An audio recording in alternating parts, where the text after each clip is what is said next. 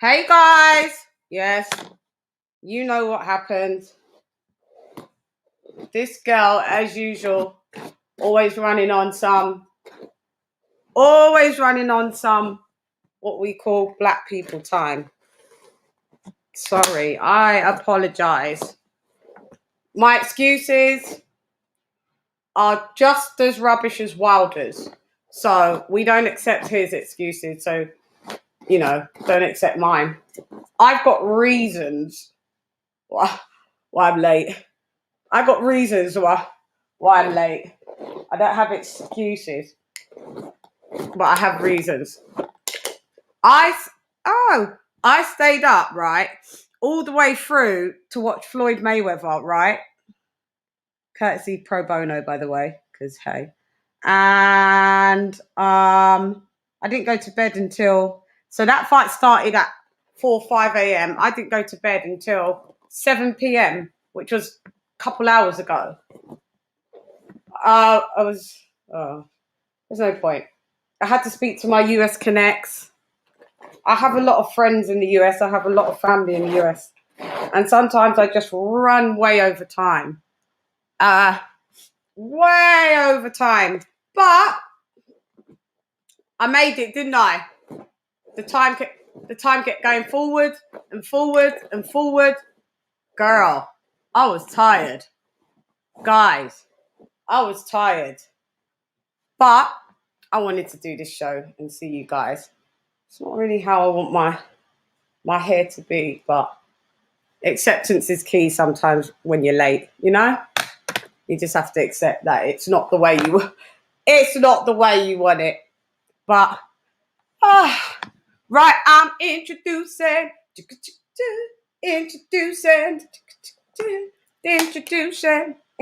I participated because it was pro bono, Shelton. Introducing the fight fan figures. We got the Dazn season. Walk on. Hey. What's good? It's been a minute. Yeah, it has been. It's been sorry for the lateness, Mr. Dazn season. Look at my tee. We got the group tees. Gang. Gang. How do you like tea, Lee? Feels comfortable, you know? Feels comfy. Quality? Yeah, it's nice. Decent. It's nice. American Apparel. I love their t-shirts, so that is what I use, guys, to print on. If you would like a Dazn season tee, I don't want to show you too much of me. Dazn season tee. No, it's this way. It's weird. You can't do it. It's like mirror image. I don't want to show you, then you get my ass in the shot. But yeah, Lee might be the best one to model. Yeah, there you go. There you go. Yeah. Woo! Hi, girls. Hi, guys. Hey, Karma. Hey, Shelton. Hey, my people. Hey, Art Shamiali. You guys have already started convos. So, bang, it's been a minute. What's good? Can you guys smash that like button, please? It's been a hot minute, Sean. It's been a hot minute. Shelton, love you. Bales, First Lady of Boxing. Lisa. Big sister, love you. Sup, girl? All right, it's been a minute, hasn't it? It's been too long. It has. Have you missed me, Lee? Did you miss the show? Absolutely. Did you? Not been the same. Yeah, I've been doing shows though, haven't I? Or even on my so-called week off. Yes, I can't believe I missed you in Ring IQ Live, but I did catch up with it. Absolutely what happened to you? Oh yeah, you was out. Yeah, I remember. Yeah, you said you were going out. On them streets, man. I was in you were out on these YouTube. Not even in these YouTube streets. You was out on these streets. You was out on these proper streets. It's been too long. It was nice to get out there. I'm jealous that you've got a social life. I don't have one. I don't have a social life. You have an amazing social life. What are you trying to do? When? Where have you seen this? It's evaded me. Show me where it is. I haven't seen anything, you know. I haven't had any social life. Trust me. You haven't seen nothing. You haven't seen nothing because there's no social life, love. It's just an assumption. I guess, yeah. Yeah, I know. But yeah, no, sorry, no social life. Haven't been out in these streets as proper at all. Oh, that's better. Now you can see. Now you can see. What do you think about the look? The look is right? It's all right. It's all right. Right? It's all right. All right. Let's chop it up. Where are we starting? I didn't know. Where's my pen? I'd like to get into this DAZN announcement. Oh, you want to dive? You want to drive straight Yeah, in? you and I got into it a little bit in the comments, and I think it just deserves a little bit extra discussion, to be honest, and maybe some of the chat can chime in. I've actually got a skirt on, but it doesn't look like I have. But let me hang on. Sorry. Go ahead. Only on my show that this happens, but hey, that's why you guys love me, because I can only be myself. She is I, and I is she. What's my mother name, fool? Snoop Shan in the building, but go ahead.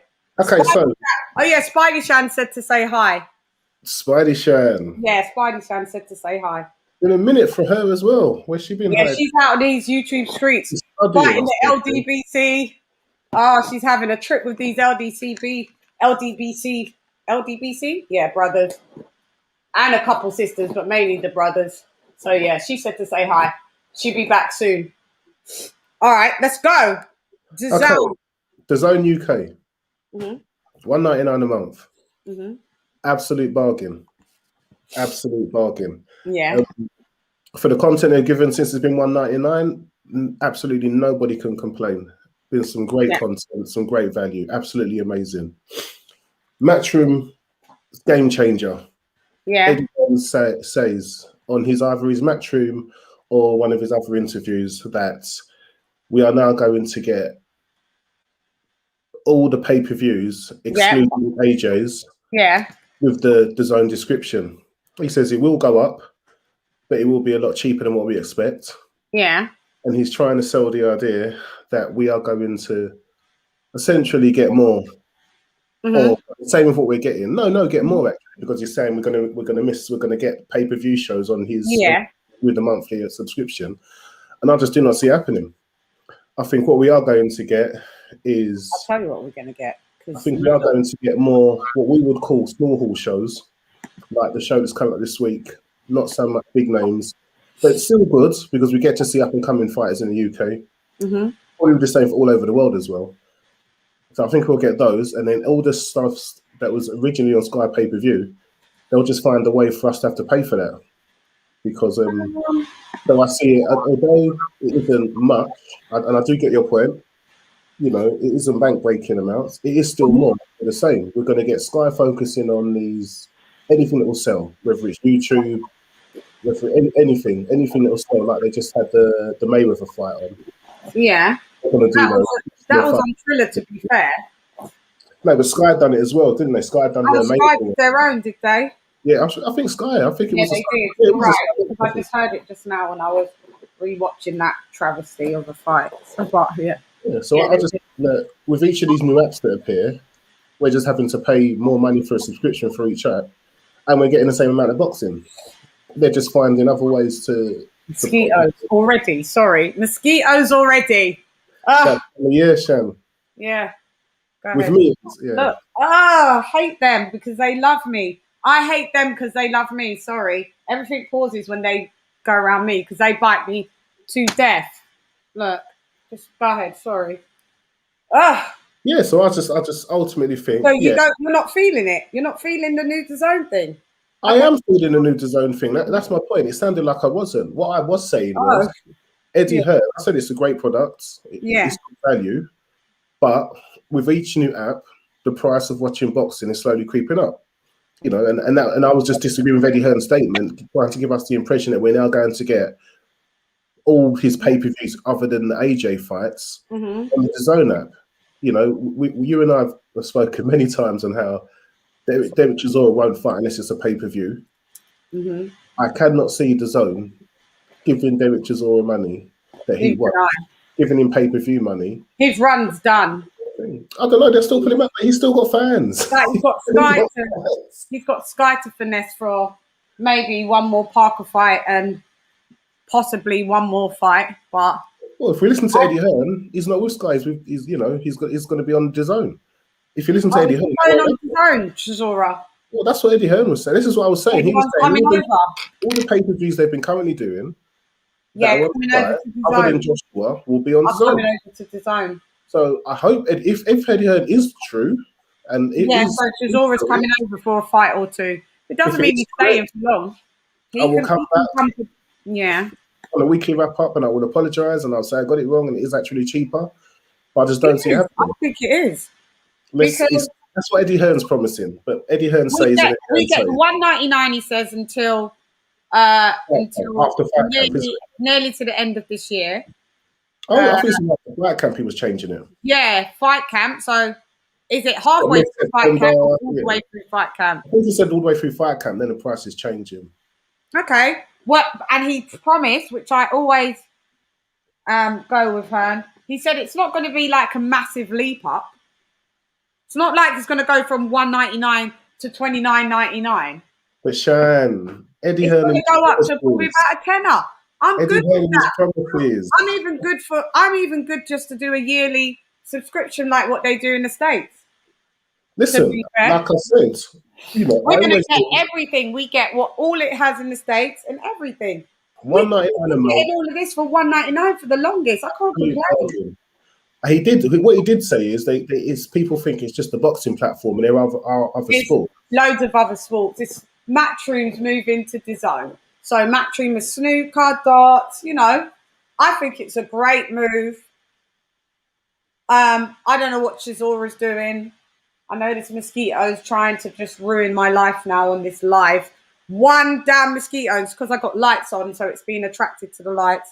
How annoying. It's mad hot. It went from being so cold, didn't it, to being warm. But okay. So where are you sitting? What are you prepared to okay, so Joshua has one fight left with Sky. So that what we all know now is, by the way, guys, I'm letting you know breaking news that he is the Alexander Usyk fight is at this point where they've made an offer, AJ.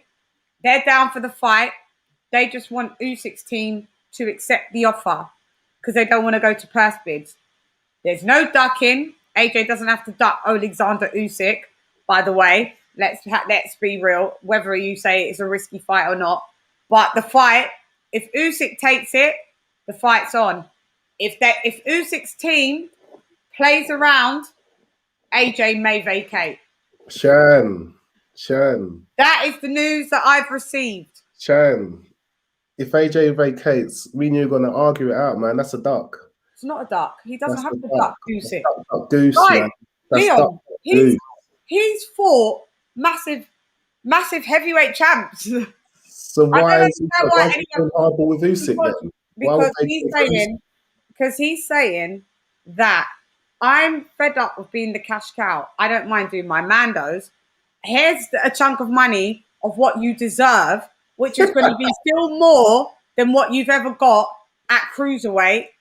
And we're not going up and down. I'm not giving you Alexander Usyk 5, 6, 7 mil. Why should he? Why should he give Usyk $7 million? This is what happens man. When you've had your promoter speaking for a year and how he's going to make the biggest fight in boxing and how he's going to get his fighters so many millions and how he's got all this Saudi money. The opponents, they see dollar signs, pound notes, euros. Right. It doesn't go across the board. People shouldn't feel that one deal is for all. Let's not be silly. If you do business, one price ain't for everyone. It's under your discretion. He is a mandatory. It's not a fight of the century. He's a mando. I will go on record and say this. I do not think in any way, shape or form Joshua vacates. Because as far as I'm concerned, I don't think he does. That is what his mandatories. He faces his mandatories and he honours his commitments as a man, as a champion. And part of that is the mandatories. If it goes to purse bid are entitled to a set percentage that's set by its governing body. If that means that he's having to pay them too much, I think he'll do it. I think he'll do it. I think he's playing hardball because I think what the issue is maybe the rematch. We know Eddie loves a rematch, and with a mandatory, you do not have to have a rematch. Yeah, but I'm hearing that's not the I don't think it would, because to me, I'm hearing the problem is that the first fight that Usyk just wants a big bunch of money, and he can't command that. It's not even about the rematch. They just want to get the first match. They just want to get the Shan, it's Vikesh. Yeah, no, we won't read out GKS because what we do is we just block them. So he's blocked. So he's off. That's all. Because he doesn't realise when you come off, you see the views. This is the people that are actively in the chat. You come off and then the views were litty. Don't listen to these. I kicked that little puppy in his tail when the chat's don't listen to these. He's one of my trolls. He's one of my trolls. Mods, please keep an eye on the chat. We've got trolls from all types. Usually, unfortunately, they're from the LDBC. Vikesh, we are rent-free in your head, my friends. We're rent-free in your head. You came alive. Get alive. Big up Sentos. Thank you for your viewership, Vikesh. No. Yeah. Big up Sentos Boxing. What's up, Fight Fan Figures and Lady Shamma, UK baby's mama. I'm your baby's mama. Your baby's mama's mama. Cyrus Jackson. Ooh. Oh no, I'm silly. Look what you got me doing, Sentos. It's Sentos. So what I'm saying is, because I've forgotten now. We was on this whole AJ Usyk. Okay. We were saying rematches. We don't think the rematch isn't the problem. It's just what Usyk is trying to leverage. Usyk is out here looking for more than he's worth. Facts. And AJ's fed up. If anybody thinks that AJ is running scared from Alexander Cruiser Usyk, you guys are very misinformed. You're silly. If you guys know anything about AJ, he's always fought all his mandatories. He's always fought tough competition. Give the guy a break. Okay, He's going for the road of undisputed. What I'm saying is he's probably thrown his toys out the pram. No, I don't think he will vacate. I think that Usyk wants this fight because he really wants to challenge himself. So I think they're going to eat a bit of humble pie, and you know, him and Alexander, his manager, will make sure that they'll accept this price. Because if they don't, then you could say then they're a duck. They're outpricing themselves. When Deontay Wilder outpriced himself with Charles Martin, I didn't hear everyone going on. Listen, AJ's offered you some money. Yes, you can barter a little bit, but you can't outprice yourself, because if you're outpricing yourself, that means you don't really want the fight yourself. But Shan, is it outpricing himself if he goes to purse bids? If he goes to purse bids, that's the whole point of a purse bid of a mandatory. It's no outpricing yourself. It's gone to purse bids. You pay on the open market. If he goes to purse bids and he can't get anybody to put up the fee that Matchroom or Sky or whoever it is that's doing it, then it's not an outpricing thing. It's a case of, with the purse bids, they will end up having to give him more money than they want to.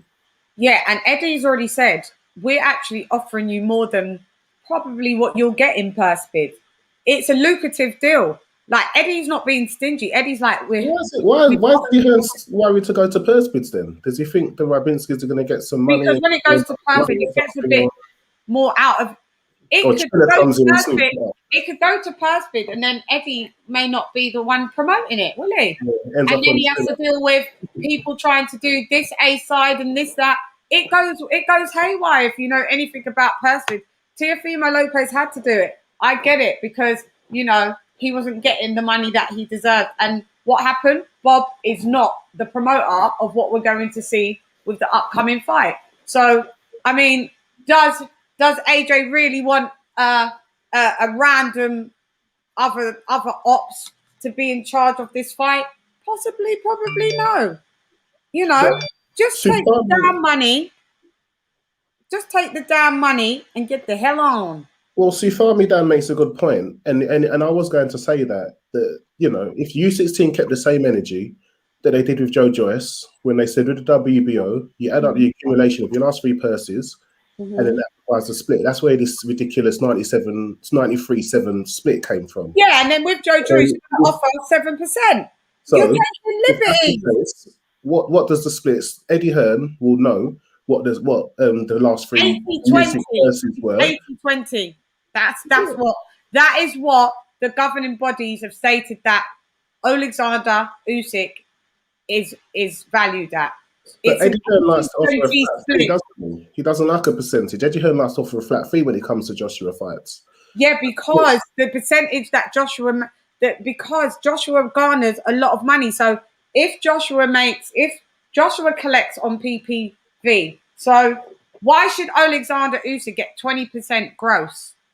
Get a flat fee. If you're Alexander Usyk's biggest passes have never really been above the £1 million mark. Oh, so yes. So now if he's offering you, and you're a Mando, you're not the road to undisputed where we really need to offer you big money. But if we're offering you in the regions of 3-4 milli, you're supposed to take that. All that being said, it will be hard to say if Joshua vacates the belt over the purse.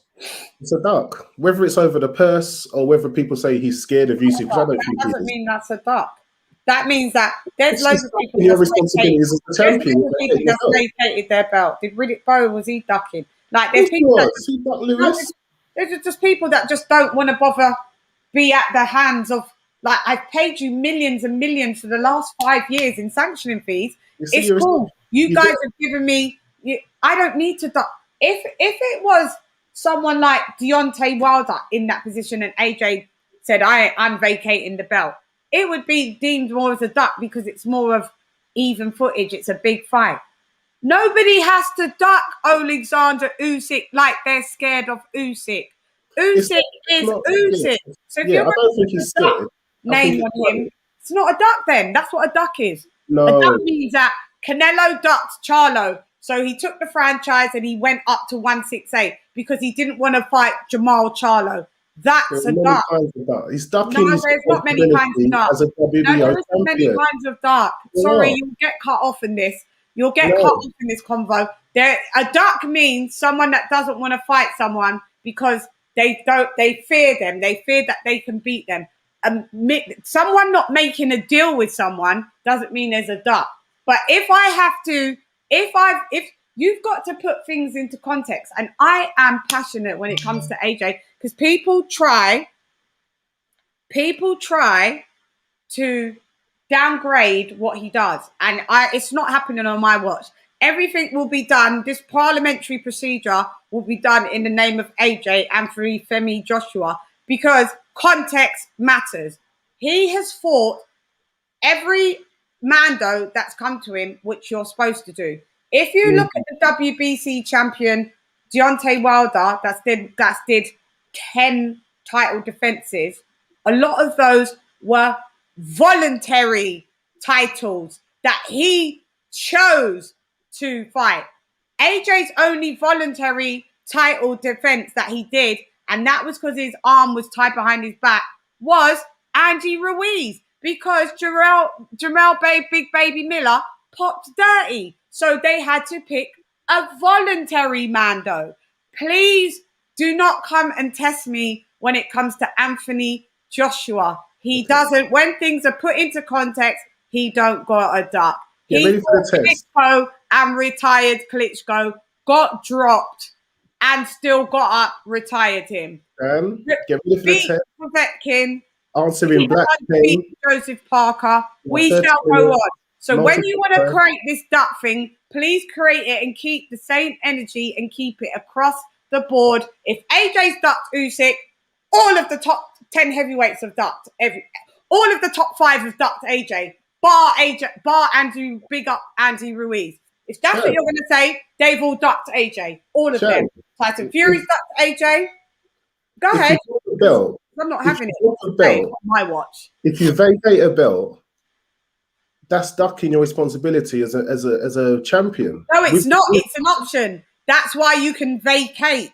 Vacate means I don't want to do what you're telling me to do. I want the duck. It doesn't mean I don't want to do. I don't want to do what you're telling me to do. That's a duck. It means I don't want to fight that person because you're telling me to fight that person. There's two types.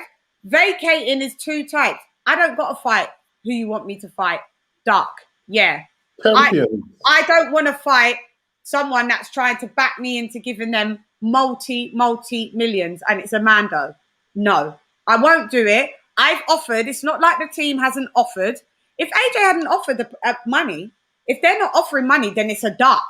But if you're offering money and everything is put into context, WBO, you're not going to make me. They already extended it. So the WBO, it's in their best interest for this fight to happen. Don't you see? It's in their best interest for AJ not to vacate. Hence why they've given another extension of another 10 days for Alexander Usyk to get his thingy on. Because Eddie Hearn said, I could do this deal now. We're ready. We did the offers. We're waiting for Usyk's team. They're the one that's going back and forth. So are they a duck if they don't agree? What? Look, they a duck then. Technically, they'd be a duck. For what? Sorry. If Usyk and them not back and forth, technically they would be a duck. Pricing yourself out is a form of ducking. It's a form of ducking. But it's not that. Yeah, but that's it's how it's perceived. It's a mandatory. It's not context, Shelton. Yeah, that's normally to do with voluntaries, not mandatories. That's the whole point of mandatories, isn't it? When you cannot come to an agreement on the price, it goes to purse bids with a predetermined split, and the fight gets made.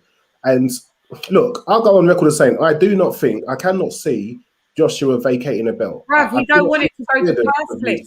He doesn't want somebody else's. This is Anthony Joshua. He's always had his stuff with Eddie Hearn. He don't want some other happy-go-lucky promoter that doesn't really care and have his best interest at heart to have his mandatory fight. If you're offering a decent amount of money, what Eddie Hearn has stated. Eddie Hearn said it's not a measly amount. It's a decent amount. We've had many discussions on this show about... Yeah, he is training for Usyk. He already is in training. We've had many discussions about what makes a true champion. We've dragged AJ's fitted all of them. Exactly. AJ's fitted all of them. He's gone for Mando.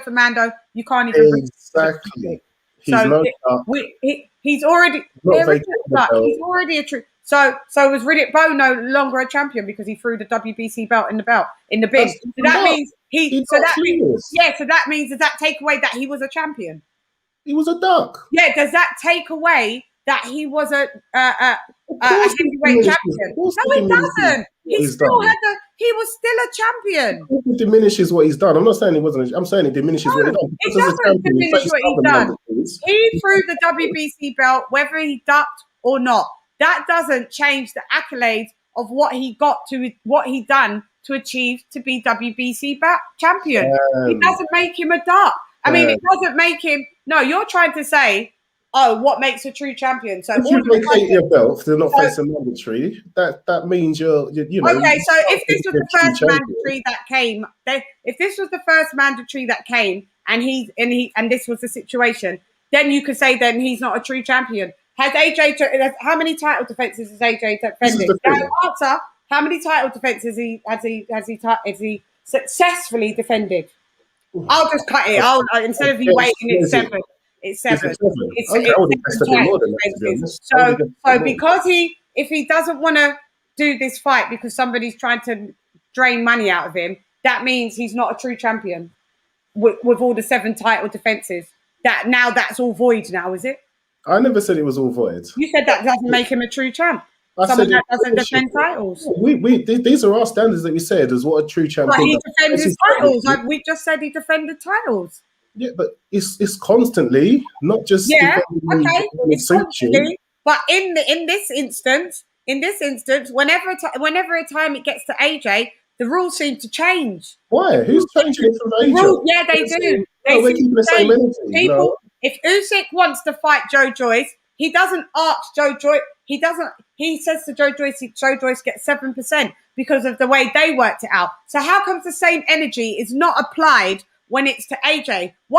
They're getting 80-20? So why is not same energy not applied? I'm not having it. You're not going to win this discussion. I'm not willing to change. I'm not here to change your mind. Your mind is yours. Yeah, I'm here to but if you think he's a duck, we don't care. Because if you think AJ's a duck, we don't care. Hold on, I say it's a duck. You're not an AJ fan anyway. You're not an AJ fan anyway. You're not. So we could say Dillian Whyte ducked Deontay Wilder. Let's leave it there then. Keep the same energy. Yeah. Okay. When did Dillian Whyte duck Wilder? Yeah, he ducked Wilder. We could say he technically ducked Wilder. He didn't do the Wilder fight. There was supposed to be a fight that they were supposed to be back and forth in, and all of a sudden it went stale. Dillian Whyte popped dirty. The gloves were refuted.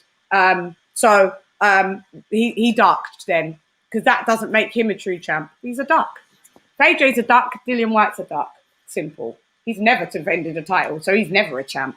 We're keeping the same energy. Look, the same energy. That's I would get it if you said that Dillian Whyte hasn't faced eliminators and he ducked it in that sense, but I don't get the whole direct thing with Wilder. But people do say that Dillian Whyte ducked it. He never faced a man, but I agree. Well, I don't agree with that. I'm just going with what your mantra is. I don't believe that Dillian Whyte ducked. But I'm saying, if you're saying that someone that successfully defended titles 7 times, Deontay Wilder's done it 10 times against bums, but he's not a duck.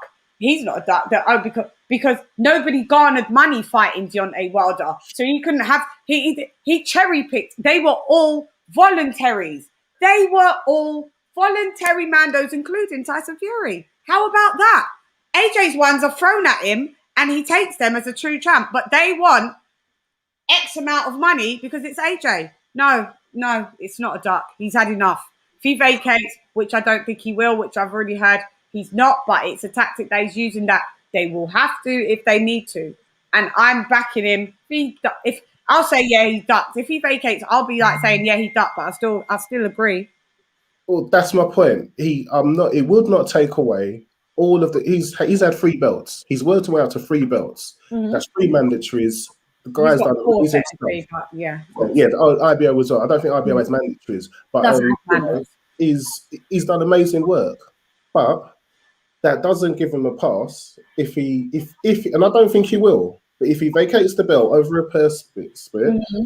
I understand and I agree that is to be perceived as a duck. Mm-hmm. Yeah, okay. It will be perceived as a duck. I get it. But I don't think it will happen. I really don't, because he's spoken about nothing other than undisputed. That's always been. Why would that change? It's Eddie Hearn saying this. It's not Joshua. Joshua's never mentioned anything about, even when there was the debate about the undisputed happening and they were saying drop the belts. Joshua never. I don't hear anything of Joshua ever saying anything about dropping any belts. It was always Eddie Hearn saying that, threatening the governing bodies to make them fall in line and allow them. I can't see Joshua doing it. That's why I'd be surprised. I would be surprised, but I wouldn't. I would have to be honest and say, it looks like a champion drops a belt rather than face a mandatory. That's a very strong case to be called a duck. To be called a duck, I get it, but like what I keep saying, I get what you're saying. Everything has to be in context, but I get what you're saying. It is more intricate, but that's how.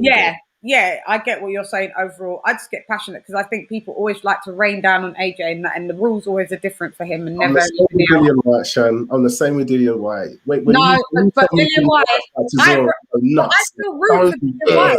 That's the thing. Dillian Whyte's like but the thing is, with you little pagans, you lot are pagans because I'm an AJ fan, but I root. I be on US panels when everyone is saying Whyte is whack, Whyte is this. You know how I'm up till the crack of dawn. You're not up to the crack of dawn defending AJ. I'm at the crack of dawn defending your fighter because what's right is right and what's facts is facts. I will fully defend it. Okay, so AJ's not a duck. Not yet. As long as he doesn't vacate. Yeah, then he's not a duck. If Joshua was in the heavyweight division, what would these guys be earning? Eddie is never stingy. He also offers opposition their biggest purse. Usyk is being greedy. Rachel, everybody is greedy when it comes to Joshua. Everybody is greedy when it comes to Joshua. Shelton, Usyk doesn't sell. Don't worry, guys. I will be opening panel at some point. We're just going to touch on a few topics. we were open panel, but me and fight fans were duking it out right now. What Eddie Hearn does is a clever way is he doesn't if they don't get the amount they want with the AJ fight. What do you reckon he should there's do? always 2 more fights afterwards. He always puts them on 2 more pay-per-views. So it's like with Povetkin, he had the 2 Dillian Whyte fights after the AJ fight. So I think that what he does is incorporates and says, okay, you might want 5 million. We're only going to give you 3, but there's another 2 fights that'll be another 1.5 maybe. So you'll still get money coming in like on a decent. Eddie Hearn works both ways. So I see him after that. I remember he's got Dillian, so he's doing the best. I'm hearing what he's saying about. Let's talk about Dillian Whyte because we don't seem to touch much on your favorite fighter, and let's touch on him. Ed, I like the way that their partnership has got stronger because they was at loggerheads. Remember, it was quite weird when I found out that Eddie Hearn was actually signing Dillian Whyte on a fight-by-fight basis because he was Anthony Joshua's arch rival. I hated Dillian Whyte. Dillian Whyte sold that AJ pay-per-view. Dillian Whyte sold it like that wasn't that Joshua's first pay-per-view? I wouldn't say Dillian Whyte sold it. It was no, he didn't sell it, love. But he added to it. It was a rivalry. He's brilliant at the press conferences. And it was really hate. That's what it was. Yeah, genuine. It reminded me of at school, like 2 different guys at school, 2 different personalities having a clash. One beat they can both chuck it. Yeah, they can both chuck it. And now we're in college. And Dillian Whyte got battered. Yeah. And we're gonna throw hands. And I was so happy when Dillian Whyte got battered, and then it went all the way out of the wing. I was rooting for Whyte. I was like, you chat too much, Whyte. You chat too much. Now you look knockout, seventh round uppercut, gone asleep. Right. When he caught Joshua and he wobbled, I was Joshua wobbled. I was like, oh, Josh. I was channeling the spirits. I was going, oh. And then it just didn't work. That was it. That was the one moment. That's the one moment we really had in that fight. That was a great fight. I'm not going to lie. That was not nice rewatching that fight. It was a great fight. Yeah, maybe he's not watching it. Yeah, I even felt sad for Dillian Whyte. I felt a bit sorry. The way he got rocked up on them ropes at the 7th round, I was like, when he got knocked from that kind of like halfway ring to the ropes, I was like, it's game over for him. When you see Dillian Whyte's Bambi legs get into full effect, you just know it is game over. AJ's going to do the 1-2 uppercut, and that was it. It was game over, bless him. But great fight, great lads. I root for Dillian Whyte. I do. And I'm glad that Eddie is pushing to get a US fight. It's what I'm saying now. This is out of order because Dillian Whyte's interim, WBC interim champ. But Trevor Bryan, which I thought would be a good route, was to go for the WBA regular belt. But Daniel Dubois seems to have interjected, and he's gone past Dillian Whyte and Joyce on that route. He's a break, mate. Coming off a loss, I don't understand how you get to fight for an interim title coming off a loss. It's an absolute joke. I've got no problem with Daniel Dubois at all. But that move, it just reeks of governing body nonsense and complete, I won't swear, just complete nonsense. Yeah. It's ridiculous. I don't know how you can come off a loss that he's now in a better position than Joyce. Like Frank Warren, he has looked after his fighter. Absolutely. Checkmate. That's what I said. You got to give him a high five for that. Joyce is a pawn. He's like, Joyce is a pawn, all right? Even if you beat my fighter, I've still got... He probably, he thought whichever way Dubois was going to win. You lose to Joyce, have a tick over with Dinu, and you're the interim WBA champ. And he knows that the interim, because it's the WBA, he can now push for the super fight with Anthony Joshua. When he's ready, because he's not ready yet. Yeah. If he goes in again, if Joyce done that to him, Dubois not ready. He needs more fights. And this is what I'm trying to say, Lee. Why are they pushing this young buck? All right, you've got him in. I don't know why you put him in this position, because he needs about a year of some year and a half of some, pace fights. I'm telling you for fact, right? If he goes in with Trevor Bryan Bryan is sea level at best, but sea level enough to re-smash a non-head moving, stiff, non-lateral moving, doesn't know what to do when even a jab comes to you, because even when he got jabbed in this Dinu fight, he still got jabbed. What do you think Trevor Bryan out from the Trevor Bryan USA got a chin, though. Huh? As Trevor Bryant's chin, can his chin handle Dubois' power? Because with Joyce, he met somebody who had a chin and had a strong jab that was quicker than Dubois could move his head out of the way from. But Daniel Dubois was hitting him. Joyce just wasn't. Yeah, I mean, you've got a vulnerability. I mean, I see Trevor Bryan KO ridiculously. All right, it's not the best in the world, but remains to burn. I saw him. I saw him annihilate him. To be fair, and I thought, yeah, I'd give Dubois a chance against Bryan. I wouldn't.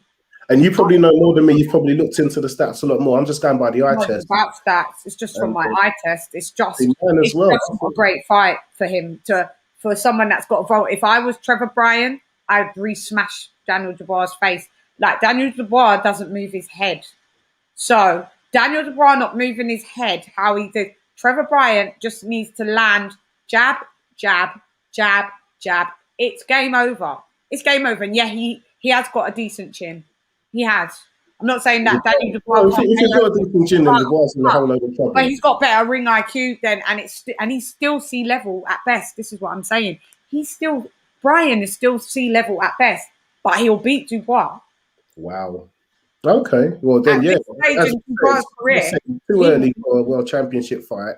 And let's see what he does with for Dubois. I think it is for him to. I think it's too early for him to face AJ for the belt. Like, I think it's way too early. If he couldn't handle Joe Joyce, not saying that because Joe Joyce causes lots of people lots of problems. I think there's very few. A lot of people, all of them, all of us, all of our favorites. He causes big problems because he does. Who's going to knock him down and who's no going to move him forward? He causes all AJ Fury. What is that guy made of? He's made of Nigerian titanium. It's called Nigerian titanium.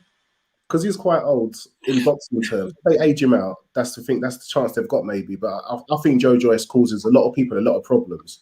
And I'm looking forward to that side of the street, as they say, opening up. And like the Yokas, the Joe Joyces, even the Hrgovic is coming through, like those kind of tough physical fighters that can cause some trouble to the champs. Yeah. Forward to it. Thanks, Ronald. Mwah. Ronald, Ronald. John Jem. Susan. Gang. I love Ronald. So I feel a bit for Joe Joyce and his predicament now, because I'm thinking, where does he go? I think he should get rid of Warren and go to Dazn. He signed with him though. He re-signed a new deal. He gets out of another contract. Yeah, then he re-signed. I think they signed a 3-year or a 3-fight deal. 3-fight. Maybe you got to buy. Maybe if Eddie wants him enough, Eddie can buy him out the contract, because all contracts you can be bought out of them. 100. I don't think there is room for Matchroom to sign Joe Joyce, because I don't think the Matchroom heavyweights will be lining up to fight Joyce. Other than Dubois, who really wanted to fight Joyce? Eddie can put him into better positions though. But who would he fight? I mean, it's similar to when fight White. Hunter. He could fight White. I've never heard Dillian Whyte mention Joe Joyce. As much as now he can. I've never heard. Hey, I've missed you, and sorry I haven't been over. I know. Congratulations to your. Yes, they got the money, didn't they? Teo came home. Yeah. I thank you, D. Lady Sham, what up, Queen? I'm just coming off a 43-day straight charity live stream, just swinging through to smash the like button and show some love. Keep up the good work, Lady Sham. That was an amazing thing you did. Love all day long. Congratulations on that. And you are a true testament of a true guy that did that for, bless up to Mateo and his whole family. And I wish them well and health and continued health and just onwards and upwards. Good one on you, D. That was really admirable. Really admirable. Yeah, welcome, baby, home. Yeah, so okay, but this is what I'm saying. We tend to focus too much on the top three. Yeah, we could have Dillian Whyte and Joyce That's if a great fight. it's a great fight. But I We think could, Joyce against Joshua, Joyce against Fury, Joyce against Wilder. they're all great fights, but they'd have to be strategically placed because Joyce deserves certain shots. So he was supposed to fight Usyk I to thought be Dubois was going to beat Joyce. interim, and I that got thought Dubois would have beat taken Joyce. away from him. But Joyce just looks slow. No, he is slow as feet, but he'll looks touch the ring. but people hit it. He gets, his chin is tough. His jab looks slow, but he hits people and it hurts people. Because I don't think Dubois is the only person who is fractured their orbital bone. I think Sam Jones was saying he's done it to a couple of other fighters. Like 2 other people. I watched the interview yesterday. Yeah, he's got some lead in them. This is what I'm saying. Hands. This is what I'm saying. It's Nigerian titanium. Yeah, I tell you. When we used to have fights, it's got to be like, his punches hurt. And they just say, yeah, flesh and stone, not flesh and bone, man. Flesh and stone, fat. Yeah, flesh and stone. Bryan will not beat Triple D. I got £100 on that. Okay. I don't gamble, Lael, but okay, I hear your opinion. Money where your mouth is. In my opinion, I'm not saying that it's 100% or it's a 90% that Trevor Bryan would beat Triple D. What I am saying is a very high risk, unnecessary fight at this stage. In Dubois just came back off of an orbital bone smashed in layoff.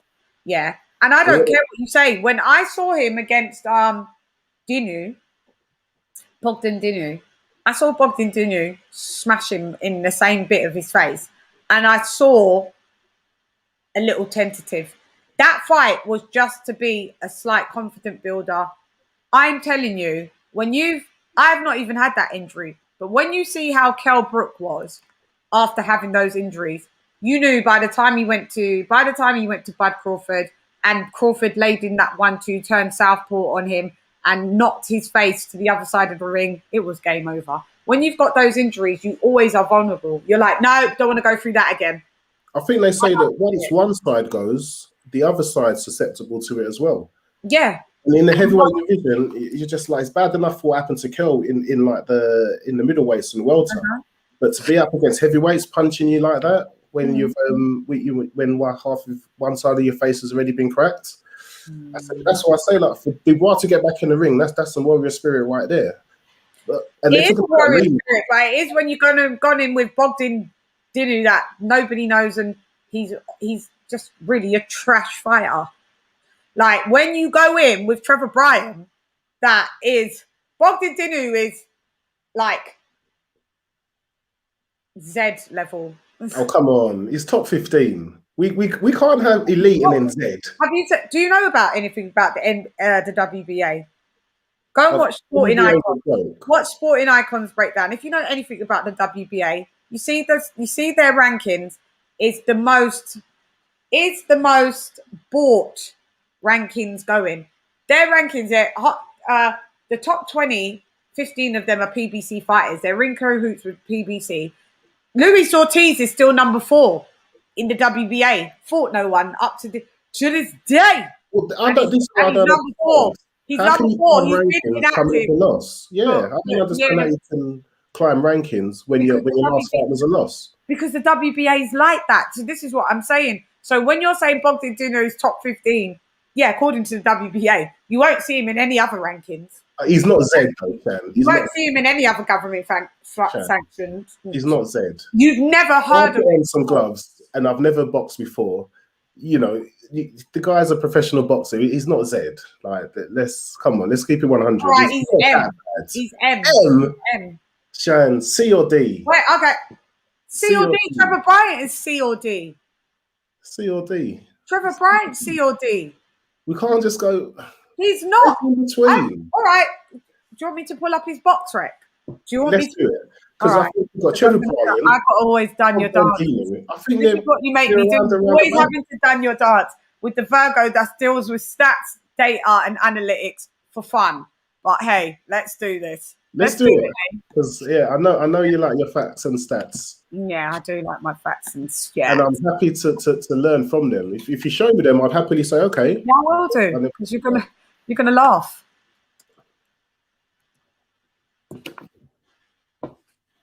Bogdan Dinu, Z level fighter. Yeah, I don't have to put Z level. I'm just going to. I'm joking. This bloody mosquito is still trying to live with me here. God damn. So here's his box rep.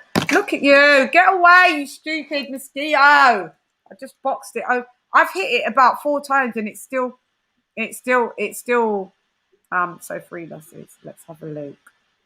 Pro boxing career. All right, so you let me know. Look, this mosquito just wants to kill me. I hate the mosquitoes. You let me know, Wagwan Popcorn. Look at this mosquito. Oh my god. I hate insects, by the way, so this is why this is really irking me. Okay, so what's his record? Like, what's his stats for the baseline stats? The baseline. Yeah, they look decent. Like Johnny Wilder's ones look decent based the level of opponent playing. 20 and 3. 20 and 3. No, it's 20 and 3, 16 by knockouts. 16 by knockouts, and every time he's lost, he's been KO'd. Who did he lose to? He lost to Gerald Miller, Daniel Dubois. He lost to Daniel Dubois, as we know, Kubrat Pulev, and Gerald Miller. Jarrell Miller. That's so good. that's what I'm saying. So you got to look at the fighters that he won. Look who he's won against: 18 and 15s. But Shan, 5 and 1. 5 and 1s. 20 Shan, and 5. the fighters. Yeah, but Shan, the fighters that have beat him that are better than him, what level are they? Not so even near. Yeah, they're elite. They're elite. And Miller. What level is Kubrat, Pulev, Jarrell Miller, and Daniel Dubois? Kubrat Pulev's, I would say, like B level, right? Mm-hmm. Jarrell Miller, I would say he's like C level. Yeah, and Daniel Dubois, Daniel Dubois like D level. Daniel Dubois like D, triple D level. Yeah. So this it doesn't make Dinu Z for losing to D level fighters. That doesn't make him Z. Look at the people that. What's Chris Lovejoy then? If Dinu's a Z, what's Chris Lovejoy? Because we got to have levels. All right. They are saying Lovejoy. Lovejoy's Z. Yeah, Lovejoy. Yeah, that's what I'm saying. We got to have levels. So this guy, you're right. I would give him. He's G level then. G. Let's settle on G. Done. Yeah, G. We can go with G. I'm still looking at his unanimous decision with people 3 and 3. Yeah, he's G.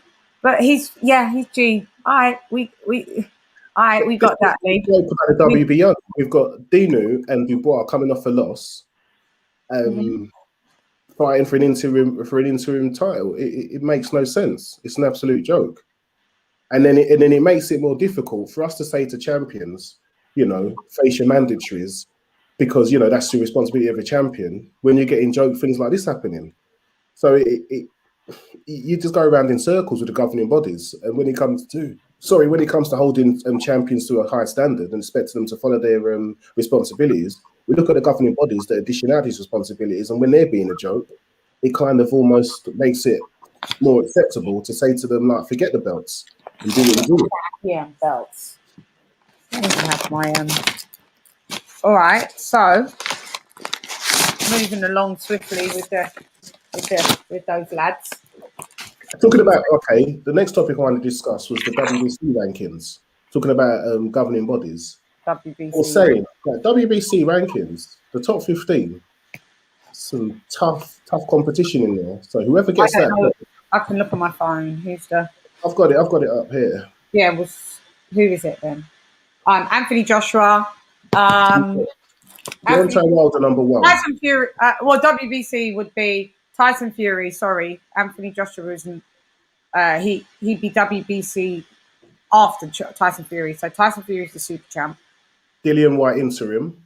Dillian Whyte no. Then it's Anthony Joshua. No, for WBC we're talking about. Yeah, then it would be Anthony Joshua after Tyson Fury in the rankings. No, because other champions aren't ranked. Aren't they? That's why you got Joyce Silva, Ryan Bacardi International, Dillian Whyte interim, and then number 1 Deontay Wilder. Oh. Then you got number 2 Usyk, number 3 Ruiz, number 4 Ortiz, number 5 Joseph Parker, number 6 Joyce, number 7 Michael Hunter. No, that's incorrect. And why wouldn't Anthony Joshua be ranked in the WBC? Because they don't rank other champions. Oh, so that he just won't be in the listings at all. That's why Dillian Whyte's not in any rankings, because he's seen as a champion. He's not in WBO, WBA, because he's not silly. I think that's silly, but yeah. Okay, got you. So what were you saying about that? This is the top 15 of the WBC. Like you really have a problem with it. I mean, the easiest one in there is Efia Jadbra at number 9. Then you're looking at Ajit Cabiel 11, Frank Sanchez 13. Then you got Charles Martin and Derek Chisora at 14 and 15. But there were very few like takeover fights. There's very few cherry picks for the champion to pick from. Yeah. And, for the top 15, there's potential for some great fights in there. I just think it's the WBC at the moment has a very competitive top 15 for the WBC champion to have to choose to fight from. Now compare the WBC rankings to the WBA. WBA is a joke. This is what I'm saying. It's a joke. I mean, just the amount of belts, like the fact that we've now got Daniel Dubois as the interim fighting for coming off a loss. Mm-hmm. It's a joke. So we've got Trevor Bryan as the world champion, Mahmoud Charles champion in recess, Robert Helenius as the gold champion. Who's champion recess? Mahmoud Charles. The guy that just fought. Oh, the guy that just fought Lovejoy. Champion, yeah. He came out of recess. He's been active for 4 years. Ridiculous. Well, he just had his last fight, but I think Don King kind of screwed him over, and he got him this champion in recess position when he never got he's never sent in the proper paperwork, so he couldn't get a visa. So he had to have his belt. 4 years, and you couldn't sort out in 4 years. He was quite happy. So above that, we've got Alexander Usyk number 1. Go ahead, sorry. Go ahead, Lee. Yeah, WBA. So other than the champions, it doesn't start to look too ridiculous. Well, Alexander Usyk number 1. Luis Ortiz the WBA? WBA, yeah. Yeah, go ahead. Luis Ortiz number 2. Andrew Ruiz number 3. Bogdan Dinu 4. That will drop because he just lost. Deontay Wilder 5. Charles Martin 6. Michael Hunter 7. Ajit Cabiel 8. Adam Karnowski 9. Daniel Dubois 10. Michael Coffey 11. Ali Aaron Demirezin 12. Mike Wilson 13. Frank Chances 14. Yeah, they're all like PB. Most of them are PBC. Some that you notice. It's pretty strong, but there's a few more. It's not that bad. It's not that bad. They've done a good reshuffle because it used to be like up until the last few weeks it was terrible. So there's no Luis Ortiz in there now. Top 5. WBA. Let me see. No, I thought he was. Luis Ortiz number 2 in WBA. That's what I'm saying. How is Ortiz number 2? He was number 4 the other day, but so they've put him up against that fight with Flores. Without fighting. Dive fight with Flores. Say that again? With that dive fight that he had with Flores, Ortiz. So they put him from 4. He had that stupid fight with Flores where he took a dive, where Flores took a dive, and now he's number 2 WBA ranked. See, I missed that fight, I never even knew. I thought his last fight was his loss to Wilder. He fought Flores. Maybe last year or the year before, I want to say. How does beating BJ Flores make you jump up the WBA rankings? This is what I'm saying. The WBA is full of shit. This is what I'm saying. Like, they're all full of shit, but this one, except for the IBF, they're all full of shit. Mauricio Suleiman with the WBC is full of shit. Nathan Lieveld. Wilder will knock out Fury. After that, we will see. Or Scary AJ has the same energy for undisputed. Yeah, we will We will see. If you think that Wilder knocks out Fury, cool, I hear you. This mosquito's really pissing me off. And then you're saying if AJ keeps the same energy for Undisputed because you somehow feel that AJ's scared of Wilder. Okay, if that's what you feel. You might be a bit of a casual fan if you don't know, like, you know, what really happened with, you know, Deontay Wilder admitting that he ducked AJ. I don't know if you guys were about those days, but he only admitted it last year. Keep up. Ty TY, my guy from out of Texas, Italiano. Wilder can't knock on the door, let alone knock Fury out. Get the F out of here. Yeah, TY is a big Fury fan. I was going to say TY. He had Fury 1 second from a knockout. That's the wrong call. I got a call. No. TY, me and TY are on panels fighting Deontay Wilder fans day in, day out. TI is my partner in rhyme, crime, and boxing. Yeah, that's fine. But he partner or not, if he's saying something that's not correct, he can't say Wilder can't knock him out because he came that close. He came that close to knocking him out in the first fight. So it's right. No, I agree with you, Lee. Yeah. I definitely. We're going to touch on that subject. Don't worry. We want to touch on subjects. We opening up the panel, guys, and it's definitely probably just going to go into some free smoke business. No, it goes. The last couple of topics I had was about the social media stuff. So it was like Tommy Fury first. I see Tommy as a flipping kind of YouTube kind of social media boxer that's living out his amateur career under the lights, under the guise of his brother, with a he's on Love Island, huge personality of a brother and a huge personality of a father and trainer, and all that scrutiny.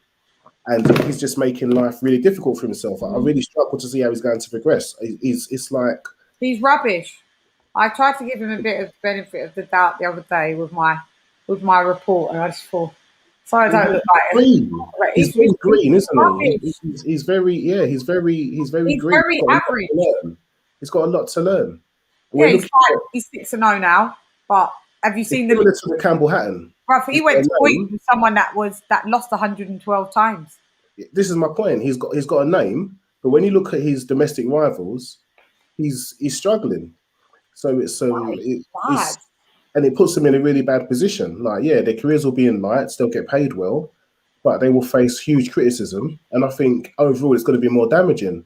I think he would have been better off having his fights quietly, having his same takeover fights, just quietly without the spotlight, learning his trades, making his mistakes in the ring, but still managing to get the wins out, getting some training properly. And then when he's ready, when he's got something to actually show people, because the doubters will come, when he's got something to show people, then put him under the lights, then put him on the screen. You know, he should be boxing in small hall shows. But what do I know? That's just what I think. So you made a comment on my thing saying that, like what I said, John Fury, don't stare him the wrong way now.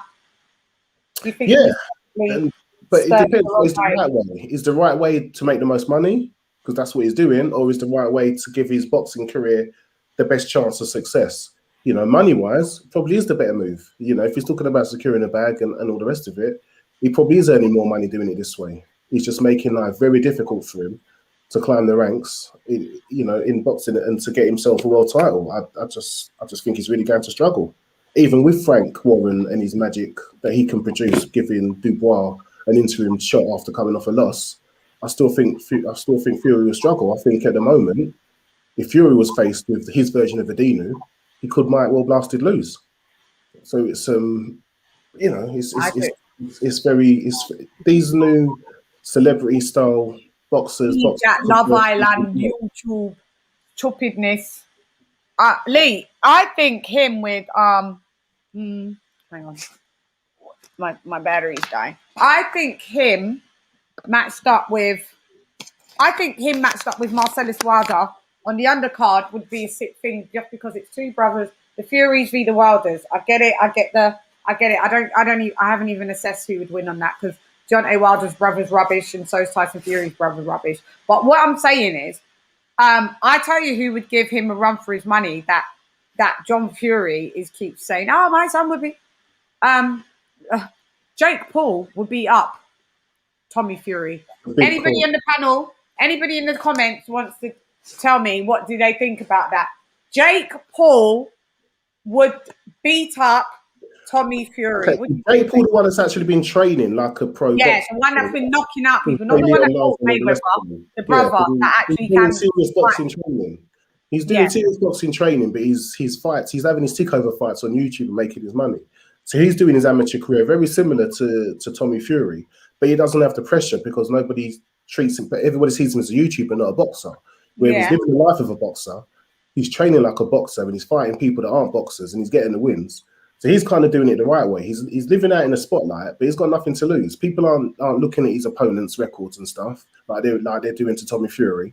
People, you know, the guy's not even fighting boxers. He's been fighting people from other sports, people that he's a lot bigger than, and he's just there to take the win. But he's getting his learning fights in the right way. I think they should more manage Tommy Fury like that. That's what I'm saying. Tommy Fury and Marcellus Wilder needs to be on Triller with Snoop Dogg commentating, smoking weed, playing music, titty bouncing in the air, all that fun stuff that Triller do, and it should be a while. That's where he needs to be. He doesn't need to be on Queensberry Promotions, like with as Frank says here, proper boxing shows. You know, he doesn't need to be on them. I think they need to just play on this whole YouTube stuff, and that way it'll be a lot safer. And once he's earned his stripes, maybe if he wants to come into the boxing later on, and then you know, take on some people, I think that would be good. But for now, I think he'll face a lot less scrutiny if he went into the YouTube, you know, the whole celebrity boxing type of this circus boxing that's going on.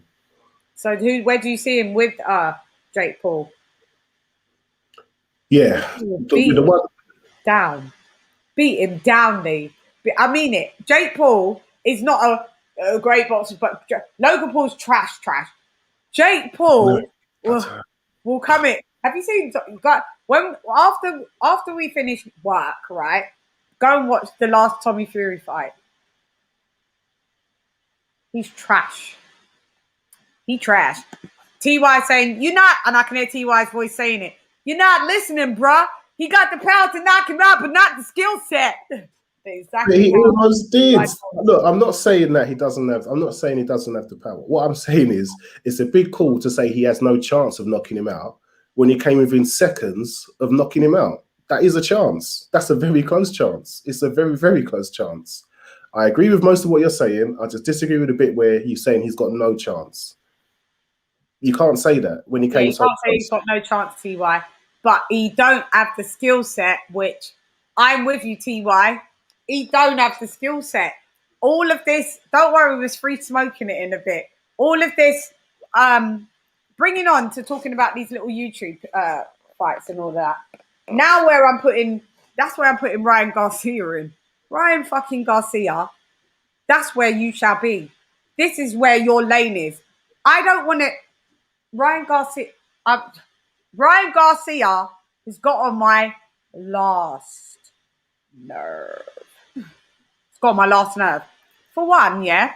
Oh, yeah. So we're going to touch on Haney Linares, shall we? Haney Linares, yeah, let's go. So, okay. My problem with Devin Haney was I found him that I couldn't fit him anywhere. I found him quite yawny. You know, I saw an unimpressive win against a one-legged Gamboa, and I was like, oh, I don't know where to put this little dude. I don't know where to absolutely put this guy in the quadruple or quintuplets, because I have to include Lomachenko because people always try to take him out all of a sudden because of he lost to Teofimo. Right, so I think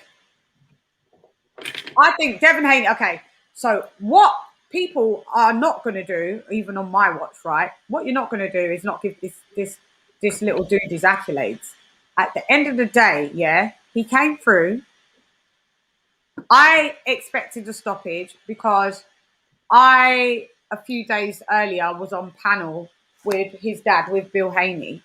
And I'm sure, I know H was saying, it was him that was saying it, but they was promoting that there'd be a stoppage.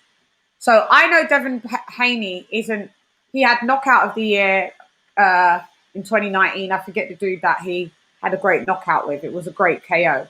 Devin Haney is not known as a power puncher. Cool. Devin Haney's not known. He's the best pure boxer of 135 out of those dudes. Hands up, hands down. So I was expecting. I think Loma is the best pure boxer at 135. Okay, I mean out of the new, Okay. Yeah, out of the new lot. But yeah, Loma, yeah, out of the new lot. So where was I? So when his dad was they were promoting that there was going to be a stoppage to prove power, I think that peer pressure got to them because it should have been left of how he fights is how he fights. And I appreciate what he did and went in there to possibly give us some more entertainment at the expense of himself, which is very applaudable. And he could afford to do that because he knew he had rounds in the bank. So, if I lose this little round because I fight on the inside, it's okay. He beat Jorge Linares. See, right? He beat him. Arguably one of the best free weight world champs, by the way. One of the best, hardest hitting in the 135 weight category. Devin got buzzed in the 10th round. People are condemning him to being buzzed. But yet, Ryan Garcia got dropped by pillow-fisted Luke Campbell. Yeah, he got up, but he got dropped. Devin Haney never got dropped. So Ryan Garcia is then gone online. Well done to Devin Haney for the win, my G. I did want a knockout, but that was down to you guys. I wanted the stoppage because you guys were kind of promoting that. But cool, the stoppage wasn't achieved, but the win was still a win, and that's what I said. Just get the W.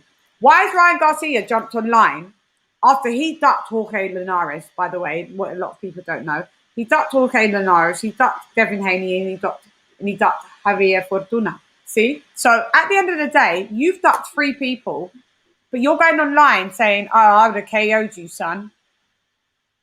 Ryan, are you all right? For real? Are you all right? It's all talk. It's all talk. And this is what I'm saying.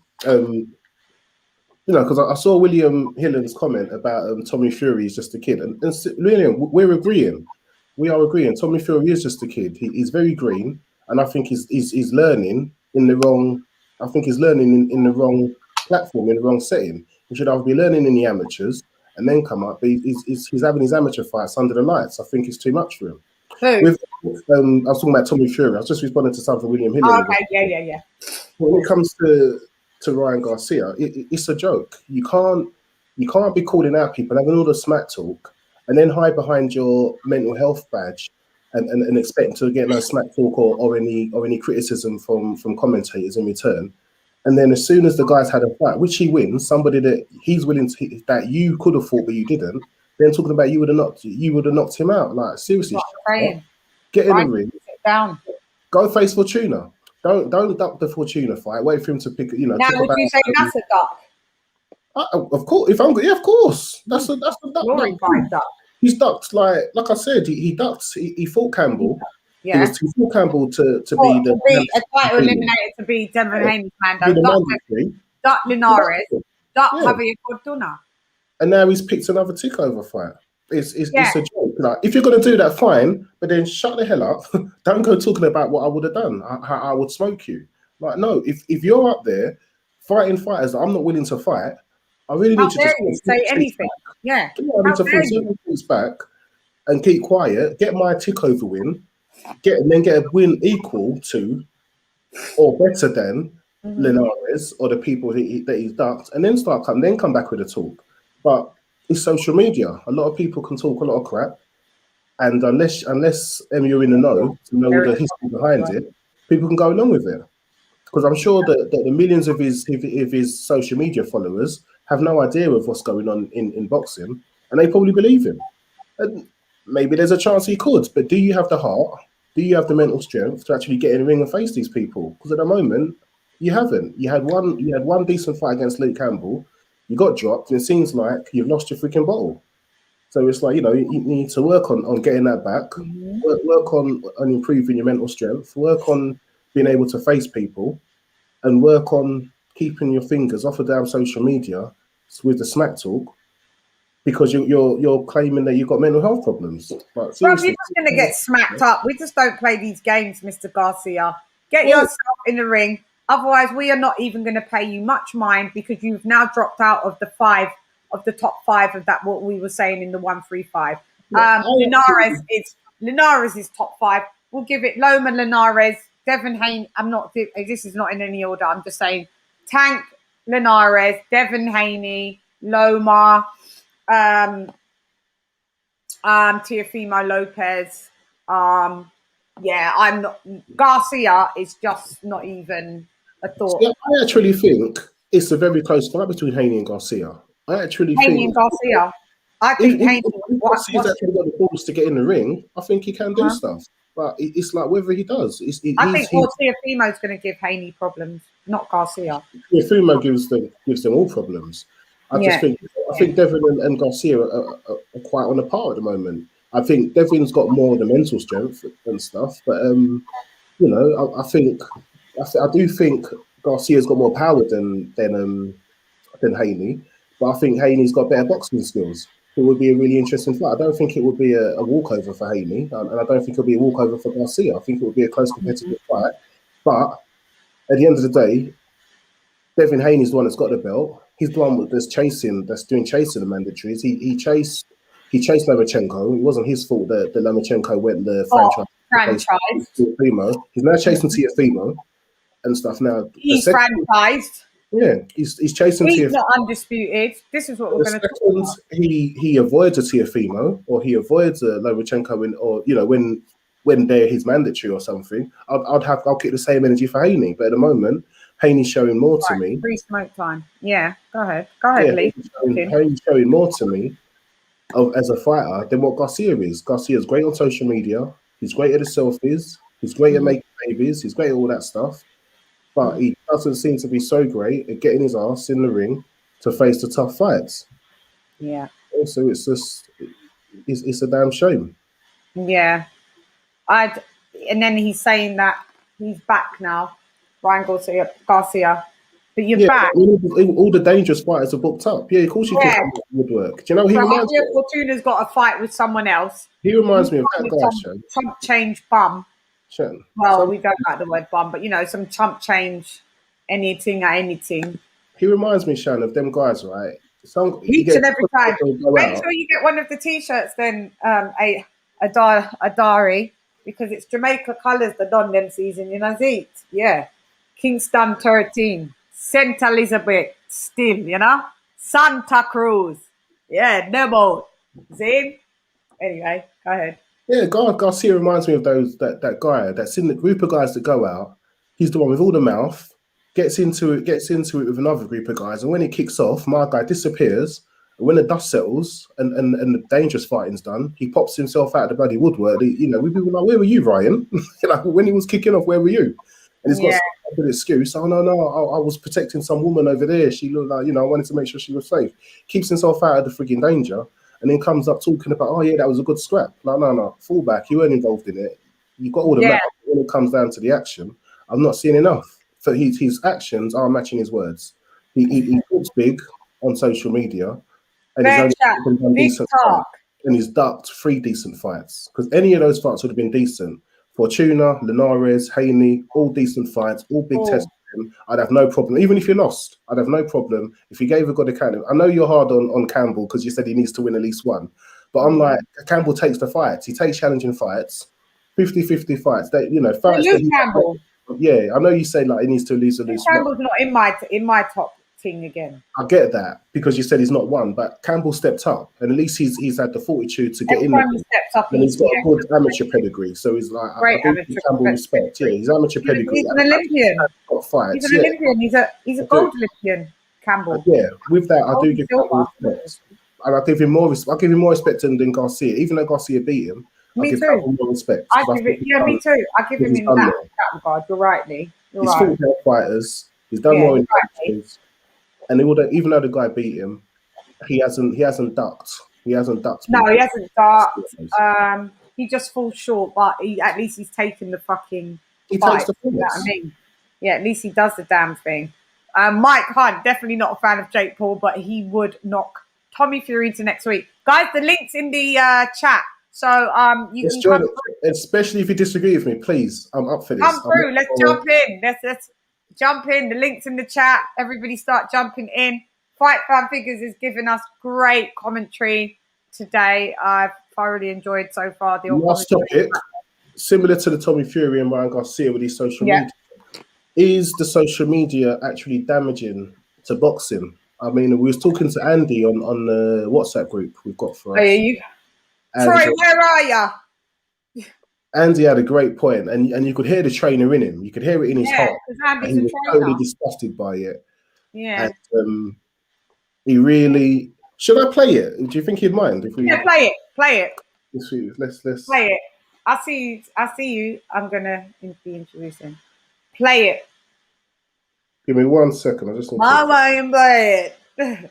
This is what our boxing WhatsApp group is like. It gets pretty peak. We've got great people on there. We've got Tony C.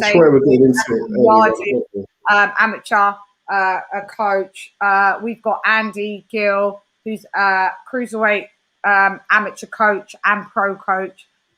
We've got a lot of people on there. You've got myself. We've got Fight Fan Figures. We got LDBC members on our WhatsApp group. We've got the Queen Lisa Bales on our group. Our group is lit. Yeah, we got Troy Graham. I love our group. It's crazy. Today it was crazy. You and Troy. Manny Pacquiao, Troy with the Manny Pacquiao. We are gonna do a Manny Pacquiao. We're gonna do a Manny Pacquiao show and let's Troy needs to be there for that. Play it. I'm ready to play. You ready? Yes, Barney and Jamaica. Yeah. 13, 12, 11. Uptown, downtown, Garrison. Okay, I've got Andy's take on these YouTubers. Afraid Mayweather. Yeah, go ahead. I know there's been a couple of things up here about the Mayweather thing. I'd just like to say, what a disgrace to boxing. That an undefeated legend has done that to himself. The biggest problem with them YouTube boys is all the youngsters believe everything they say. And, you know, his brother's going around saying that, you know, Mayweather took a beating, all the rest of it. Do you know what? Boxing's a tough enough sport.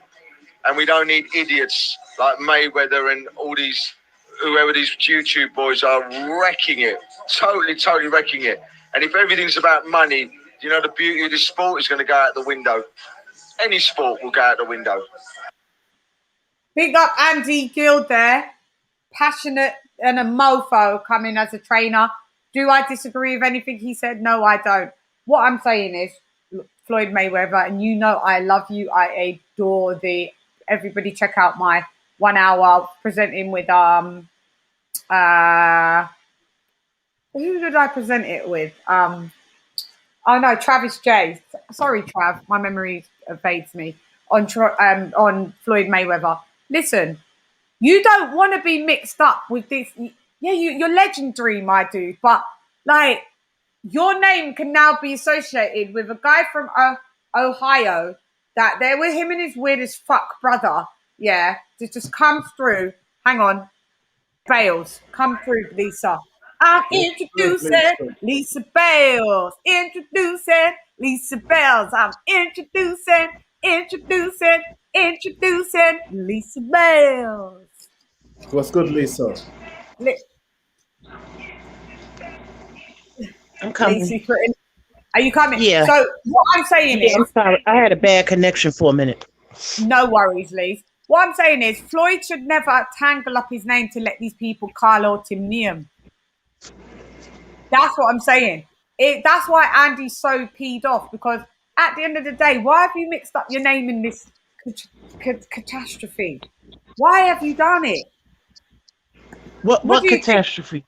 With Floyd fighting, you know, in the group, Andy left that passionate voice note of saying that it was just disgusting that, you know, you've got Logan Paul's brother saying that, you know, my brother beat Floyd Mayweather or he was up 3 rounds. Like, This is where you mix up the good sport with people like that, and they're able to do get your hair and stupid things like that. When you entangle and you go to the circus, you are going to be conversing with clowns. And you don't need to converse with these clowns, Floyd. So this is what we're saying. What do you think about this whole stupid fight?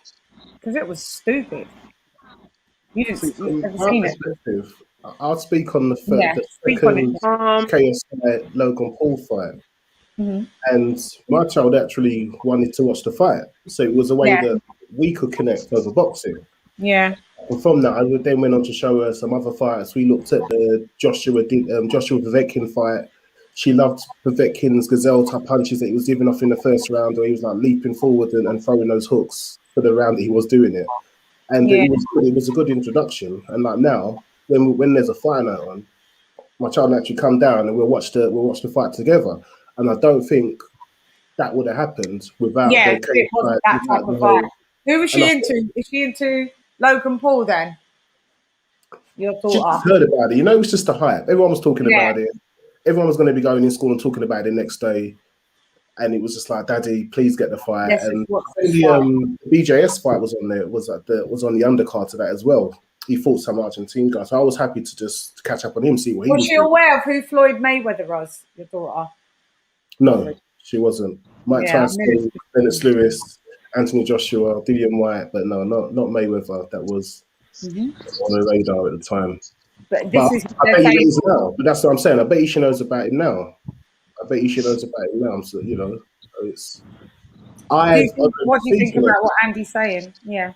I get what he's saying, but he's talking from inside of boxing. I'm talking from as a fight fan to say that if it wasn't for these YouTubers, I don't think I would have been able to attract my daughter to boxing. I don't think I would have got her to do it. I don't think we would have had that common interest in doing that. And I think that's where the possibilities are. Like people that aren't interested in combat sports might just follow a celebrity, then hear all the hype and want to get into it, and then they might think, okay, I want to go down to the gym, because especially the younger Paul, the one that trains properly, if they're following him and seeing all of his training, they might be like, I want to get down. It's like when I go on Andy's Instagram and I see all his training regimes, I'm like, I want to see this shit.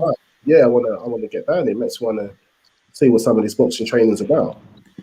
So I can see the positive sides of it. I've got no insight into how it affects boxers. But what I am seeing is boxing events with more money coming into it and more pro boxers on the undercards getting paid. So I'm like, I'm not seeing the whole travesty of it. Yeah, because I'm like, boxers are getting supported, and you know, and I get what Andy's saying if it's all about money, but you know, as I say, legacy can't feed your family. You know, you're a long time retired in boxing. You're a long time retired in boxing, and it's a very dangerous sport. And if somebody's going to do it, risk their life like that, or risk their physical health. Like, I don't disagree if they try and secure that bag. I mean, because at the moment we can only blame ourselves as fight fans because we're not paying for fights. So the money isn't there for us to command it. That's why these social media boxers are able to come in with their following, because they've actually got people that are actually willing to pay to watch them fight. So it's, I just think it's how it's going. So I think we kind of need to. That's how it's going. I think they just should have what do you think, Lisa? I think they should have their own separate division. Guys, the link's in the chat. Come through and it's free smoke. We're going to get on smoky topics, but go on. Yeah, I'm not really like, I mean, it's an exhibition. So I just look at it as no more than that, as an exhibition. But I don't like when it's connected to boxing, as far as you could have like a celebrity boxing match, or, you know, this is nothing new. Fighters from the past had exhibitions. They did it with legendary. They did it like legends to legends. Right. Or you had I saw a Muay Thai fight one time with Riddick Bowe, tears came out my eyes. It was Riddick awful. Bowe got beat up, didn't he? Yeah, he got beat up really bad. Really bad. So this, you know, I've seen these type of things. This is nothing new, but the problem is that I'm more of a purist, so I'm not a supporter of of those things. I didn't buy the Mike Tyson, Roy Jones. I didn't buy. I mean, I don't have a problem with it. I don't have a problem with it. I don't have a problem with people making their money or doing exhibitions. I'm just more of a purist, in that aspect.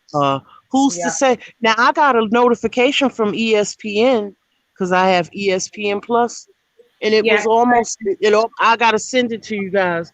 It almost says something like as if Logan Paul was like the winner. Yeah, that's ridiculous. That's the narrative that I'm seeing, because no winners announced in that fight, because that was it. They was allowed 8 rounds, 8 threes, knockouts were allowed, but no winner was to be announced, and nobody's record was to be changed or affected. So I knew everybody was going to run with this narrative, because they had Jake Paul in the audience going, my brother won, and you've got casual kiddie fans that are like, that don't know about boxing, that will now think, oh, if Jake Paul said, we don't know this old guy Mayweather. If Jake Paul said his brother won, that means he won, and then that's the narrative. So I don't know what you guys send it to me. I need to see what ESPN. I'll send it to you later. I can't do it right now. I have to send it to you when I get off of here. But later. The thing is that boxing has already become niche, sort of say. I mean, so it's not on the mainstream media as far as the sports. And I'm just speaking from a U.S. perspective. So, I'm not, like I said, I don't have any problems with exhibitions or things like that. But these type of fights are getting more attention than the actual fights, and it's kind of sad, Yeah. And it's boxing's responsibility to preserve their history and integrity. You know what I mean? But I do. But is that happening though? When you got the likes, well, Floyd Mayweather said he's done with these types of fights with exhibitions until the next one comes up in 2 years. I'm sure he will see him back. I think he's just addicted to fame, in my opinion. But I think money. I think it's money. The attention and the money that comes with it. Yeah. I think exhibitions are cool when it's like, this bloody mosquito is tried to live far too long. I've swiped it, I've clapped it. You see me do it, you see me get at it the whole show. Got you. Got you. I know. Got it. Damn it, man. That thing, even though it's buzzing around, when I'm talking, it's probably biting me, So then tomorrow I'm going to come up with all like the bumps and itches, because the thing has been biting me the past, and it's attracted to the lights. So go ahead, Lee. That's what I'm saying. Ali had exhibitions, wrestling. Like I said, we've seen this in the past. It's nothing new. And they call them circuses or whatever, but. They draw a lot of attention, and it brings out like the as they call casuals and people, that really are not maybe boxing fans, or they'll only come out for the big fights or whatever to watch them. So, What's Sento saying? Lisa Bales and Lady Shannon stand corrected. Marcellus Wilder is calling out Tommy. Yeah, he is to fight on the undercard next month with Fury Wilder 3. Well, what was he saying? What was Sento saying that? Oh, he said that Marcellus had retired, but he said he stand corrected. Yeah, because I thought it was a rumor. I said, well, was a rumor that the two brothers were going to fight on the undercards. I said, oh wow, that's cool. Yeah, he called them out. Yeah, he put down. These are. It'd be good just to have the brothers be the brothers, but whatever. Yeah. It's what. Why is everybody shy to be on panel today? Get on the panel. PT3. It's hot. Where a lot of people are. It's hot. Not as hot. Well, it was hot yesterday here, but it's hot today, but not as bad as yesterday. Yeah, it's warm here. Do you know what I fancy? It was like 100 degrees yesterday. Was It was it? like 100 and up. Yeah. Yeah, I've had all my windows open, man. That's why all the mosquitoes are coming through. Yeah. That's why they're all coming through. Who fights Haney now? Yeah, what's Haney's next move? Probably if Fortuna wins, Fortuna becomes mandatory, I think.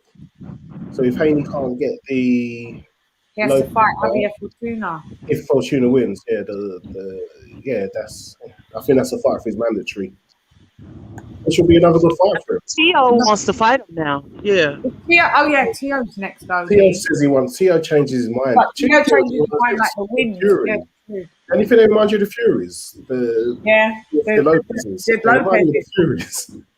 They say one thing one day, him and the dad, boy, them just chat.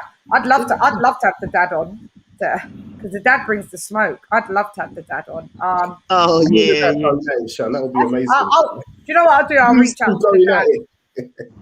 I'll reach out to the dad somehow, some way. Yeah, and see if he can come through. Is Joshua vacating his belt? What's the update? What we know so far, BXR, is that he's not vacating the belt unless he's given. They've offered Usyk a very lucrative offer. We're hearing that Usyk is being a bit stick in the mud and wanting more money. And Joshua is saying if it goes to purse bids where he loses like control of, just someone else, like be it saying who's the A side and what's this and that, he would vacate the belt. So, but as of for now, he's training for Alexander Usyk. So I hope that answers the question. Can I also I saw training. Sorry, Lisa. The reason why I think it's so unlikely that the belt will get vacated is because it makes no sense for Usyk to price himself out. Because where can he go? He really wants to fight Joyce for that. You know why I think he's doing it? Because he's been waiting for a long time. Because he probably wanted to go Usyk. He probably wanted to do like how Bud Crawford did, but it just didn't work out like that. He wasn't ready for that though, Lisa. Joshua would have smoked him. He wasn't ready. The way he struggled with a spoon and then with Chisora, not struggled, but the way he performed, I think that would have been. He wasn't ready, and I don't even think he's ready now. I don't think he's got it in the heavyweight division. I really don't. And this is why I don't agree that Joshua's scared of him. I don't think if the Usyk that was in the cruiserweights was able to transfer those skills into the heavyweights, then he causes Joshua all kinds of problems. But the Usyk that I've seen in a heavyweight, I cannot see him giving Joshua that many problems. He's got the potential to, but I'm not seeing it actually coming through. Yeah. Right. Yeah. Right. So. Yeah. Yeah, I don't know, man. Yeah. Boxing. Go ahead, Liz. Yeah, I blocked a few people, so if you want to unblock them, girl, they was coming they were coming in saying some wild stuff. Yeah, huh? What were they saying? What were they saying? Was it wild? I don't know this. No, it wasn't about that. It was about AJ ducking and with the duck. Then somebody called him a coward, and it was some other stuff. But I just said, I was like, it's okay to have opposing views, but when you keep spamming, when that's you spam, you can get timed out. Spamming, yeah. Another mistake. I don't care about that. I don't want nobody to have the same views. Yeah. This is what me was saying with Sammy. As I've killed one mosquito, another one's come in into the chat. Oh, wow. His buddies come for retribution. For retribution. I'll be waking up with some good old bites tomorrow. So it's like acceptance is key. Jay Cooley, what are we talking about? We're talking about a week in the sport of boxing that's happened so far, baby. Everybody seems little bit shy today to be. Usually people will be on panel. I don't know Nothing really happened in boxing this week other than, the Daniel Dubois. I think that was the biggest. The exhibition.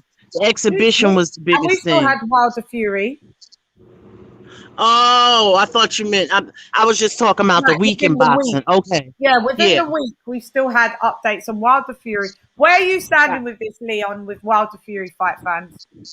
Where am I standing with it? Yeah, I what? do remember I was consistent with it, saying that I do think that fight should happen. If Fury signs a trilogy, then he should live up to that, and he should, if he's agreed to have the third fight, he should live up to that. So I'm happy that's happened. I was just annoyed that the whole farce of we're having undisputed. I think that shouldn't have been mentioned. It should have been. We can't talk about. We would love undisputed, but we really can't talk about it until we get this arbitration out of the way. And then to hear that Fury actually had the option to end it all back in December and chose not to, it made me think, does Fury have any intention of actually fighting Joshua? Because why give all that talk when and that was around the time, remember, that Bob Arum was saying that the contract has expired, when the truth was he's cancelled the contract had actually expired. Bob's a liar. Two Faces, Right. pieces of that, all of them. And that's why I include Eddie Hearn, all of them. The only one that wasn't talking about all that really was jumping in was Joshua. But everybody else, we were undisputed. I mean, Frank was a bit negative, but Bob Arum was giving people no, Wilder just wants money, it's not the fight. Bob Arum made people stand for him, and he made people talk a load of crap. Made us have commentaries talking about, Wilder only wants money. Yeah, well, it's not money. It's not. Telling us that they was in arbitration when they had gone back to mediation and then back to arbitration. Like Bob was feeding us fake info the whole time. Right. And it's we got into it in the comments a bit with one guy that was saying, if you don't care about the Fury Wilder fight, you're not a fan of boxing. And I was like, well, sometimes if you care about boxing, you have to try and make a stand and go against the kind of nonsense that these are doing. We've just been ripping into the WBA for the nonsense they're doing, and it's time to now rip into Team Fury for the nonsense they've been doing. And I have to say Team Hearn, because Hearn, he's either stupid or complicit, and he's not stupid. He was complicit in it. There's no way that he could. Is that what you think, that he was complicit in it? I think it was naivety. Yeah, I think he was complicit. I don't think what he did this to set up a business with the Saudis to come again, for them to start building a new stadium. What? Just I think he would have been speaking to the Saudis saying, what, to fuck over AJ? Not to fuck over AJ. I think he would have organised a business with the Saudis, but making it under the proviso that, listen, there's this arbitration going on, so there's a chance the fight might not happen. And I think that's the way he could have saved his reputation with the Saudis. He could have said that, but when you're saying the way you're saying he's complicit, like he was a part of it falling. Well, he was. The fight's on. He's been announcing it from bloody June last year. Yeah, because of what he was given by Bob. No, because he should have known that if you sign a rematch clause, it isn't that easy to get. He's dealt with Shelley Finkel before. Yeah, but not when you're told by Tyson Fury's team that there's no way that there's going to be a third fight, Lee. He was naive by giving that. This is Bob Arum and Tyson Fury. You're an idiot to listen to them. They change their minds on the day. They say contradictory. Yeah, but unfortunately, they're the only point of reference, or they're the only front of house that you have to go to get the undisputed fight to happen. You can't go around Bob Arum to get the undisputed fight with Tyson Fury, so you have to do business with them anyway. So what I'm saying is, he was naive, but he was fed that this arbitration posed as any problem. Now, should he have not gone ahead and waited till the outcome is? I agree, he should have. Or just been honest and say to people, listen, mate, I know Bob's talking about Deontay Wilder, but from what I actually think, there's a high chance that they are going to have the rematch. So we're doing all we can. He was never given that. And why? How can Eddie give us that when that wasn't given to him? Because he knows Bob Arum and Tyson Fury are liars. He can't say, guys, guess what? Yeah, I want to do this undisputed fight. But there may be a reason. I feel like I've been bitten already. There may be a reason that AJ and Fury can't fight because of arbitration. He came on and said, well, the arbitration is not a problem. There's everybody's put out, Sporting Icons has put out on their channel Bob, which I saw at the time, 1 or 2 times, Bob coming on doing interviews saying, "There's no way that Fury's fighting Wilder again. Just no way." So once you've got Fury's co-promoter telling you that, Who lies? He's a known liar. But what's Eddie's? Who's Eddie supposed to do the business with? Eddie's They're supposed the ones that represent Fury. Eddie's supposed to use discernment and say, okay, I know Shelley Finkel, I know Bob Arum, I know Tyson Fury. Bob Arum lies. Tyson Fury says one thing one day, one thing the next. But I know Shelley Finkel. He's not that bloody. He's damn difficult to get out of a rematch for. The guy knows his contracts. This is Shelley Finkel that was doing all those airtight, concrete contracts with the Klitschko's. Have to rematch Vladimir. Have to rematch if he beats you. Yeah, then have to fight his brother.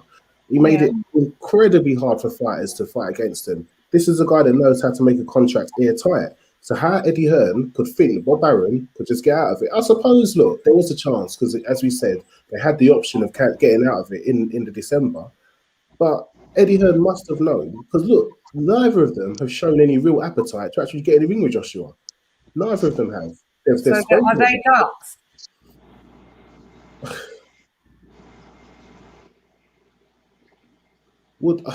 Yes. I'm thinking because if the thing is, whatever Fury does, same energy. I am. What I'm saying to keep the same energy.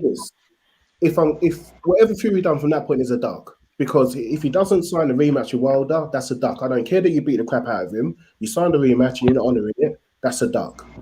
You're then talking about undisputed with Joshua, and all the time you couldn't. I suppose people could say it's a duck. I more think it's you messing Joshua about when you had no intentions of fighting. Mm-hmm. So yeah, maybe. Yeah, possibly. I think they don't want no smoke with Joshua. None. I think if they do, it's going to be like their last fights. I just think that they couldn't bear to lose to the guy, personally. I think they couldn't bear to lose with the guy, and they'd rather just keep fighting each other for less money. Yeah. Rather than get beaten by Joshua. I think it would get on their nerves too much. You know, if there's an opponent that you just can't, he's getting towards Kell Brook and Amir Khan, where losing to each other just makes them sick. It makes a chance of the fight actually happening even less. And I think we're getting Wilder and Fury with Joshua. I think the fear of losing to AJ is really going to be a huge roadblock to them doing it. Yeah. And what are your stances on this LDBC? So I've been invited.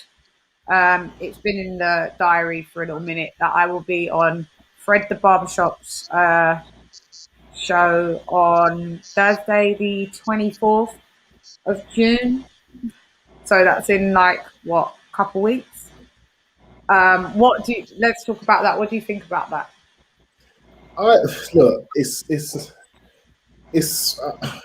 when I started getting into this YouTube stuff, I made a conscious decision to avoid all of that. But I can't help it, I'm afraid. Yeah, it seems to be calling me, to get into it. Yeah. But on the real, I think it's a lot of kind of wasted energy, having a discussion, but at the same time, you get some great insights. You know, at that time, the first time Blue Blood came onto your channel, I got some really great insights from him. Me too. That's the episode that I put out, one of them yesterday.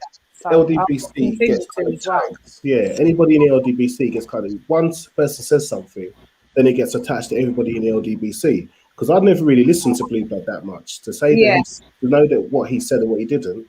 And when I spoke to him, he does fib. Yeah, I get that. He does exaggerate. He uses his debating skills. If you don't say his exact words, he shuts it down. It's the weed. Yeah. But it's one of those. But there's also insight that does get offered, and I'm like, okay. Yes, and even Barbershop, like I'm not gonna lie, when he came on the live, I was really ready to get on there and gun him. Like, I was really waiting for him. But I'll give him his credit. The first time when I was on there, I'll give him his credit. As much as the abuse that he allowed these people to send on you, and you didn't give him that much though. He wasn't, but he was willing to take it. If if your subscribers were as evil as his, he was willing to stand up there and take it. So he was like, Sorry. Go ahead. no. Shout more. What's good? Hey, Good? what's going on? We're just trying to. I told everyone that I'm going on Fred Barbershop's channel. It's been in the diary for some time. I'm going on there on 2 Thursdays from now. Whose channel? Fred. So we're saying. You Fred? Fred Barbershop? Okay, that's good. Yeah, it's been in the diary for about 3-4 weeks now. Okay. I caught you. We're just trying. I'm trying to get fight fans' figures opinion on me with the LDBC. Them inviting me a lot to their channels and them interacting with me. He said that when Fred was on the other day, he wanted to come through and have bite of Fred's ear because of how I was when I was. Well, it's not bad. I mean, that's the whole thing, Chad. That's all we're trying to do, Leon, is have different opinions be expressed. That's all. Yeah. I don't have to agree with what you agree with. I don't have to agree with what Leon agrees with. I have my own opinion. Well, my thing was, I have to give him respect and say so. He was the same energy that he was willing to put out to Shan. He was ready to face here. So I have to get respect. He didn't have no choice, to be fair. Yeah. He willingly did it. So I'm ready to come on and tell him you're a joke, you're this. But then when the guy's saying, my guests, they pay their super chats, they can say what they want, and and he faced it. All the the minor abuse he got, he did face it. Right. He spoke about his child, all his child on the camera. I was like, this is my son, I'm proud of him. Like, people, he could have got offended. Don't get me wrong. He looked very uncomfortable, but he took it, and I got respect. If you can give out, if you keep the same energy, if you allow shit to happen to people on your panel, but you're willing to go on their panel and allow shit to happen to you, I got to respect that. Same. I mean, as much as I was, the thing is this. See, everybody, he wasn't gonna get that kind of abuse over here because people over here don't act like that. Thank you. Over there where he's at. We're not unruly like that. We're just not. We can get a bit where we want the unruliness. We know where to go, but we're not really unruly. He had the different energy. Yeah, see over there, those people over there. If you now, Leon, you can correct me if I'm wrong, Leon, but those people over there are super emotional. They're super emotional. They're fanboys. But no, but super emotional. And they don't like the sport of boxing. And what they did to Chan wasn't cool. All that name calling and shit. That shit wasn't cool. But that's what they do to everybody. Look what they're doing to Charlo right now. Yeah. See, I can be just as ignorant as anybody else. Like, I know you can, but you choose not to, correct? And that day I chose ignorance. But when he spoke and faced it, I was like, if I gun him, he's going to tell me, well, he would just take it. So I thought, right. He kind of made all my points. There was no point in saying it. Yeah, I got you. With them? How do you guys feel with them asking me to come on their shows? Well, guess who's coming on their show tonight? Malachi. Yes. Yeah, and but he's going on I saw that. Yeah. But he's going on for a specific reason. Like it's been put I know that. But still, it's people in that chat that know who he is and have listened to the channel. On them. But I think they're just going to negate that. He'll get a few people that will go, oh, that, but because it's only going to be about the nation. It's only going to be about the nation. It's going to be for 1 hour because it's late where he lives. It's going to be late in Florida. Yeah. Where do I fit in to be asked and scheduled in? Huh? Where do I fit in to be? Why am I asked and scheduled in? Because Chan, I'm going to tell you something. No matter what anybody can say about you around YouTube, what they can say about Chan is if Chan got a point, that's her point, and she ain't going to waver on it. And she gonna try to gun you down if you try to change your mind on it. She got her point, and they don't. They gotta respect it. They may not like it, but they gotta respect it. You gonna stand on your square. This is what it is. This is how I do it. This is how I see it. And if you don't like it, fuck you. That's just how you are. Yeah, but why? But if I'm knowing that, why do I have to be on their show? Why do they go on their show when they know it's a different Chan? Huh? Nobody, Chan. Nobody likes ass kissers all the time. It's good to have a different perspective sometimes. That shit gets redundant. Everybody pulling his chain, pulling Spence's chain, pulling Wilder's chain. that shit gets old and repetitive and boring. They got to bring in somebody who has a different perspective every now and then. But I think you do it with style. You know what I mean? That horrible interview that he did with Barbershop, as horrible as it was, you was just mocking them. And you did the same thing. You stood there toe to toe against them all. You dealt with all their super chat comments, and you faced them one by one.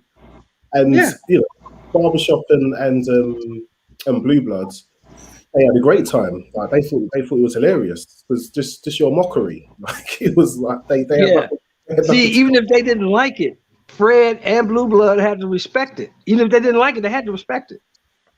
Yeah. And then they do the courtesy of coming on your show as well. It's like for things and everybody's welcome. Because I get people in the comments going, "No, why do you let these guys in?" And I'm like, everyone's welcome. Not everyone can share the same opinion. We can learn from others as well. Like sometimes I'm gonna give y'all a piece of. I'm gonna give y'all a little nugget right quick. I was on with the coach on Saturday. Just guess who came through? Begins with K. Kurt. Yeah. Kurt Anderson. Yeah. And fucking Punch Drunk. And Blood Boxing. They all came through. Anderson ain't he LDBC, right? Yes, he is. He's Blues co-host. He's Blue Blood's co-host. That's it. I've seen him on Blues. I've seen him one time. Yeah. They gotta because there are, let's not get it twisted now. There are some true boxing fans over there in the LDBC. Yeah, I know. And the true boxing fans is gonna come through like, hey man, I like what y'all doing over here. This is how we do it, man. We talking boxing, straight boxing, no name calling, no BS. If you come over here with the name calling and all that shit, you're gonna get blocked. I'm letting you know that you're gonna get blocked. Yeah. So don't do it. So we ain't putting up with that because there's no cause for that. So what was my opinion? If me and Leon disagree, there's no reason for me to call Leon out of his name because we disagree over a fighter that don't know neither one of us and don't care nothing about neither one of us. Don't care about nothing about us anyway. Come through, Troy. So what was Kurt saying? I watched only a bit because it was late by the time I'd finished wrapping up and editing. So I spoke to Malachi and I was like, I spoke to him on the phone and I was like, yo, this is sick. Like I watched a bit of it, but I wasn't in too much in the loop of the entirety of it or the meaning of it as such. I knew it was LDBC. I knew I'd seen him on Blues channel once, but I didn't watch long enough to offer because by the time I was watching, he'd already been there a minute, but I didn't understand what was his purpose of being there. What message did he want to say?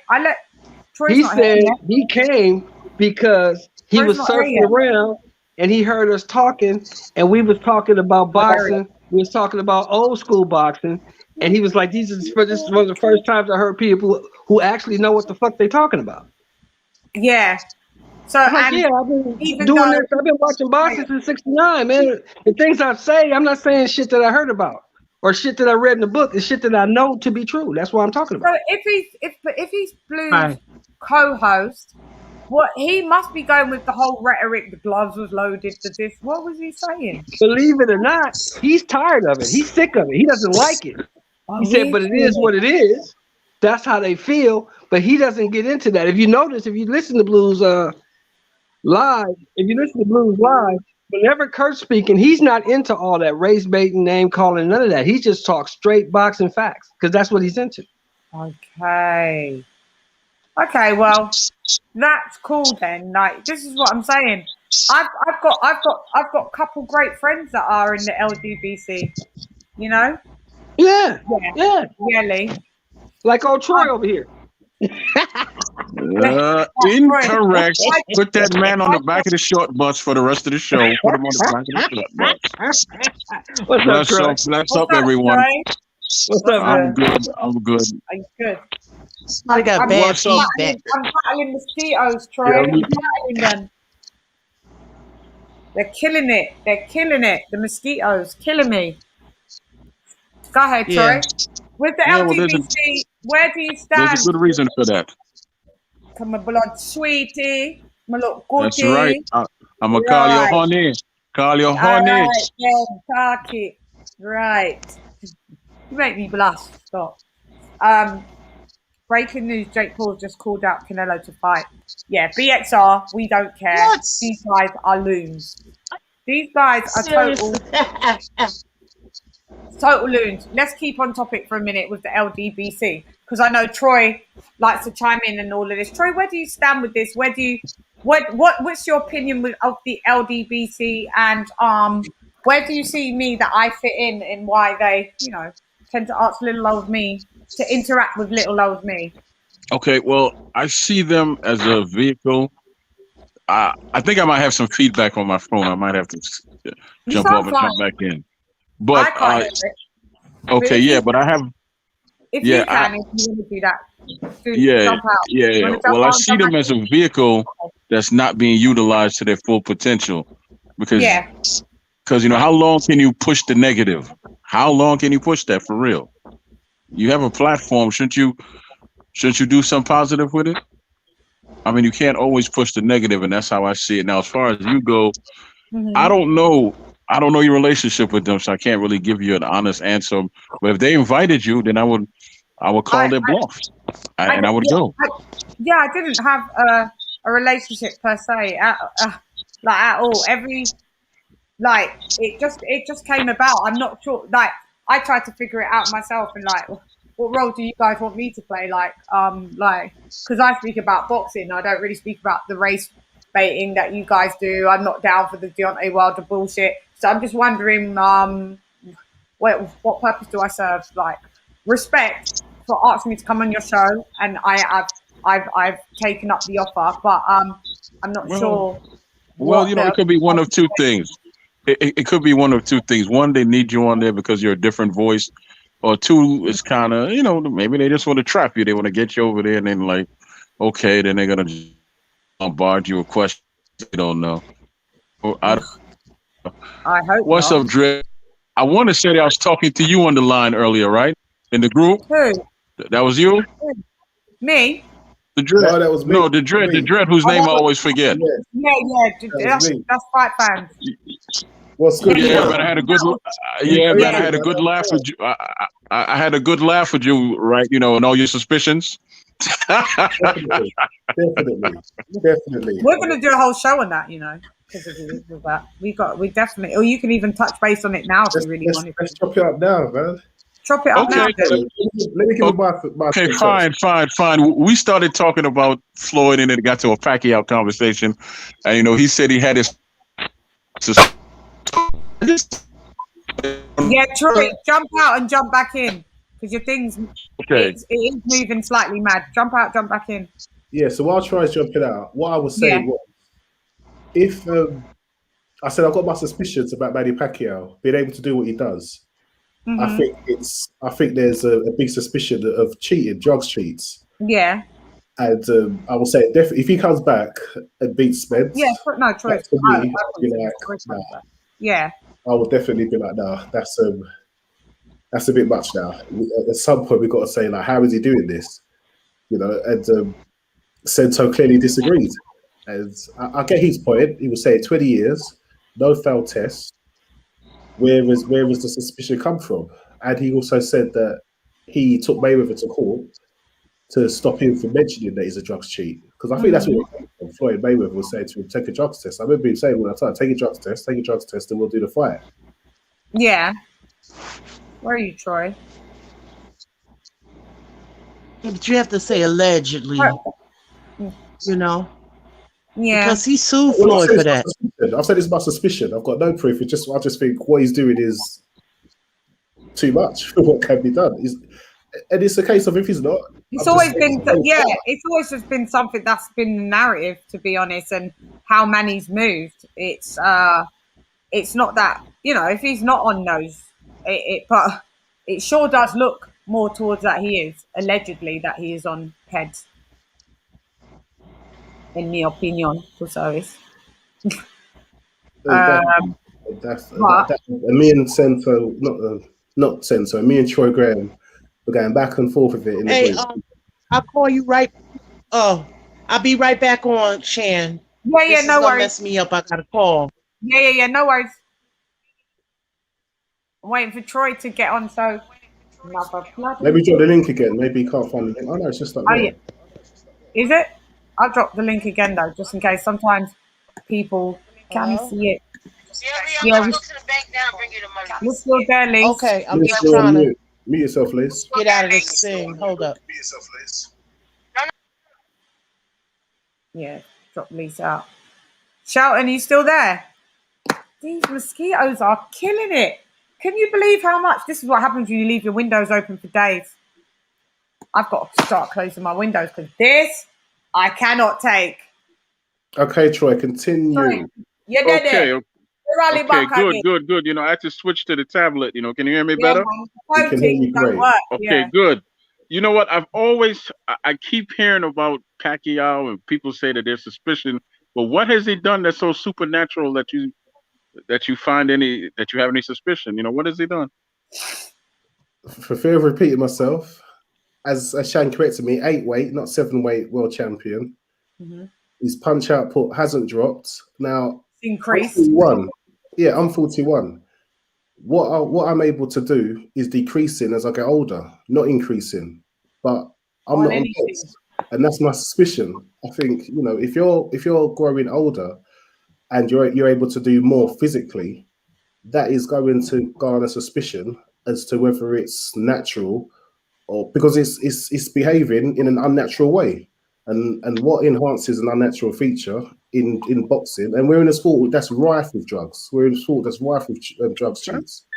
So that's where the suspicion comes from. There is no evidence. I've got no evidence. I've got nothing. I've not been in any gym and seen him injecting anything. It's just what he's able to do. He's either, as you said, an exceptional one-off athlete that comes across in very in a lifetime generation. Yeah. Who are we speaking? Okay, well, tell me this then, right? Manny Pacquiao, because we're having a debate that Pacquiao, what Troy's saying to Fight Fan Figures Why earlier in our group, why does you think that Pacquiao's on PED? So I know you guys can. I know Shelton can try and chime in on that as well. But right. But, but how do you explain Bernard Hopkins then? In his mid-40s, he jumped from 160 to 175, and he unified the 175-pound weight. And he was dropping some of them dudes. He dropped Pascal. And everybody was at least 20 or 19 years older than him. I'll say the same thing. Younger than him. I'm sorry, younger. Yeah, but you remember at one point Pacquiao went from knocking people out, and then when Floyd called him out on the stuff, the knockout stopped. No. Let me explain that. After he got knocked out, Pacquiao by Marquez, everybody that he fought, every fighter that he fought, and you can go verify this, has actually never been stopped. Timothy Bradley was never stopped by anyone. Yeah, I know. Who stopped Bradley? Pac-Man stopped dropping people like that. Stop knocking out. But the thing is, here's the thing. You gotta look at this. When you like going back to B-Hop, right? B-Hop knew every dirty trick in the book, and he used them as he got older. He was smarter than those guys, and that's why he was catching them. That doesn't stop age. That don't stop age. It doesn't. But some people are genetic freaks. Some people are different. Everybody's not the same, Troy. Every human on this planet is not the same. Okay, Shelton. Some people are different. No, Shelton. We actually agreeing. What I'm trying to explain to brother is that everybody is different. Look at Tommy Hearns. He started out at 147. He went to cruiserweight and he was dropping cruiserweights. Exactly. Look at Duran. Some people are genetic freaks. He started out at 135 and he finished at 168 and he was dropping super middleweights. He knocked out Iran Barkley. No, I'm sorry. He dropped Iran Barkley. Iran Barkley walked around at 200 pounds. Yeah, you talking about Duran, Roberto Duran. Yeah. Some people are genetic freaks. And see, with Pacquiao, what people are missing is not only is Pacquiao extremely quick, all his power comes from his legs. Look at his legs. His power, I was going to say that. Power base is his legs. And Pacquiao has seen every style. There's nothing that surprises him, and he knows every dirty trick in the book. And he's a fire hydrant. He's smarter than these guys. He's a fire hydrant as well. You see how he's shaped. He's short and he's low to the ground. Like you said, he explodes when he throws those punches. Exactly. He's smart, and he's smarter than these guys. He's seen everything. Mm-hmm. He's been in with everybody. He's smarter than these guys. Yeah. Now, and he got a low center of gravity. Mikey said, I see something in Spence. Danny Garcia said, I see something in Spence. They're not as smart as Pacquiao. They haven't been having much experience as Pacquiao. They're also not experienced as Pacquiao either. Yeah, and they were never the fighter that Pacquiao was. So if Pacquiao says he sees something, I tend to believe him more than them and I just can't wait to see it because I think Errol is too young, too big, and too strong. He's going to steamroll him, but I could be wrong. Errol has not steamrolled anybody. He didn't steamroll Mikey Garcia. He didn't. Yeah, that is a fact. That is a fact. He doesn't steamroll. See me. I'm not fangirl of Spence. I call it how it is. He's going to beat Pacquiao, but 60-40 for me. But no, he doesn't steamroll anyone, Shelton. He doesn't. He didn't steamroll. He didn't even well, he convincingly beat Kelbrook. He convincingly beat Danny Garcia. He beat the dog shit out of Danny Garcia. Yeah, no, he beat the dog shit out of Mikey Garcia. He couldn't stop him, but he beat him up. Kelbrook he beat the heck out of that one guy. Good fight with him. He steamrolls. I don't. He beat some people down. I can't say he's beat some people down. Yeah, he's not the guy that's the wait a minute. Danny Garcia threw 90 punches in the whole fight.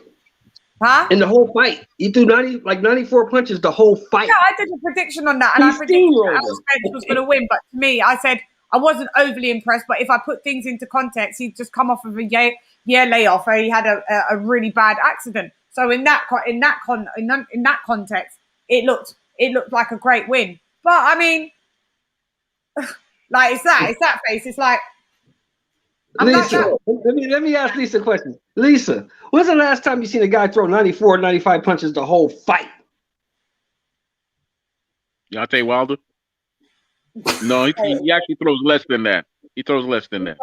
You're giving him too many punches right there. Yeah, he throws less than that.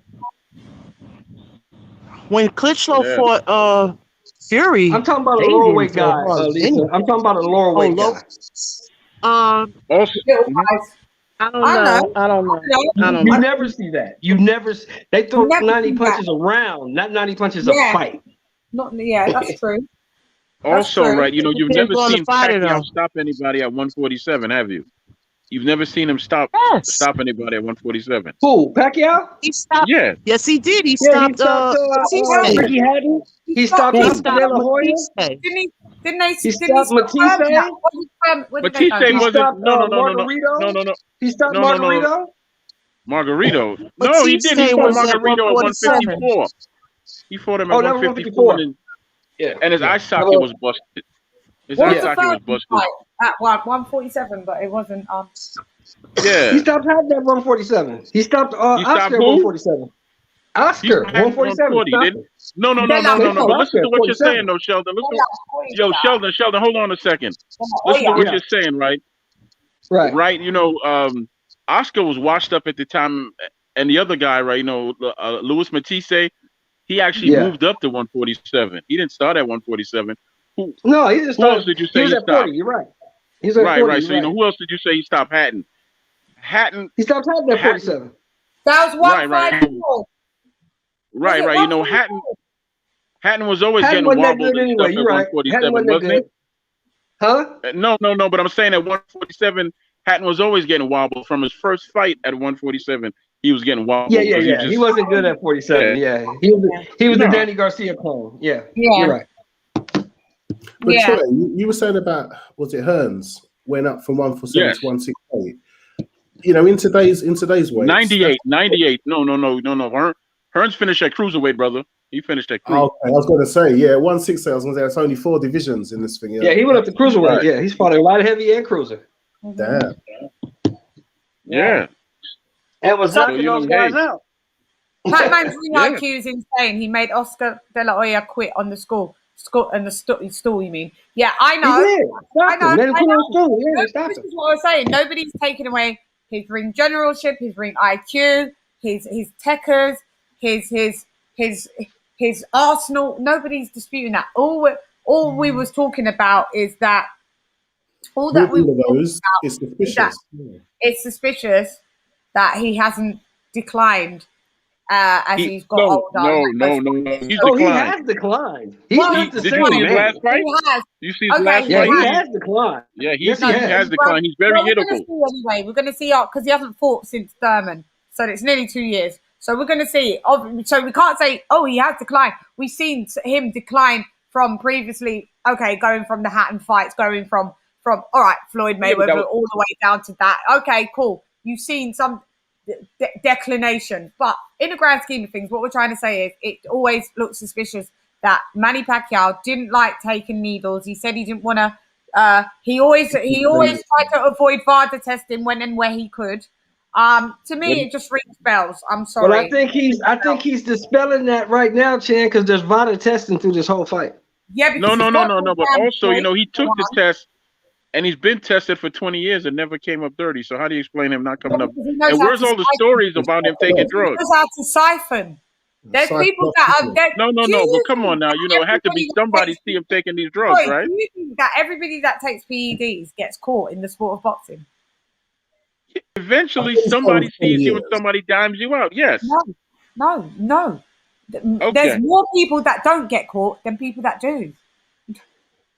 Otherwise, the whole sport would be banned. Everyone would be banned. There's more people. You're as big as Pacquiao. No. Hold on. As big as Pacquiao, then there's somebody out there that feels they should be getting paid something to keep quiet, and they're not getting paid, and they would dime you out.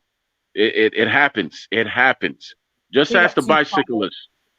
Who's the guy that was the bicyclist? Lance Armstrong. Yeah, Lance Armstrong. That's what happened with him. That's what happened. Look. Let's look at Pat. I know why Chan's saying this. I get why Chan and Leon are saying this because they just caught Pascal. I mean, this nigga. What the fuck was Pascal thinking? What was he thinking? 4? You get caught with 4?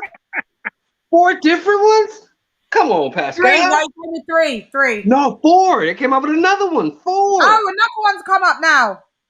Ain't no different from Big Baby Miller. 4. It's no different from Big Baby Miller, baby. Ain't no different. Oh my God, really? I mean, one's enough. Leon, what was he thinking, Leon? Come on, tell me, Leon, what was he thinking? What? I missed it. Sorry. They caught Pascal with 4 different steroids in the system. Yeah. 4. Because I left you shot all of yeah. I knew it as 3, and now it's gone up to 4. He's bugged out. He is bugged out. Let me ask you a question, Leon. He needs to be banned for infinity and beyond. You ever heard of a fighter called Sam? Langston. Sam Langford. Yeah, Langford. Yeah, you ever heard of him? Yeah. I've heard of him, but okay, good, because he started at lightweight, 135, and finished at heavyweight. That's Peds. I don't care. Unless that was in the 18. No, that was in 1800. No, that was in the 1800s. That was in the 1800s. Early 1900s. He was. But I don't think. You know why? He was Jack Johnson's trainer. He was Jack Johnson's trainer. Started off as slaves. No, he wasn't his trainer. No, he wasn't.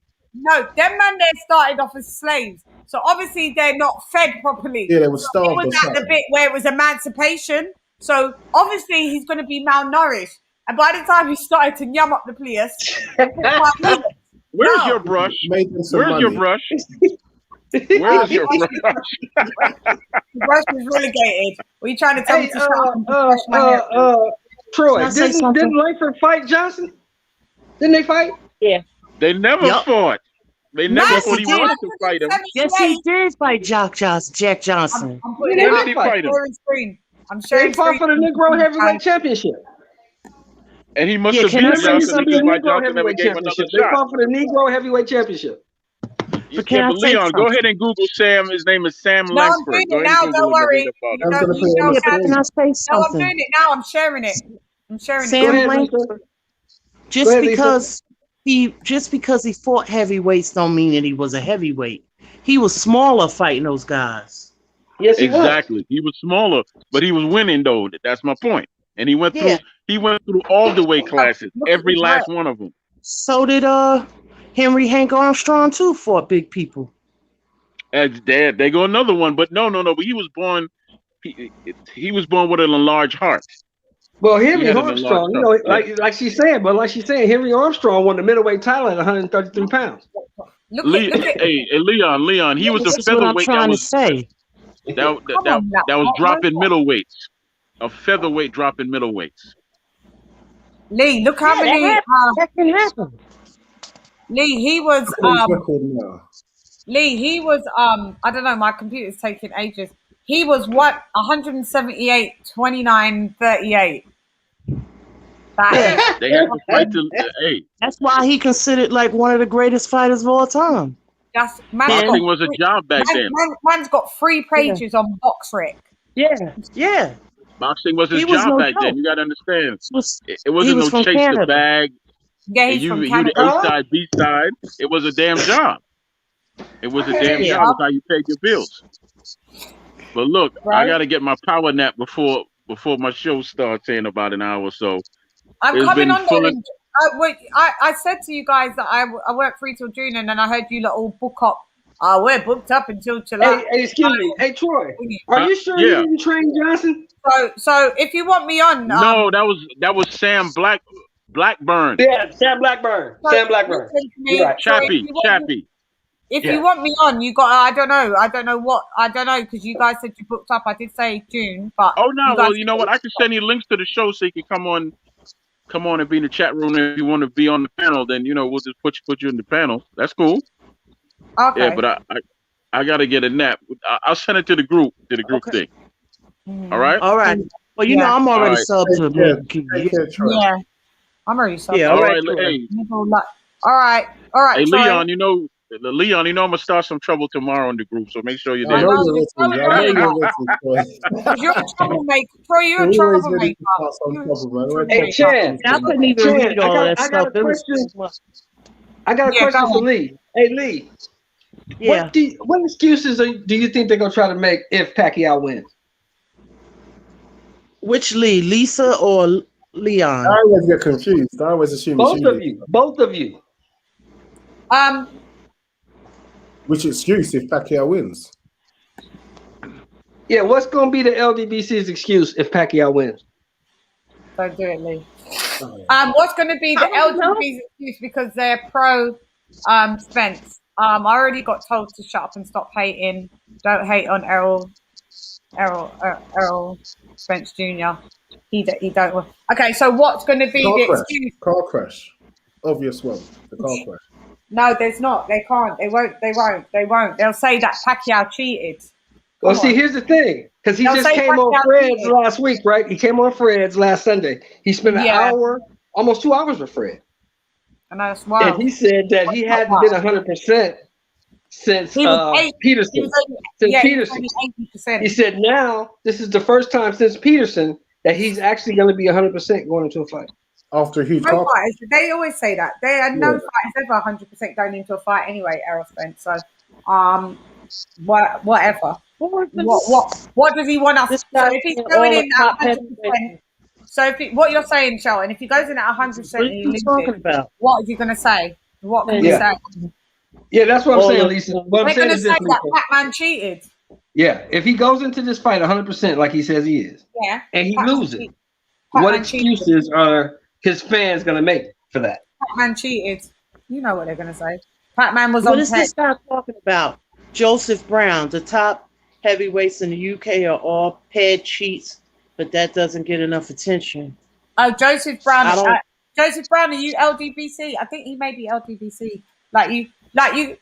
You're welcome. Bruv, if you want to come on the panel, anyone can come on the panel. They all cheat. He said sometimes people say things, but when you offer them to come on the panel, they don't want to. Come on, Joseph, because the only one I know that's not UK ones is Dillian Whyte.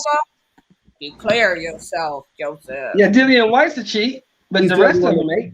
That's had any kind of ban from the. Oh no, Tyson Fury as well. Dillian Whyte, they got cleared. But you guys don't claim Tyson Fury anymore. Didn't get cleared, but Dillian Whyte did.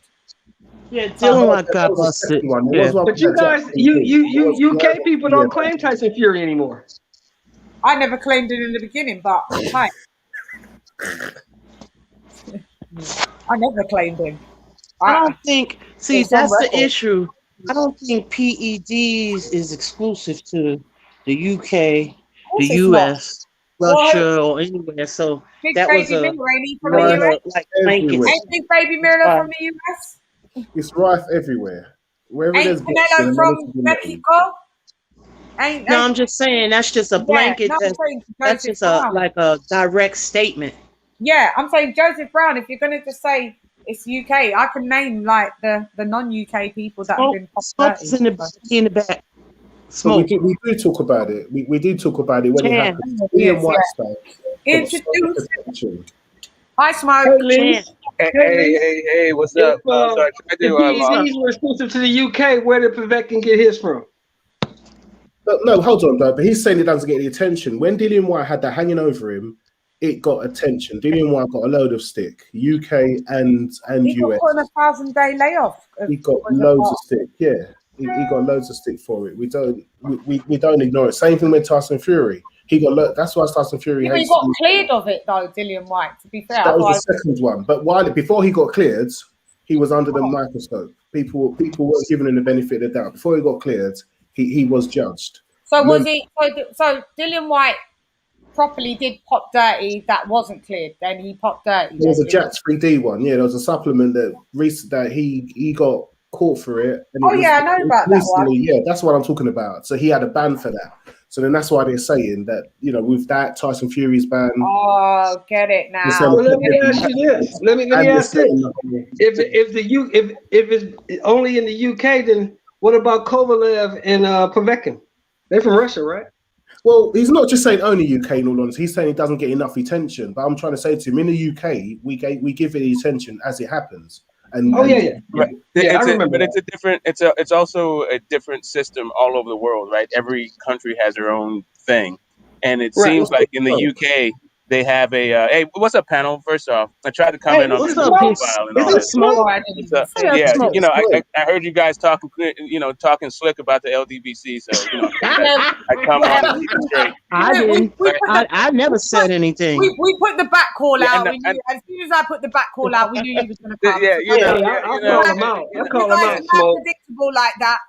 Hey, I love those guys. I love all those fighters. I just call them out on their bullshit, but they double standards. That's all. I mean that's cool. That's cool. Do you? I just came to also to maybe help set some records straight. Spence, LDBC. We're talking about all of those. Yeah. It's all good. It's all good. But yeah, I think part of it is like so with the BBOC, there's no transparency when it comes to failed tests. Like when we found out the Dillian Whyte thing was a media leak, right? You have to find out. Like they don't tell people, hey, this guy's popped and this is the suspension. You have to be, you have to become fucking Sherlock Holmes to figure it out. It is secretive, which is wrong. If you get caught, you should be exposed. It shouldn't be a secret. It shouldn't be a secret. Yeah, I'm not down. Let me ask y'all this. Hold on. Let me ask y'all this. Why did we find out about Pascal so quick? Big up Boxing Lounge. Say that? Yeah, we found out about that. Well, it's also because he had to get out of a fight, right? He had a fight scheduled. Yeah. And so he had to pull out of a fight. So yeah, that's true. That's true. I give you that. Was it Vada that caught him? Yeah, I think it was Vada tested. Caught him with 4 different steroids in the system. Introduce it. Okay. I got a call. I'll be right back, Chan. Yeah, okay. I'm introducing someone. I'm introducing Algeria 101. Tell those fucking pieces of shit, bro. Tell those pieces of shit to shut up, bro. Listen, shut the fuck up, bro. You ain't got that, bro. You ain't got that, Come bro. on, Pigeon. Get the fuck out of here, bro. I suggest, bro. Have we got a loon on here? Are you coming here to be talking good stuff? Or do you want to get... Listen, bro. I'm in my 60s. I'm in my 60s. How old are you? Stop lying to the people. You're drinking rum. What are you drinking? I'm drinking a bit of Robbie rum. Bro. You sound a bit drunk. Yeah, bro. Listen, what do you want to know about the boxing, bro? Listen, I'm 57 years old, crazies. Okay, Pigeon, you do know that I know who you are, and I also know. I do. I put us on game then. Let us not get the smoke, because right now we're just like, wow. Yeah, now come on, man. Stop. So what you want, bro? What you want, bro? What you want? Nothing. We're chilling. Let me just go and cover myself up because this is looking a bit crazy. This is looking. Well, you take one looking crazy, so that was your choice. Let me go and cover myself up, bro. All right, cool. Who are these people? That's your friend. I don't know him. But anyway, everyone's welcome. But go ahead. Go ahead, Mike, because you was talking. That's no, there was a shout out. I was gonna stay in the chat and just like and talk to you guys from there, but it sounds like you guys had some questions about the LDBC, so I figured maybe I. We do. Okay, here's one. I got one for you. LDBC then. Oh yeah. I got one for you. Smoke. Check it out. Yeah. What is your take on Fred inviting Chan to his panel again? I don't have a take on Fred. Like I saw Fred on this panel. I don't know anything about Fred inviting her on his panel. Like I was pleasantly surprised to see Fred on this one, and it was kind of I didn't catch the entire interaction, but it seemed to be all right. Yeah. Fred's a fool, bro. The fucking shit, bro. But you do realize that I'm not even sure if Fred's part of LDBC now. Like I think he may have been for some time. But he's had a channel. He had a channel for years before he was ever affiliated with LDBC, and I'm not sure what his affiliation is right now. I asked him on our interview. Is he LDBC? He said yes, he is. Okay, cool. Yeah, I know. There was there was that whole brouhaha in the build-up of the Kenny Porter Errol Spence fight, and before that he wasn't part of he wasn't part of LDBC, and I think he joined up after. So maybe like 2-3 years he's been part of LDBC, but he's had a channel for years, for way longer than that, like 5-6 years. Yeah. So what's your take on if Spence loses, will there be excuses? Because you guys love to come up with excuses. I don't know about we guys. I think that you guys think that the LDBC is a monolithic group. So if like two people if you think two people from the LDBC said something, that means everybody from the LDBC said it, right? Well, I've heard a few people from more than two. I've heard maybe about. I don't subscribe to everything. And that's the issue right there. That's the issue right there. Is just that there are a lot of there's popular LDBC channels, but then there's way more LDBC channels that aren't popular, right? But then 28 Sports, Fred the Barber, Drew the Titan, Dante's Boxing Nation. Well, he's not. He's not LDBC. Dante is not. Okay, well, he just conforms to whatever you guys say. So anyway, there's a popular boxing thing, and that's the thing is that if somebody has an opinion, then if they have a particular kind of opinion, they get labeled LDBC, whether or not they actually are LDBC. That could just be somebody's actual opinion, right? I got LDBC friends. You're one of them. Say again? I don't mind LDBC. Right? For some people, there's a war, right? They draw lines. Me and Smoke are gonna turn up on you like a fucking plague, bro. Can you let people talk? You're gonna get punked out, bro. Listen. Yeah, he's removed. I can't deal while he's. You stay backstage for a minute and talk backstage. Yeah, he's in. Pigeons in his cups. But anyway, I was just gonna say that, like, for some people it's a war, right? Like, if you find out it's LDBC, then that's it. But you should probably check out channels like Blood Boxing. You'll find an LDBC guy. I gotta take this phone call. Check the private chat. I left something for you. I gotta take this phone call. I'll be back. Right, cool. I got it through Centos as well. Okay, thank you. Yeah, so I'm cool. Come back. All right, go ahead. I was just gonna say there's LDBC channels that are like more popular that just like have opinions, right? And then there's popular ones that have opinions and they do interviews too. That's where 78 and Fred and Dredd and Drew Titan and Fred come in. Drew Titans. Say again. I'd never go and Drew Titans. He told. Yeah, I'm just saying that he does interviews. He does interviews and he does like his whole opinion thing. He can go back to hell from whence he came. Yeah, I got it. You guys are. Yeah. I don't do the like. So stop mentioning him. I don't like him. I was just talking. Okay, sorry. I'm just talking about the channels that are like more popular. Like people when they say LDBC, what they actually are talking about is like 3 or 4 channels. Meanwhile, there's like 300 channels or something like that. They're not talking about Shaka Waka or Blood Boxing or Miss Boxing Day or something. Or Miss Boxing. Say again. I heard about Blood Boxing. Is that a good one? Because I find that LDBC. And he has another one. Nobody's talking about boxing. They're just talking about Deontay Wilder and Errol Spence. So it's so I jump off and go to somewhere else, and they do the same thing. So I'm just waiting. I'd like to talk about boxing on an LDBC channel. Yeah, check out Blood Boxing. Coach K's good. He talks about boxing. Yeah, well, Coach K is not LDBC, but he was the he was original.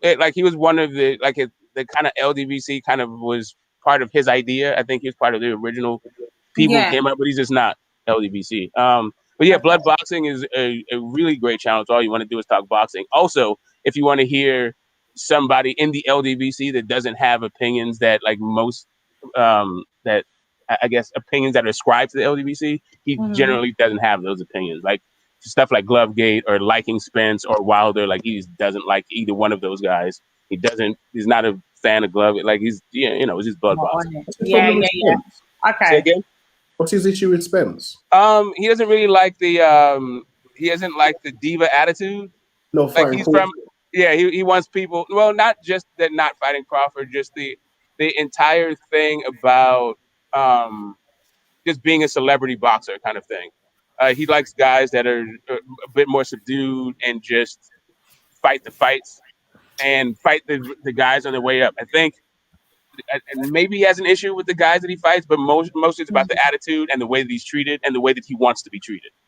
Mm-hmm. Yeah, that's a good point. That's good what he said on that. Yeah, I mean, he's just he's not a fan of celebrity boxing. He's not LDBC. Yeah, he doesn't like it. Yeah, he doesn't like Broner or Tank or any of those. And not only that, he doesn't like the boxing media that are turning these guys into divas. He wants guys to fight each other on the way up, which is probably not going to happen. He's just I think Blood appreciates the older school kind of thing and just doesn't like what's going on with the new age of boxing. I always said that the LDBC, what it initially stood for, was a great thing. It just seems to, on some of them, it's just you've gotten quite a lot of different types of things and religions. It just it brings out into there's extremist versions where the rhetoric is very divisive and hateful. Listen, everybody wants a positive vibe for their own community in terms of their own race. Mm-hmm. So they're always going to put, in terms of what they want, to promote that as a thing. There's nothing wrong with that. That's what I'm saying. There's nothing wrong with that. There kind of is something wrong with that. The actual end of my conversation.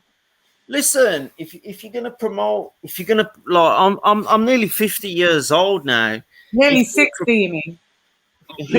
Listen, man. You give me a kiss any day. But in terms of your age or what you do, you just gotta enjoy yourself. Listen, you've got one life. We know. You only live once, and that's all you gotta do, bro. Yeah, so I do think there's something wrong if you just bigging up your race. I'm not part of that whole thing. For me, the LDBC was and why I joined and why I'm still there. Hey, Pigeon, can you not talk over me? Just hold on a second. Bro, get my thought out. I got you. It'll be real fast. I know I have a tendency to ramble.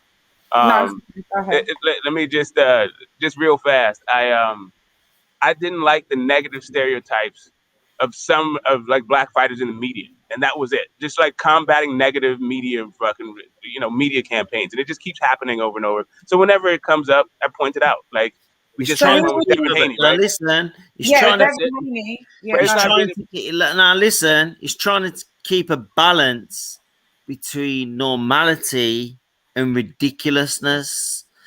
There's the normality, which is basically the racism. The racism has always been there in humanity. It's existed for the whole of me and you. We've not even existed. It's all these pieces of shit have always been there, and I'm probably the worst of them. Well, Pigeon, the thing is, racism, the way they exist today, has not always been there. The concept of race has evolved. It didn't used to be based on some sort of not based on the way you looked. It was the Greeks had this thing about blood types and stuff like that. It wasn't even this idea that the idea that you can just tell someone's skin color, like, and categorize them as a different race kind of thing. That's a So where do you concept. think racism comes from?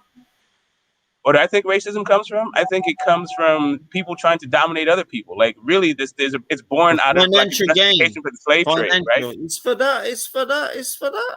Well, partly it's for that. Partly, yeah. I mean, that's what people use in order to keep people apart for money, but it's also about power, right? And money is a symbol of power, but it's not. I think it's that. I think basically racism is all about money. It's about money. I think this is power. I think this is why the Indian culture existed for thousands of billions of years, is because of that, man. Just like mans are making money. They're just that's it. If you can slave some motherfucker off and like pay off, it's about that. It's about that. The world is not a fair place. The world is shit. The world's full of assholes, full of pieces of shit. What? Basically, we're getting a little bit of field from boxing, but the boxing does exist in the world, and we're all products of our environment, right?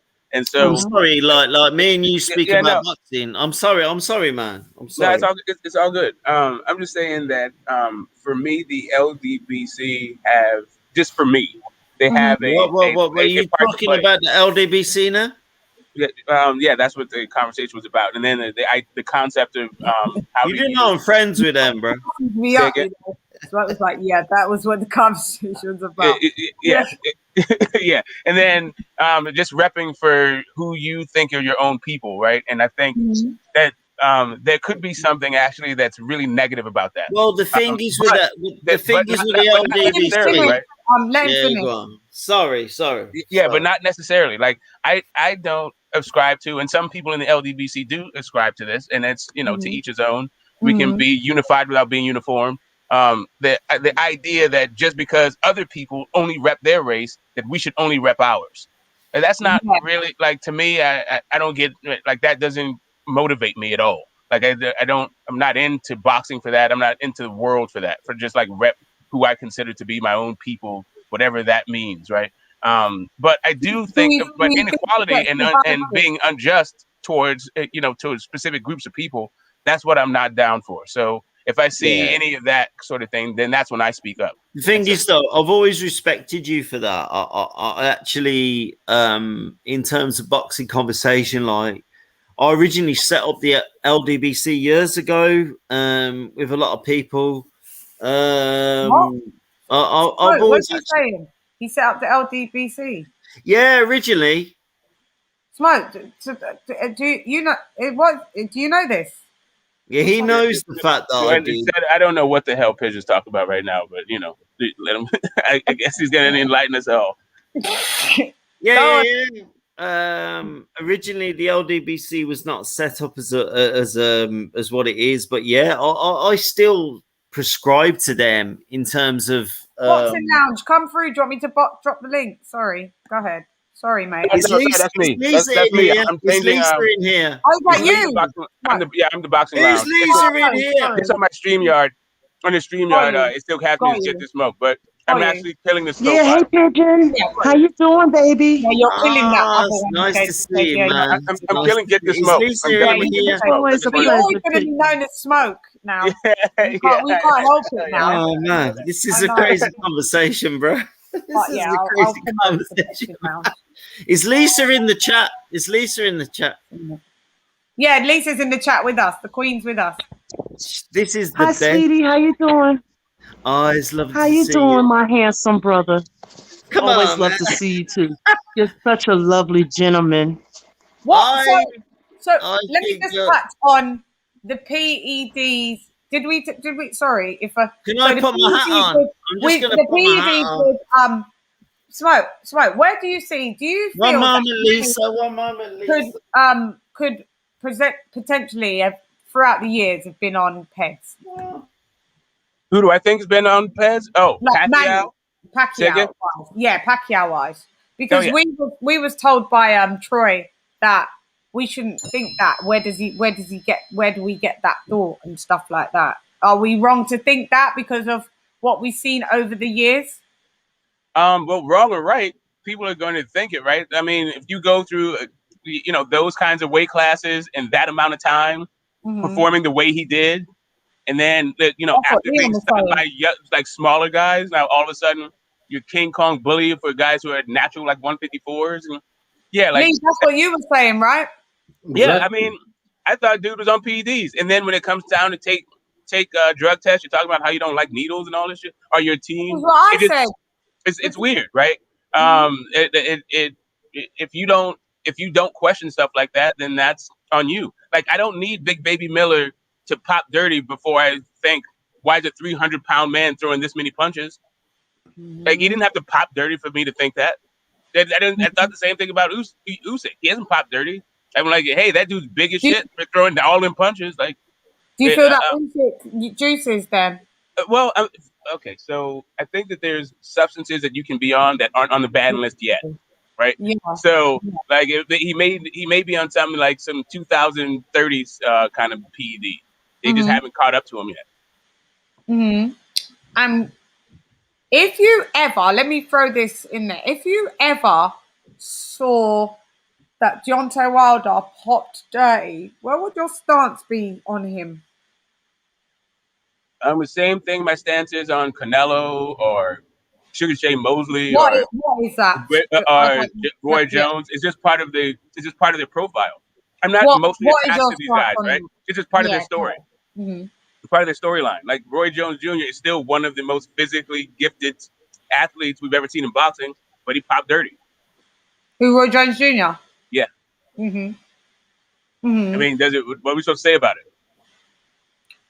No, I was just wanting to know if that would change your opinion on Deontay Wilder. Would you feel massively disappointed? Would it shake your stance in what he stands for?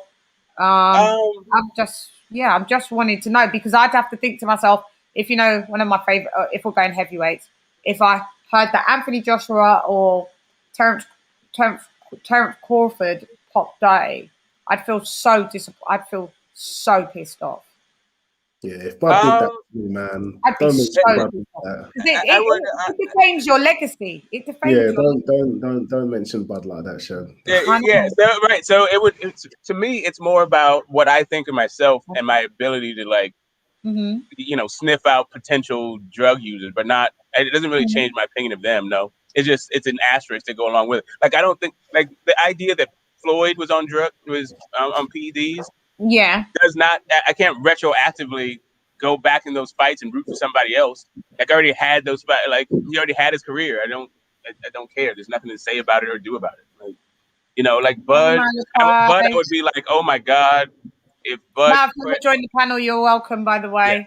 Yeah. I would be like, I certainly can't tell who's on PEDs. If Bud's on fucking PEDs, then I don't know what that even looks like. If Wilder popped dirty, I think that it may change, like, how I think he is sincere and when I think he's full of shit. Yeah. But that's about it. Yeah. Would it take away his accolades? Accolades? No. Like, yeah. Would you feel like everything was, like, wiped out? Like, I think it could affect him. Like, I would be very interested to see what happened to him when it came time for the Hall of Fame vote. Like, how that would affect it. Like, it'd probably be how big the story is. Yeah, because Canelo's still going to go in the Hall of Fame, isn't he? Say again? Canelo's still going to go in the Hall of Fame, isn't he? Yeah, exactly. I think Canelo's a shoo-in. So, but Canelo, to be fair, I think, to his thing, Canelo would probably still get in because of what he did outside of the PD thing. Like, he's fought enough Hall of Famers. He's given us a bunch of stuff. Whereas Wilder is actually, he's getting in because of his heavyweight title defenses. And so maybe that's a little bit different. They said James Toney didn't get in because of his PD. Well, not they. Who's that? Raphael, Dan Raphael. He said that the writers didn't put in James Toney because the PD thing came up. Yeah, but do you know if it's because I'm hearing that it's not? I'm hearing that it's more reasonable that Wilder gets put in the the Hall of Fame. But Tyson Fury is not even thought about. Big up to you, Chamber Dice. Yeah, you got to do more than have signature wins. You need some title defenses. You need more than what Tyson Fury's done to be considered Hall of Fame. Yeah, it's he's not lost. It's funny. Yeah, I think he still has more to do. I think even Joshua has more to do. But I do think that when it's all said and done, Joshua's going in the Hall of Fame, babe. Say again. Joshua's already spoken about Joshua to be put in the Hall of Fame. Yeah, I mean, I know they talk about it because he's unified, two-time unified. Yeah, but that doesn't get you in the Hall of Fame. Like there's guys who've been two-time unified and they're not in the Hall of Fame. Okay, well then Deontay Wilder's not going in the Hall of Fame then. No, well, but that's the deal. That's the thing. There is nobody in the Hall of Fame that has 10 title defense. Like everyone who has 10 title defenses is in the Hall of Fame. Every single one of them. And everybody. All right, and what people that's not. I'm just saying, like AJ hasn't done anything that's historic yet. Those people that's not double unified that haven't gone in the Hall of Fame. Yeah. That's not a thing, right? To be unified twice is yes, especially like in the 4-belt era. He just doesn't have it. Of course, it's a thing. I'm saying just for the Hall of Fame. I'm saying not just for the Hall of Fame. It's more than what Deontay Wilder's done, though. No, I'm saying for the Hall of Fame. That's not a thing. How does that make sense? And that's silly. Right, he's done more than what Wilder's done. Wilder's done 10 title defenses. Yes. And AJ's done 7 within 2 unifications. Yeah, so but that's not the unification. When he gets to 3, when he gets to 8, this one will be Usyk will be 8. We will have another 2. No, but Usyk will not be 8 though. Usyk will not be 8. Usyk will be 2. Usyk will be his 8th title defense. No, he lost to Ruiz. So when he got his titles back from Ruiz, and he's only fought Pulev. He's only on his 2nd title defense right now. No, it goes like this. So he's defending the IBF. So he first got the IBF off of Charles Martin, right? So then for the IBF, he had all of those title defenses all the way until he lost to Ruiz. Right, yeah. So that is the most title he unified twice. He goes to the Hall of Fame. Yeah, for the most title defenses he's had is for the IBF, and I think that's something like 6, something like that. Okay, he's still going to the Hall of Fame. Yeah, but that's not. But I'm just saying that unification is not a criteria for the Hall of Fame. That's all I'm saying. Well, Anthony Joshua's going there. I mean, I think he will also. I'm just saying that like right now today. Like if AJ were to stop boxing right now, he wouldn't be like his accomplishments. While they are great for while they are great for the current division, right? What he's done is unique to the division. It's not historically significant. The historical significant thing is what Wilder's done, the 10 title defenses. Even though they're I have a question about that. Even though 8 of them are bums, not in. Well, they're not bums to the WBC, right? So the WBC can by itself send people to the Hall of Fame. Like they don't need unifications and all that stuff. The WBC has been sending people to the Hall of Fame for long enough. The WBC is fraudulent anyway. We all know this. Anyway. I understand, but it's not. They're not fraudulent to the people who. No, they are. Who make the decisions. They make up rules where it does. Definitely. WBA also, but they've always been doing this, right? And the boxing writers are always been a part of it.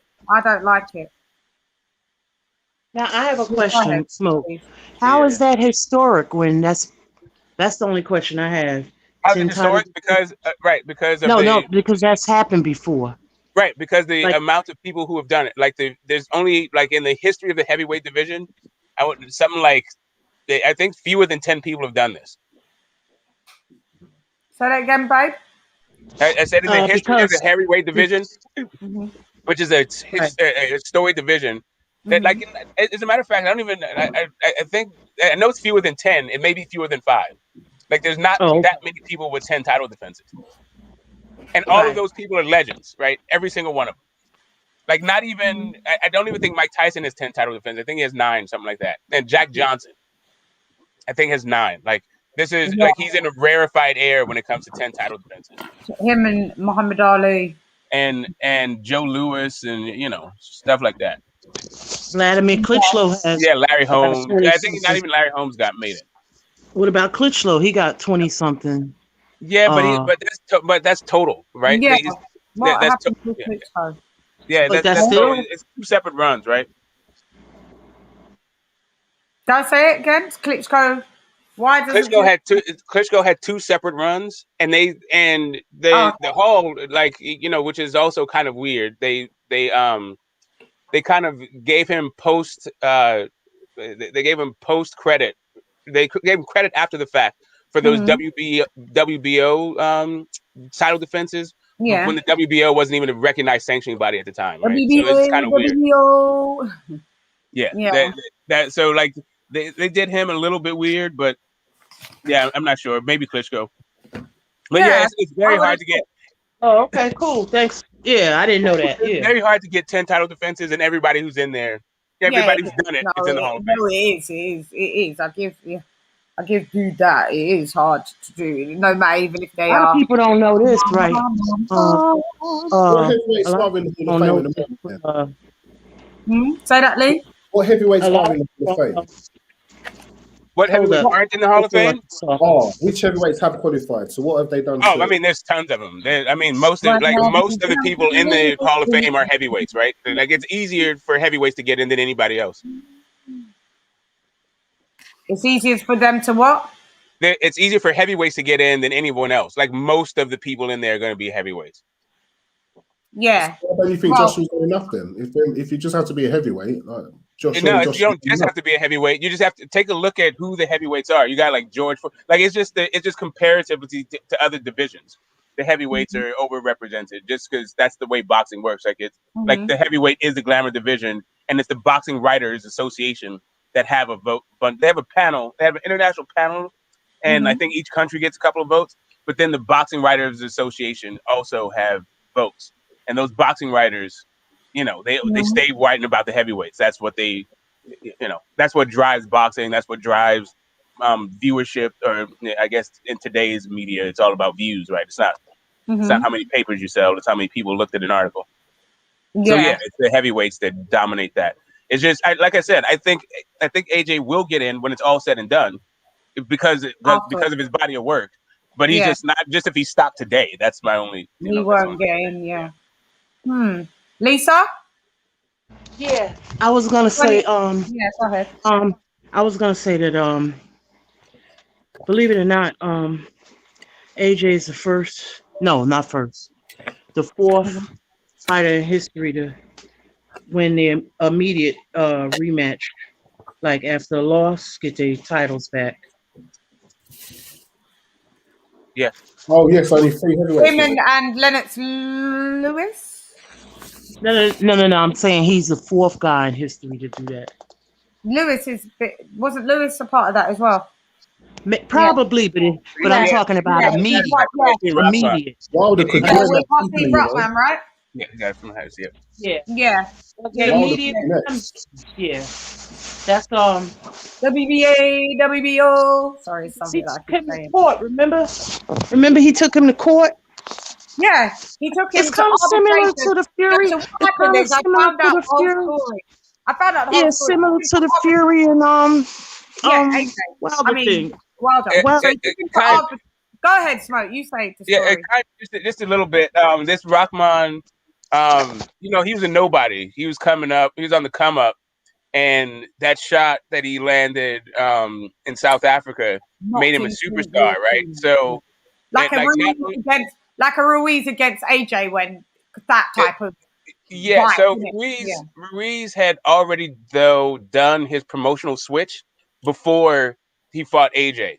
So as soon as Rahman got the title, all of the promoters descended on him. He was promoted by a guy. What the hell is this dude's name? He was part of that.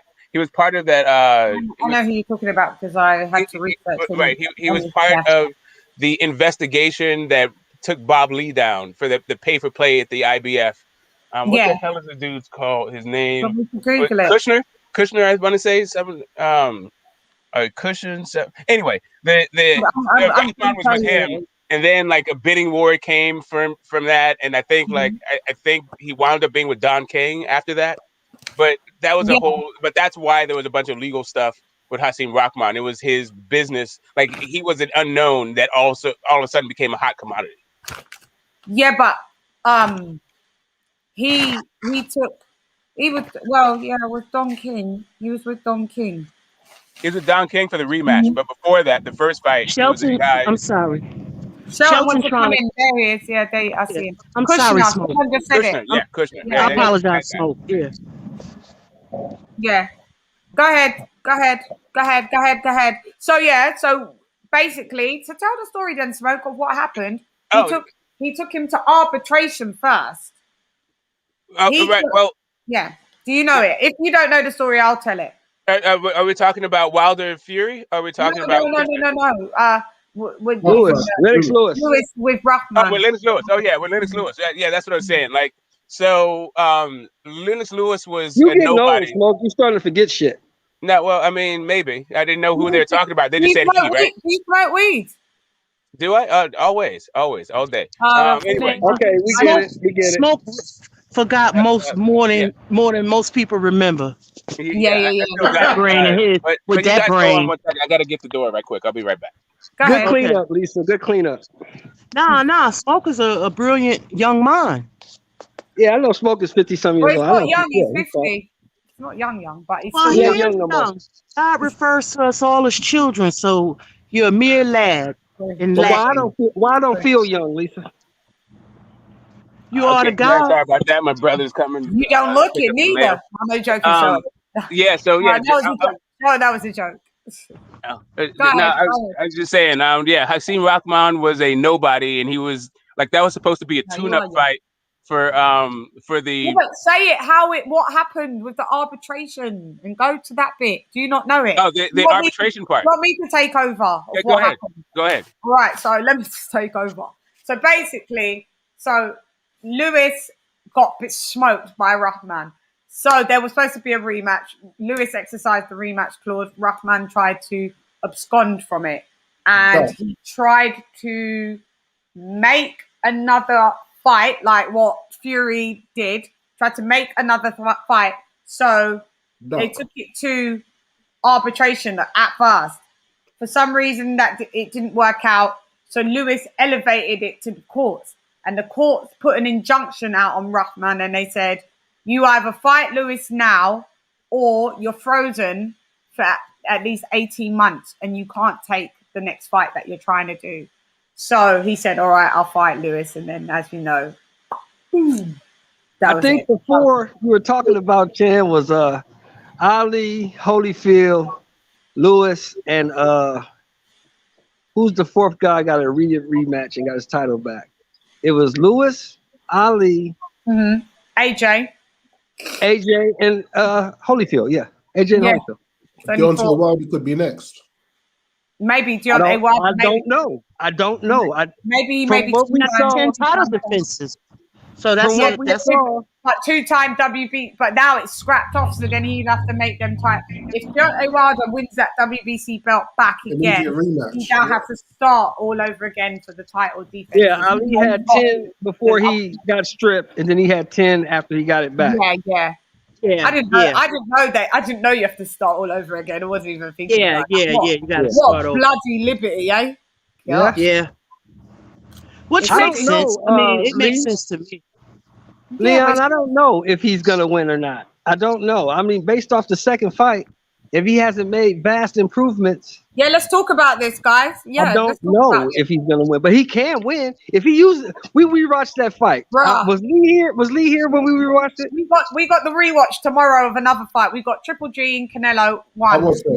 Yeah, you was there, right? Yeah, that's a good one to rewatch. Nice. Yeah. Now look. No, if you can come in on the rewatch, you're most welcome because the more the merrier. Nice. Yeah, for sure. Because we score it. Rewatch, Smoke, we score it round by round as well. Yeah, cool. On the rewatch. You did Wilder Fury #1. And guess what? I had Wilder winning. Yeah, hey, that's what happens when you rewatch for some people. Like some people rewatch that and still give it to Fury. I don't understand what they're looking at, but whatever. Smoke, you should give me credit because a lot of people in the chat gave me credit because they was like, we know Shan isn't just out to be like a Wilder hater. Like I scored it plain and simple, and it was the truth. When I first watched that, I had Wilder winning 2 rounds. When I had a pleasure with Lisa, fight fans. I said either a draw or Wilder because there was a swing. There was a round where I couldn't figure out who won. There was one. I can't remember the round. Yeah. Yeah, there's a lot of fourth round. There's a lot of nothing happening in that fight, and tell the truth. Yeah, you're right. And Fury was just pretending like he won, sticking his hands up and sticking his tongue out when nothing fucking happening around. And so was Wilder. But I still had Wilder. I had it. If I did it round by round, I had it 6-6. I did have it a draw like that. But when I did the point scoring, I had it 115 to 113 to Wilder. If Wilder uses a jab, if he uses a jab in his next fight, he can beat Fury. All he has to do is back Fury up. If he can back Fury up, he can beat him. This panel is open. I'll put the link in. I think if he can just keep it long, right? If he can keep the fight at distance, he has a if he can get it late and keep it long, that's his best shot at winning. That's his only shot. Because he lets Fury crowd him. Wait a minute, Fury got a longer jab though, so I'm confused. Doesn't matter. It doesn't matter. He got to back Fury up. Oh, bless you. It's just that it's a good day to have a longer jab. Good makeup day. Go ahead. Fury does have a longer jab, so it's really difficult. But that's where Wilder has the most success. Up close, it's no fun. It's not even competitive. Yeah, but Fury has no inside game though. So if Wilder can adapt an inside game, he could get Fury out of there. He got a better chance of keeping him out at the end of a jab. Yeah, when have you ever seen Wilder with an inside game? Say again. When have you ever seen Wilder with an inside fight game? He never has an inside game, but we're trying to give him the best outcome. Like he doesn't have inside. He can't. But the thing is, Fury doesn't either. What Fury does is hold and foul, right? So it's not like really the whole thing is like disabuse Fury of the notion that he can rough you up close. So once he gets close, that's when you have to do your fouling, right? So Fury doesn't want to have it close and tries to outbox him with that longer jab and all that stuff. Uses boxing versus dirty boxing, right? Fury? Say again. How does Wilder do dirty tactics? We're talking punches to the back of the head. How does he? Because I'm talking about however it goes, elbows, hitting low, hitting on the hips, whatever the hell happens. Like when they get in that clinch, the way that Fury was getting rough in the clinch, you need to get rougher. Okay. It can like my boxing head, my box, like there's a part of my head that I don't care about none of these cats here because they both just get on my nerves. Like, I don't care. But if I have to be pushed, like, would I like to see who I wanted to win for the last 2 fights was Wilder against Fury, right? But because of all of the rubbish, it's just whatever. But am I going to tell the truth and say I'm still leaning towards wanting Wilder to knock Fury out? But realistically, do I see Wilder winning? I don't. Right. So I hope that's funny. That's funny, Sam, because if I think about it, I do. I see Wilder winning because number one, he can't lose. He can't lose. If he loses this fight, it's over for him. He cannot lose. But this is what I'm saying. But he can lose. And I see them being four. It's silly for you to say he can't lose where he can. No, he can lose. I'm just saying he can't. And he knows too much to lose. He's saying he it's has too much to lose. He cannot lose this fight. He can't. If he loses this fight, it's a wrap. It's over. No more bag. No more nothing. At the end of the day, what are you gonna do? Tom, hi Tom. Are you here? Hey, I'm here. Welcome to the panel. Yeah, thank you. It's my first time. Thank you, ladies, for letting me on. I think Wilder's gonna win. I'm a Wilder fan. I'm not a delusional Wilder fan, by the way. No, it's fine. But I feel like, I don't know who said it, but I feel like he's got nothing to lose at the moment. So I feel like he's just gonna go all out. You think? The stakes are real high for Wilder right now. Like this is the difference between making tens of millions in your next fight or maybe $1 million in your next fight. Yeah. Forget the smoke. Do you think if Wilder beats him, he goes for Fury 4th time? What do you think he means? No, I think he never fights Fury again. I think he will. He's taking away from that shit. I think they will. I think they'll even push for 5 if they can get away with it. You think it's gonna be a merry-go-round, Lee? No, there's no reason for it. This is the rematch clause that's already in the contract, right? There's no new contract. This is only just the rematch of a rematch. It would be a different negotiation. I think Wilder has easier fights ahead of him for a bunch of money. He can fight the Ruizes of the world. He can fight the Dillian Whytes of the world. He can still like tease us for undisputed. Hey, let me ask y'all about this. Because I just thought about this yesterday. I thought about this yesterday, Chan. Check this out. Let me ask y'all about this. Malik Scott said that Deontay Wilder is 10 times the fighter Ali was. You saw me do a commentary on it, so you know where listen, let me finish. So this is what makes me not like the Here's my question. If Deontay Wilder is 10 times better than Muhammad Ali, right? What the fuck can Malik Scott teach him? You better teach him to sting like a fucking wasp then, because the bee thing's already been done, did it? Well, Malik Scott said he's teaching him to giving him different targets for that missile, right? Don't you dare defend that. Wait. Stop, Smoke. I don't even know why he would say anything like that. That's better. If he's 10 times better than Muhammad Ali, why does he need Malik Scott? Answer the question, bro. Okay, so the first question was, what can Malik Scott teach Deontay Wilder? That was the question I was answering. Right? No. The question was, if he's 10 times better than Muhammad Ali, what can he teach him? If he's 10 times better than Muhammad Ali, Malik Scott can't teach him nothing. Okay, so all I can tell you is what Malik Scott is actually teaching him. It sounds like you want to focus on him being whether or not he's better than Muhammad Ali, but you're asking a question. But that is the part of the question, Smoke, because that is what Malik Scott said. Okay, so I can tell you what he's teaching him then. Keep the question all in one, Smoke. Okay, cool. I'm telling you what Malik Scott is teaching him. You asked what can he teach him? Yeah, go ahead. Yeah, actually, right. Malik Scott is teaching him different targets for the right hand. And for but why would he need Malik Scott to teach him anything if he's better than Ali? Is my question. That's my question. I don't know what he means by better than Ali. I don't know what he's talking about. I have no idea what he's talking about. He said, I don't know what he's talking about. Listen. Muhammad Ali had Angelo Dundee, right? But it's not like Angelo Dundee came up with the rope a dope. No. Does that mean that Angelo Dundee didn't teach Muhammad Ali anything? Taught him a lot. But their name shouldn't be in the same sentence. It means that guys can still teach you. No. But listen what I'm saying. It's blasphemous. Your name. Right. Of course it's blasphemous. Yeah. Okay. That's what we're trying to get you to say, man. You going around the merry-go-round, but that's what we're trying to get you to say. Is that Deontay Wilder, do you know if that was me? And my mate said that on an interview. I'd be like to my mate, yo, Hans, nah. I know you love me, but don't mention me in the same breath as the king. It's not the same thing. That's it. Quick shutdown, move on swiftly. For the mere fact that he went along with it, it shows me that you like delusions of grandeur too much, Wilder. You're cool as long as people are blowing smoke up your ass, and it's fine. But you should have shut that down. Sean, I think they're just saying you may be right. You may be right. I don't understand why people.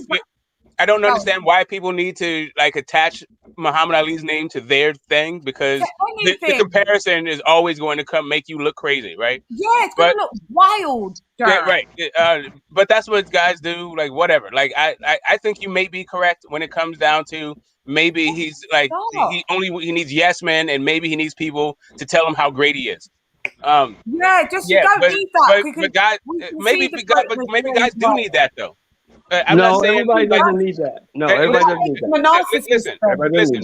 Okay, so Bundini Brown was telling, Muhammad Ali was talking about how he wrestled alligators and murdered a brick, and he turns the lights off so fast. He's so fast, he turns the lights out. He'll be in bed before the room gets dark. Is he faster than the speed of light? No, he's not faster than the speed of light. But this is what these guys tell themselves in order to get up for the fight. Now, let me ask you this. Smoke. Who has proved greatness more, Muhammad Ali or Deontay Wilder? Who has proved how great they are? Come on, man. That ain't no question. Okay, there we go. Smoke's on side with the Muhammad Ali. He's not down. I'm a Muhammad Ali fanboy. This is one of my first examples of what manhood is supposed to look like. You asked me about Deontay Wilder. who seems like one of my errant children. Like, the first example of what are you what talking manhood about, look man? like, Smoke. The first example of what manhood should look like, Smoke, is you should have unzipped your pants and looked down. Lee, what was you saying, Lee? What was you saying earlier? That's your first example of manhood, Smoke. What? No, he is one of my earliest examples, man. I saw Rumble in the Jungle when I was like 3 years old.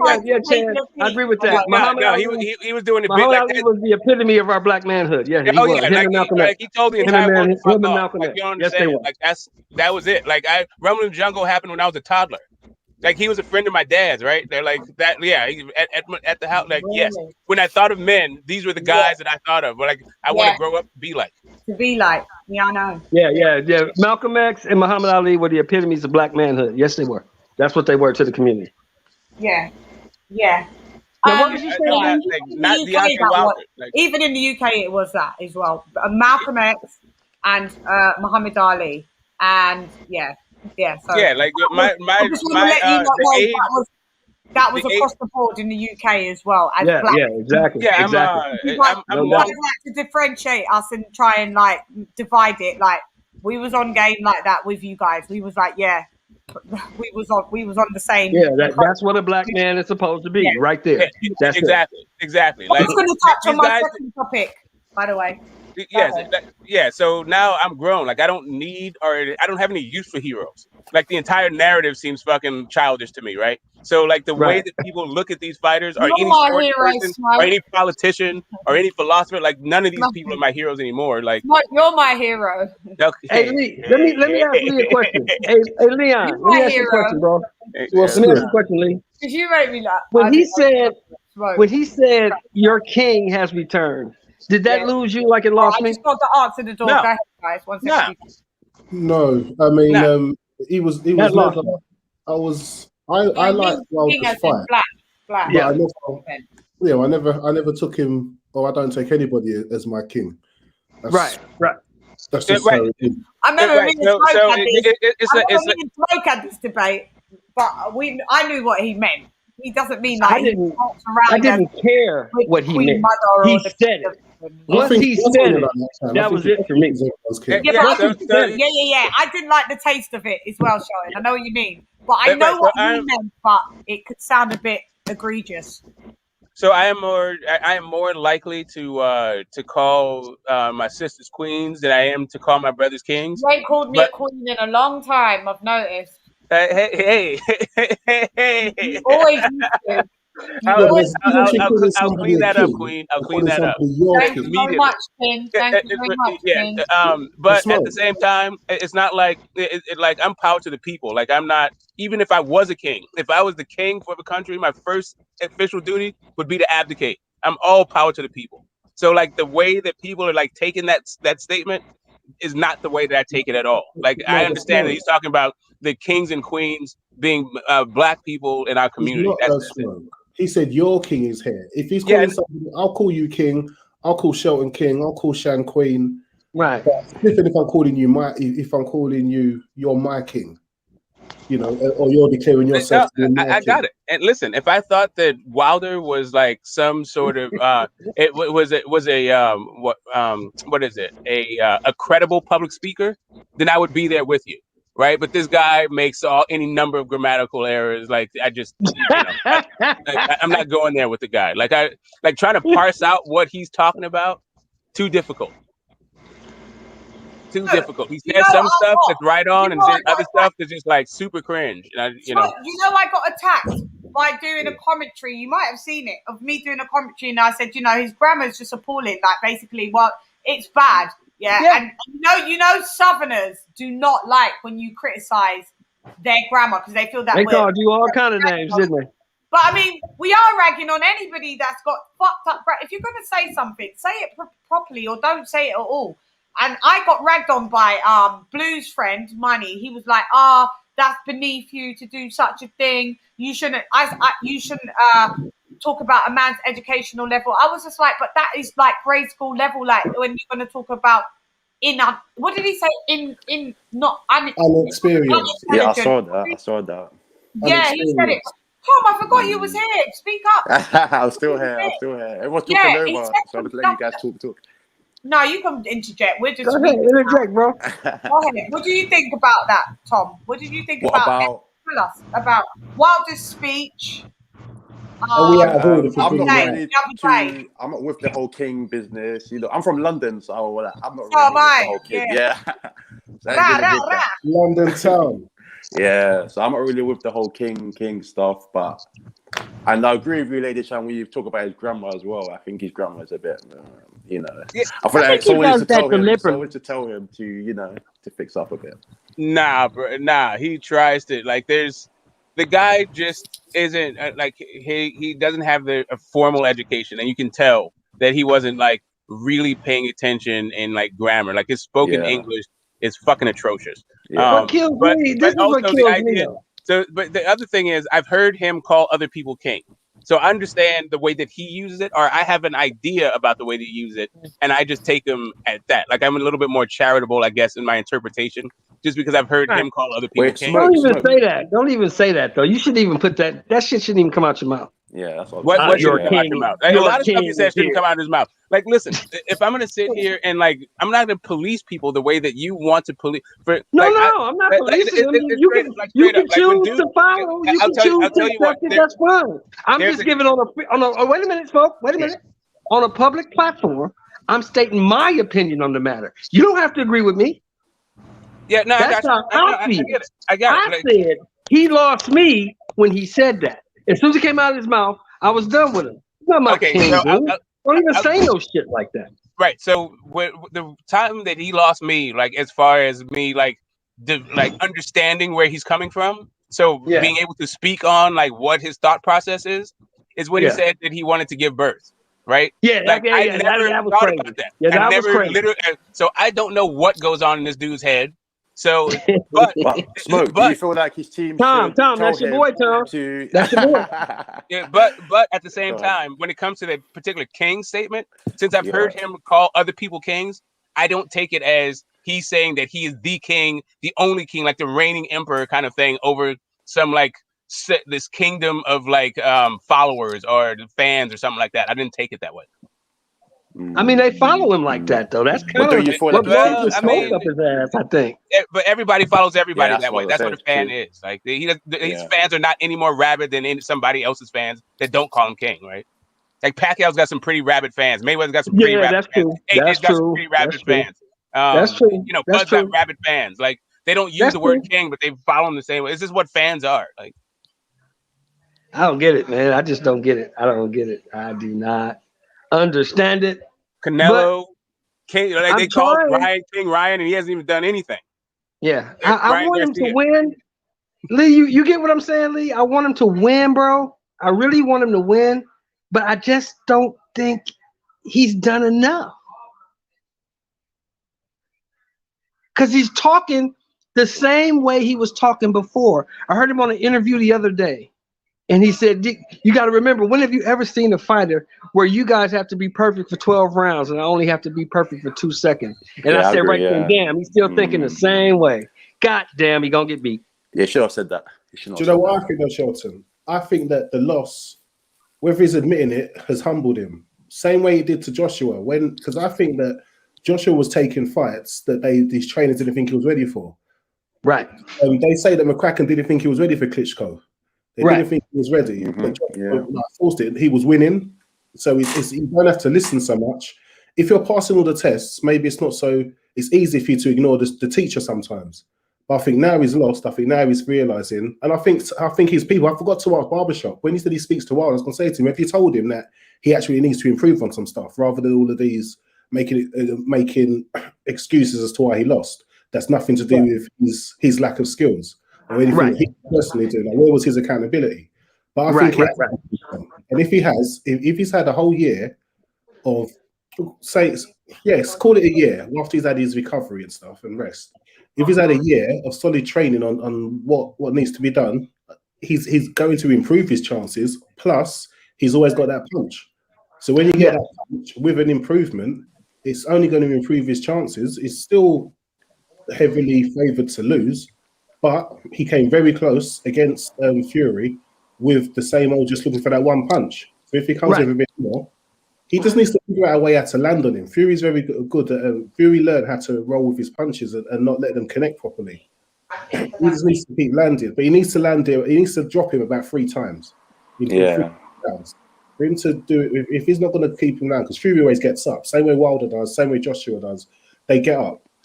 So I think he's going to have to do it in three different rounds, because he can't just draw now and keep his belt, because the belt belongs to Fury. A draw is not enough. So right. Exactly. There is a chance. And I just think that's the way Fury would like it. I think Fury would rather lose to Wilder than face him again than have to actually go and face Joshua. Because I just, the way they've been acting, I just think they don't want that fight. I just don't, and I know it's going to annoy a lot of Fury fans, but I'm like, after all that carry on, and look how quickly he signed up with Wilder. It was as smooth as anything. So Leon, I've got a question for you. Yeah, go for it. So what do you think Wilder needs to do to beat Fury the 3rd time, in terms of skills, in terms of tactics, in terms of delivery? I think he has to. Tyson Fury fights dirty. I think he has to fight dirty. Wilder has no problem with rabbit punching people in the back of the head. Yeah, true. He has used often, and it's a skill that he didn't use enough. And all that he needs to just do some dirty shit like Tyson used to. He used to lead him, try and get his headbutt in there sometimes. He can't face him in a fair boxing match and have a chance to pay, because Fury's fighting dirty. Yeah. He needs to fight dirty. I used to play football, and if we're seeing players like taking kicks, my face was it's kickball. Like we need to like, you know what I mean? Let's see if they're up for it, because a lot of the time, when people do some dirty tactics, you start running it back on them. Same way Ward used to. You run it back on them. All of a sudden, they don't want to. Yeah, you give them a low blow. My man's going to uppercut your nuts and make you realise that you want to play it that way. And I think don't be the reason why you lost is because the other guy was dirtier than you. You be dirty. And if it means points get lost, it means points get lost. But you show that person, if you're going to do dirty crap, I can do dirty. You get what I mean? I can do dirty. So I think he needs to use dirty tactics. I think he needs to just focus on the body. Fury's head. I agree, 100%. He needs to focus on the body. Whether Wilder's got enough, whether he can generate the power to do damage to the body, I don't know. But he really needs to focus on the body, and he needs to just keep sticking out that jab and to be giving him a chance to be sneaking rounds, because he will need rounds. He will need rounds. Unless he's able to, no one's kept Fury down before. Yeah, true. Giving him his best punch. Yeah. So it's a big ask. I just think I just see it happening. I just see Wilder getting this, and that's how they do with another Wilder Fury fight, a 4, and possibly even bloody 5. That's the way it's going to go. Yeah. It's What do you think he can do to win? I said everything you said. I agree with. I think the main thing is definitely go to the body, but because Wilder's very athletic, I don't know how long he can last going to the body, because he's got a lot of injuries in the past. Do you know what I mean? AJ is very good at going to the body. He's very thick. He's very big. He's very, he's very mobile. I think Wilder is very athletic. He's very lean. I don't know if he can go to the body from round 1 to round maybe 12 or 11. I just don't see it. I think he will go back straight up. He'll go straight to headshots again. Headhunting. That's the word I'm looking for. Headhunting. Yes, I don't think that's the recipe for success. In the later rounds, all day long. Slow rounds, and then go for the head. All them championship rounds, then try, because he ends up spending the whole fight trying to find that punch, whereas Fury's going to be doing damage. Yeah, and he's already faced that. But what the good point of him is, Fury done all that to him, and he caught him by the surprise, but he still hold Wilder down. Yeah. Wilder came up and his team had to throw the towel in.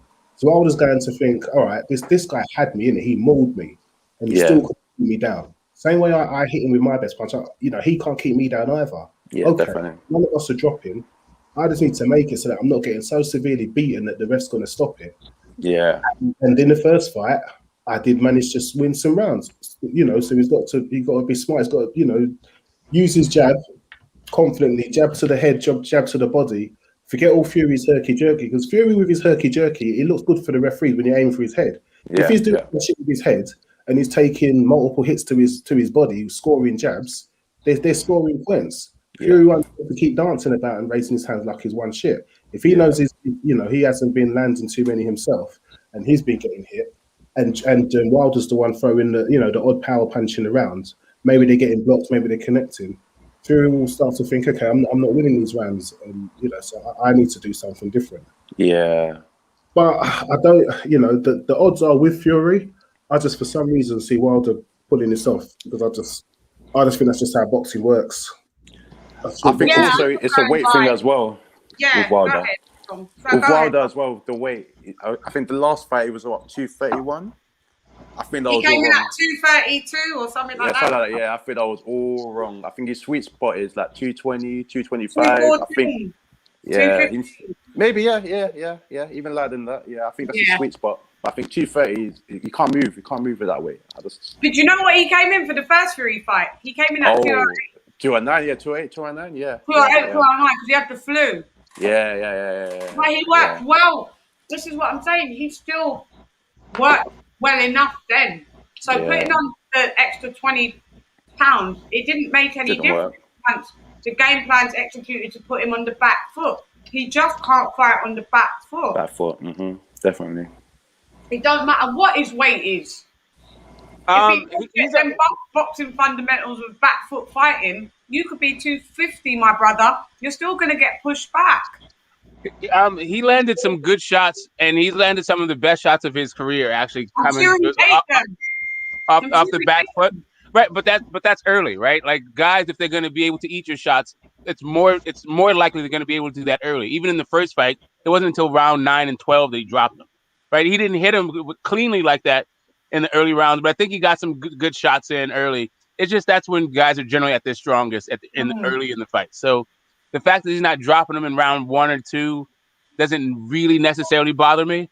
But but the idea that he wasn't being proactive, he was being too reactive to Fury, that was really the issue. Yeah, because of the Fury, like Leon said, the herky-jerky feinting stuff, it will spook people because Fury's that herky-jerky shit pisses me off for one. But it does spook people a lot to think, is he going to throw this? Is he going to... You don't know how Fury's going to react because of his style. So there has to be a fine line where you almost ignore the feint, but not to the point where he feints and then lands one on you. You got to be able... Do you understand what I'm saying? It's weird. You're gonna have to, do you understand? You have to figure out that Tyson Fury is full of shit. Like more likely than not, he's not about to throw anything. He's waiting for you to open up. That's what all that feinting is about. Is him selling you the idea that he's going to be offensive.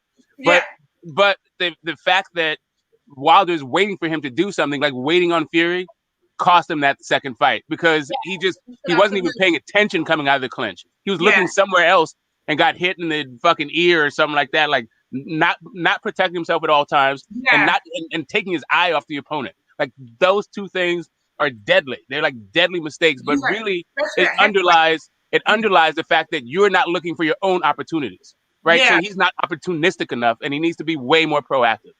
Yeah. And do you think so?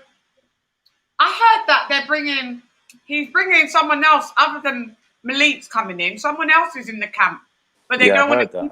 He said that, didn't he? He said he's not ready to announce it, but it's a big announcement. I thought it was Foreman. That wouldn't be a surprise though. Foreman was like one of the first people that reached out, right? I would like to see him fight like what the other guy was saying on the panel. I'd love to see Andre Ward in there to show him how to be mean and how to do whatever it takes to win a fight. And I'd also like to see Freddie the Joke Coach Roach, not only because he's an offensive guy, but also because he has experience in the Fury camp. Yeah, Freddie Roach. He had Manny Pacquiao. He had Floyd Mayweather for a while. So, yeah, would it be more likely? It would be good to see Freddie Roach in there. I doubt you're going to see, who's the other guy that you said first, Smoke? Andre Ward. And not in the corner, but just in the camp. Yeah, I don't think Ward's going to be in the camp with all of that, what happened with all the debacle. I just don't see that happening. But would it be a good thing? Yeah. Anything anything added is a good thing in my opinion. I don't think he's got anything that would be harmful if anything's added. If you get what I'm saying, anything added is all good. So I would like to see Foreman. I would like to see Tyson. But their styles are all different, and Foreman's the knockout power. Like that's what that's where the comparisons should be, not with Ali, but with Foreman, with the one punch knockout power. So I think that would be.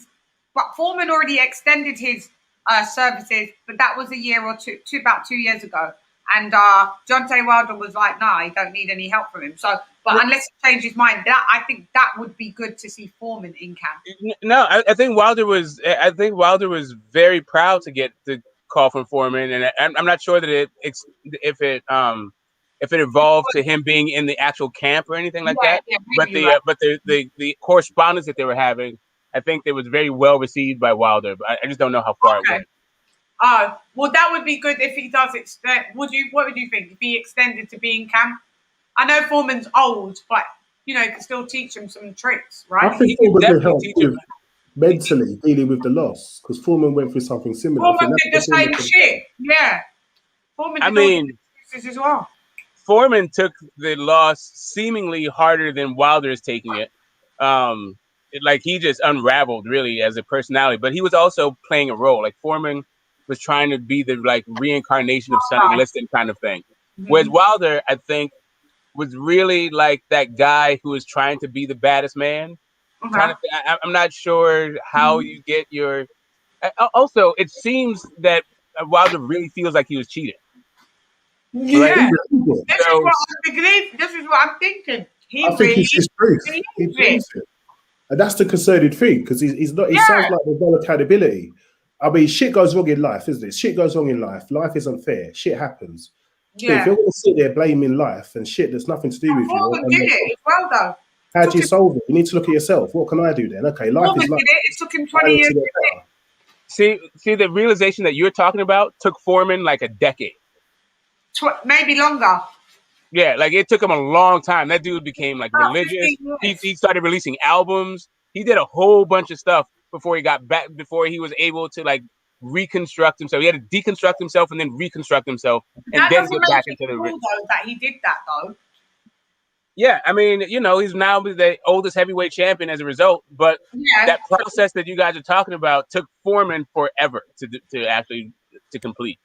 So how would you feel if Deontay Wilder comes out in like a couple of years even and just says, you know what, I just couldn't deal with that loss and I don't think any of that happened. Wow. Like there's two ways to look at that, right? If he wins and hasn't synthesized what he did to himself in order for that last fight for that last result to happen. Like if he doesn't address that ever, I don't know what that means for him. Like, that seems like it'll have like some like ramifications throughout his life, like beyond boxing. Like that just seems like that's a life lesson that you need to learn. Not, I mean, it can help you in the ring, but let's say he doesn't learn the lesson and still wins. Sorry, should I drop go through life like this? Drop the link. Yeah, Fall of Adam, Rise of Cain. It's got a lot to say in the chat. You can drop the link when you're ready as well. I don't know how to do that. You just can cut and paste the URL. From the URL from the top. It says StreamYard, but I've got it now. But yeah, you can in future you can drop links as well. If he doesn't do the soul searching and he loses, maybe he actually can come back from that later on in life, right? Because he's at the end of his boxing career, right? Like this is not. He's 35 years old. Yeah. He's already amassed the kind of like stats that he can amass for his Hall of Fame bid. Like he might be able to like come back and become undisputed or something like that, and that would be definitely like more ammunition, right? But if he loses, go ahead. Yeah, if he loses and doesn't take accountability or responsibility for what he did wrong, then he's gonna be really kind of fucked. It's gonna take him a long time. Like Carl Froch to me is a good example of a guy that is still bitter off of a loss. It does not. Yes. Does not actually recognize what he did wrong, so he can move the fuck on. Who from? Yes. Which loss? How? Andre Ward. Andre Ward. If you mention Andre Ward to Carl Froch right now, you'll probably ruin his day. Yeah, his day is ruined. I don't like Carl Froch anyway. He get on my nerves. I like him as a fighter. He's a hater. He's a sick fighter. He's a hater. He hates on Andre Ward a lot. He hates on Anthony Joshua a lot. And who else? Yeah, who else? He hates George. Well, he beat George Groves. Is it George Groves that he beat? Yeah, the one he fought. Yeah. Yeah. He hates on. I think he hates on Joe Calzaghe. Saying that if they had ever got in the ring, he would have beat him up or something like that. Yeah, it's stuff like that where we become just full of resentment and bitterness, right? Like if you don't actually synthesize what you did wrong to put yourself in these positions, then this is what you keep doing. You just keep repeating it throughout your whole fucking life. You don't ever get over. Yeah. I mean, he's a great fighter, but he's still, like bitter years later. So I'm like, wow. Oh, is he talking about? Yeah. Say that again, please. I said he was a great fighter, but he's still bitter. Like he suck on lemons. He needs to like he suck on lemons all day. Yeah. It's a bitter Betty. Lime. Bitter Betty. Just big tiny. Nobody want to hear that stuff. Get out of here. Later, you had your nose job. You just shut the fuck up and disappear into the sunset and do your Sky Sports commentary. And suck on your lemons. And suck on your lemons, because if you got lemons, you should have made lemonades. Right now, you're eating the rind, you're eating the zest. Like you're mad bitter, Carl Froch. I don't tolerate him whatsoever. Not one bit. Yeah. I guess because you know what it is? Because he was like the Josh Taylor. Yeah. He was just that person that he was touted to win that tournament. Yeah. And Andre Ward just washed it. He wasn't the one that they, and he just came out there and he won it in a spectacular fashion. And maybe it just did something to him. He forever. If you say that Joshua got 90,000 in the O2 Arena, Carl Froch gets pissed off because he did 80,000. Like he always mentions it. Well, I did 80. He just lives in the past, dude. Get on with it. Like I don't know. To that extent, I don't see anything wrong with revisiting your glories, isn't it? It was a glorious thing to get 80,000 people at Wembley. Yeah. The career. He did have a glorious career. So yeah, he did. But now let go now. Yeah, but I wasn't no fighter because I would have smacked people in their faces if I was a fighter. Yeah. I'm glad I'm not a fighter. Damn right. Me and Lisa would be. I would run down on them and smack them. What you say? Yeah, we'd be disbarred. They'd chuck us right out. Me and Lisa would be like, they'd be like, go to WWE because this is where you guys sue. So now you guys are sounding more like Dillian Whyte people because that's that Dillian Whyte would roll, man. What do you mean Joseph Brown is Froch telling lies? If not, it ain't hate. You can hate. You can tell the truth and come from a place of hate, right? Like, if all you do is highlight the negative, man, probably why don't you click the link instead of talking from the chat? Do you hear the stuff that man be saying about Andre Ward? It's terrible. Yeah, he's not gotten over it, and that's the thing. Like when you don't actually reconcile your own, if you can't be accountable for your own mistakes, this is what it looks like. It looks like being resentful and bitter until you actually until you take personal stock and put the blame at your own feet. This is what it looks like. He's actually like a spoiled teenager. He's actually like a spoiled teenager that's never been told no, always had things his own way, and the second it's gone wrong, he's blaming everybody else but himself. And so unless he gets over that, he's in real trouble, like real trouble. This kind of stuff goes beyond boxing. This is just like life stuff. This is just the way that the psyche works. Yeah, but he's in his 30s. Do you know what I mean? These are problems that you deal with as a teenager. But I mean, if you see with the George Foreman story, he details like his entire journey. Like my man was broke. He came back to boxing not just because he loved boxing, but also he needed to be like I'm a philanthropist. In order to continue on being like giving to the children and doing all his charitable works, he needed money. So he started boxing again. But in order for him to be in a place to box again, he had to literally deconstruct his entire personality and come as a completely different person. Now, who you talking about, Smoke? I'm sorry. George Foreman. Oh, yeah. Remember he was on Sanford and Son? Yeah. He did like a little acting gig. Yeah, he did everything. Like that dude. Yeah. He was a pitcher. Like he literally tried everything. He was a singing preacher. He released albums, like gospel albums. Oh, Lord have mercy. Yeah. Like listening to that guy sing. I did not know that. Like, yeah, it's comedy gold. It's that bad? No, it's worse than me. But, oh my God. Yeah. Wasn't no Reverend James Cleveland. We'll just say that. Yeah, no, he's let me shut up about him too. But I mean, he came back like he even came back as a defensive fight. Like he was still getting hit a bunch, but he came back with a cross guard, right? With Eddie Fletcher's cross guard. Like how Ken Norton do the cross arm defense. They call it the skull and the bones, right? But it's another name for it too. I call it bob and weave. Well, the bobbing and weaving was Joe Foreman. Joe Frazier, right? And Mike Tyson had that sort of style, but that cross arm that came from Eddie Fletcher and Archie Moore used. Mike Tyson had the peekaboo, wasn't it? Yeah. Peekaboo, Mike Tyson. Yeah, peekaboo because of where the guard was, but the bobbing and weave was his upper body movement.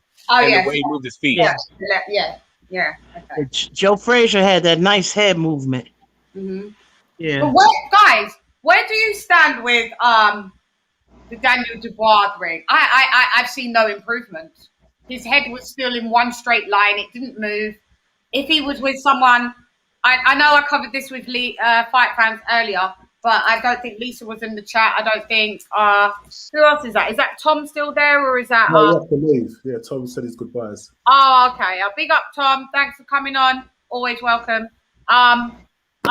Smoke, did you watch because I don't think you guys got to see the Dubois fight unless you saw it now ran back. We got to see it. But so I had a third round knockout and he did it in 2. So I just thought that Dinu wasn't going to be up to the challenge of Daniel Dubois' youthfulness and his power, and he wasn't, right? But I think if it had gone longer, we may have had some questions answered. But you just can't answer anything in 2 rounds. It was kind of obvious. There seemed to be kind of a litmus test on. He was still getting jabbed in the face. Yeah. He needs a different trainer. But he's changed. He's with the McGregor. So Shane McGregor is the trainer because he's the one that's under Lawrence Okolie now. That's bringing Okolie to his world champ status. But I mean, it's been very quick. They've only just changed maybe about 4 weeks ago. Well, McGuigan to me is not the he's not the defensive guru that I think that Dubois needs. He needs to be protection first. He needs to be defense first. He has no defense. Yeah, because his offense and his power is good. He's young enough. He's got fast twist muscles. All that stuff is good. He needs to be defense first, and then he can hurt his guys later on. Do you think the WBA route for now? I think that is too soon for him. I put Trevor Bryan as a C-list, B-list heavyweight, but he can still beat Dubois, in my opinion. Sorry. Nah, I got Dubois tearing that boy apart. No, listen. If Dubois doesn't, who's there? Someone at the bottom? Someone trying to get in? Is that Shelley? No, who's that? Oh, it's your mate again, Smoke. I know it's not. Hello. Hi, Peter. Hello. Hi, Peter. Hi, I thought it was the other guy. Hi, Peter. What's up? Hello. Hey, how are you? Hey. I just wanted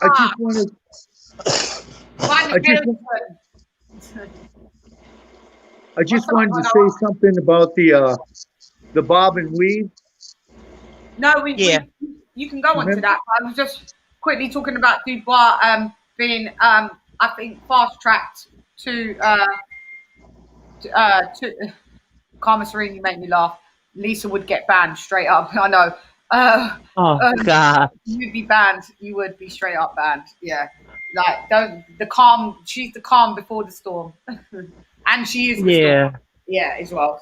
What I'm saying, Peter. What I'm saying, guys, is I think the WBA route it's a fast track. It's a good chess move by Frank Warren, but I think it's only going to end up in tatters, in my opinion. It's too soon. What do you think? Panel, chime in. Could very well be. I was listening to a program the other day, and it was an LDBC channel, and they were saying, well, Anthony Joshua wants to duck Usyk because he's scared to fight, or he doesn't want to. He's trying to avoid Deontay Wilder, which was pure blather, in my opinion. I don't know what these guys are talking about. Sometimes it defies logic. Even listen to. I had to click it off. It just didn't make any sense. As far as Frank Warren and the WBA, they're going to keep going. They'll keep going, doing the things they do. I thought Dubois did a great job the other night too. But what in 6 minutes? What could we see? What growth could we see in 6 minutes? You didn't see any, and even if there wasn't time to. Why didn't they let it? Why didn't they pace it? Like, all right, you got this dude. Let's drag it out to maybe a 6th rounder, and then get him out on the 6th round. Then we could see a bit more boxing fundamentals where you've improved, where you may not have improved, because we need to see where you haven't improved, so we can work on it in camp for your next fight. The reason why they chose to get him out maybe in the 2 rounds, because they thought maybe, as what Smoke is saying, is that in the latter rounds Dubois wouldn't have fared well.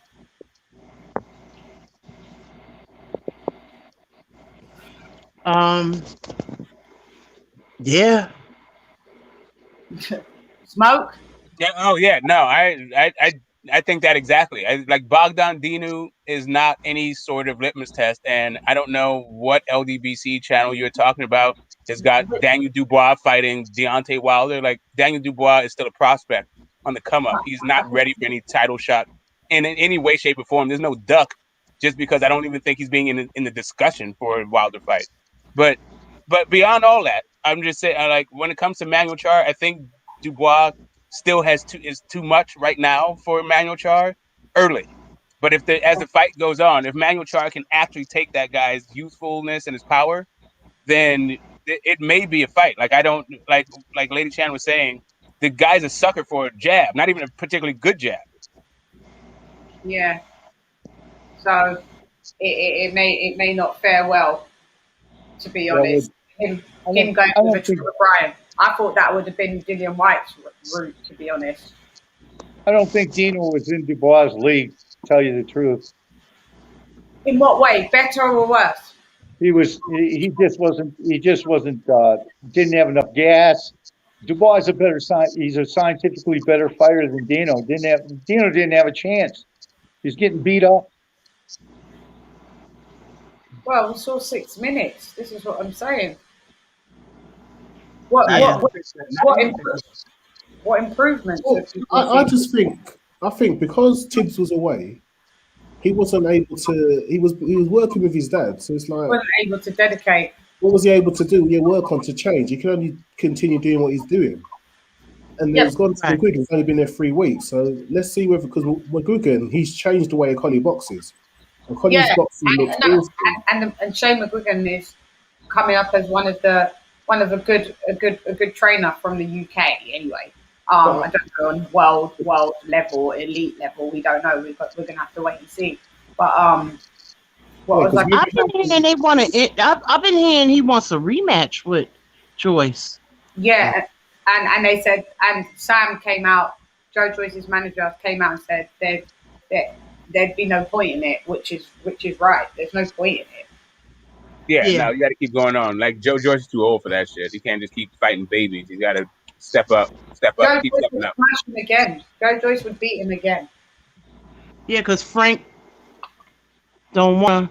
That goes to show you that's sad. Like Joe Joyce beat that young man, and he for a interim position to be. So it's like wow. And it all got taken away. Joyce did have the opportunity with Usyk. It just hasn't panned out. Yeah. That's a good fight. Still, just don't seem fair. No, that would be a great fight for Usyk before AJ, but that's not. It looks like that's not gonna happen. Yeah, that's what I think. That would have been better tester to see both of their levels. Who is that fellow that's the British heavyweight champion? He's a heavyweight champion of Great Britain. What's that guy's name? Who? Fury? No, not. I think doesn't he have the? I thought Huey has the Brit title, or he had it. Yeah, he's rubbish though. He's well. I think Joyce has the British title. That guy, I don't know. He's got British and then he's got European. That's what he's defending against some European title for his next Mando. Joyce. I can't remember the guy's name. I wish I could because he's good. He's a good boxer. So about Wardley. Talking about Fabio Wardley. He's talking about Fabio Wardley. Yeah, that guy's a good boxer. Yeah, he's on the come up. I like Wardley. I like him also. I like Fabio. Yeah. I wish I could have remembered his name. Sometimes, I watch as many fights as I can. I like the British fighters, and it's just hard to remember all their names. Of course, I'm an old guy, so. Yeah, no, I forget the same. We digest a lot of information, and sometimes it's hard to pull it, retrieve the names back and the fights back. Yeah, I do the same thing. So, yeah. But I think, a Wardley fight with Wardley against... Why wouldn't you like to see Wardley against, like, Daniel Dubois? Ooh. Yeah, geez. That prospect versus prospect, that's not bad. That's not a bad fight. It's just that, Wardley... he doesn't have a ton of power, but he's got decent power. So that's a pretty good fight for him. But if I'm the Wardley people... I don't necessarily want him against Daniel Dubois just yet. Maybe an easier touch. Say again? If he beats Dubois now, he then becomes the interim bloody champ. So he's just jumped way ahead. He's in equal problems as Dubois is. It's too early for them both. Yeah, it's too early. Yeah, it's just too early for it's not a bad fight, but they're stylistically speaking, and also where they are. But it's just Wardley is the guy didn't even have an extensive amateur career. He came up semi-pro kind of thing. You want to give that guy a chance to develop. He's white collar. What do you guys think about Effie Ajagba out of I think it's Nigeria? Yeah, I like him. I like that guy. I like him. He's got one punch knockout. But he got freakish power. But he's not consistent. I've seen him. Yeah, he's green. Not so well. He's good. He's green. He got dropped by that one guy, the bald dude. That's the one. He was winning, but then I can't even remember the opponent's name. But getting dropped by nobody's is just not a good sign on your way up. He needs to and then he started talking trash about the champs. I don't think his head is on straight. He seems to have a bunch of business things that are going on with him. He just needs a solid camp, a solid team behind him, and work on his deficiencies. Because I think his tank is trash also. It's he would my man what's his name, James Prince and them now. Oh well, Prince ain't a bad manager, right? That's cool. But I don't know who his team is. He's got to get his feet underneath him. Yeah, I don't know. I just don't know what Frank's really on. Peter, you are a pro Fury supporter, aren't you? Well, I think Fury's going to beat Wilder. Wilder doesn't have any footwork. This is just my contention, okay? This is just my personal opinion, all right? Wilder doesn't have any footwork. I thought he was winning around there when he was using the jab until he got hit, which indicates to me that when a big guy hits him, because how many guys has Wilder fought that were his size?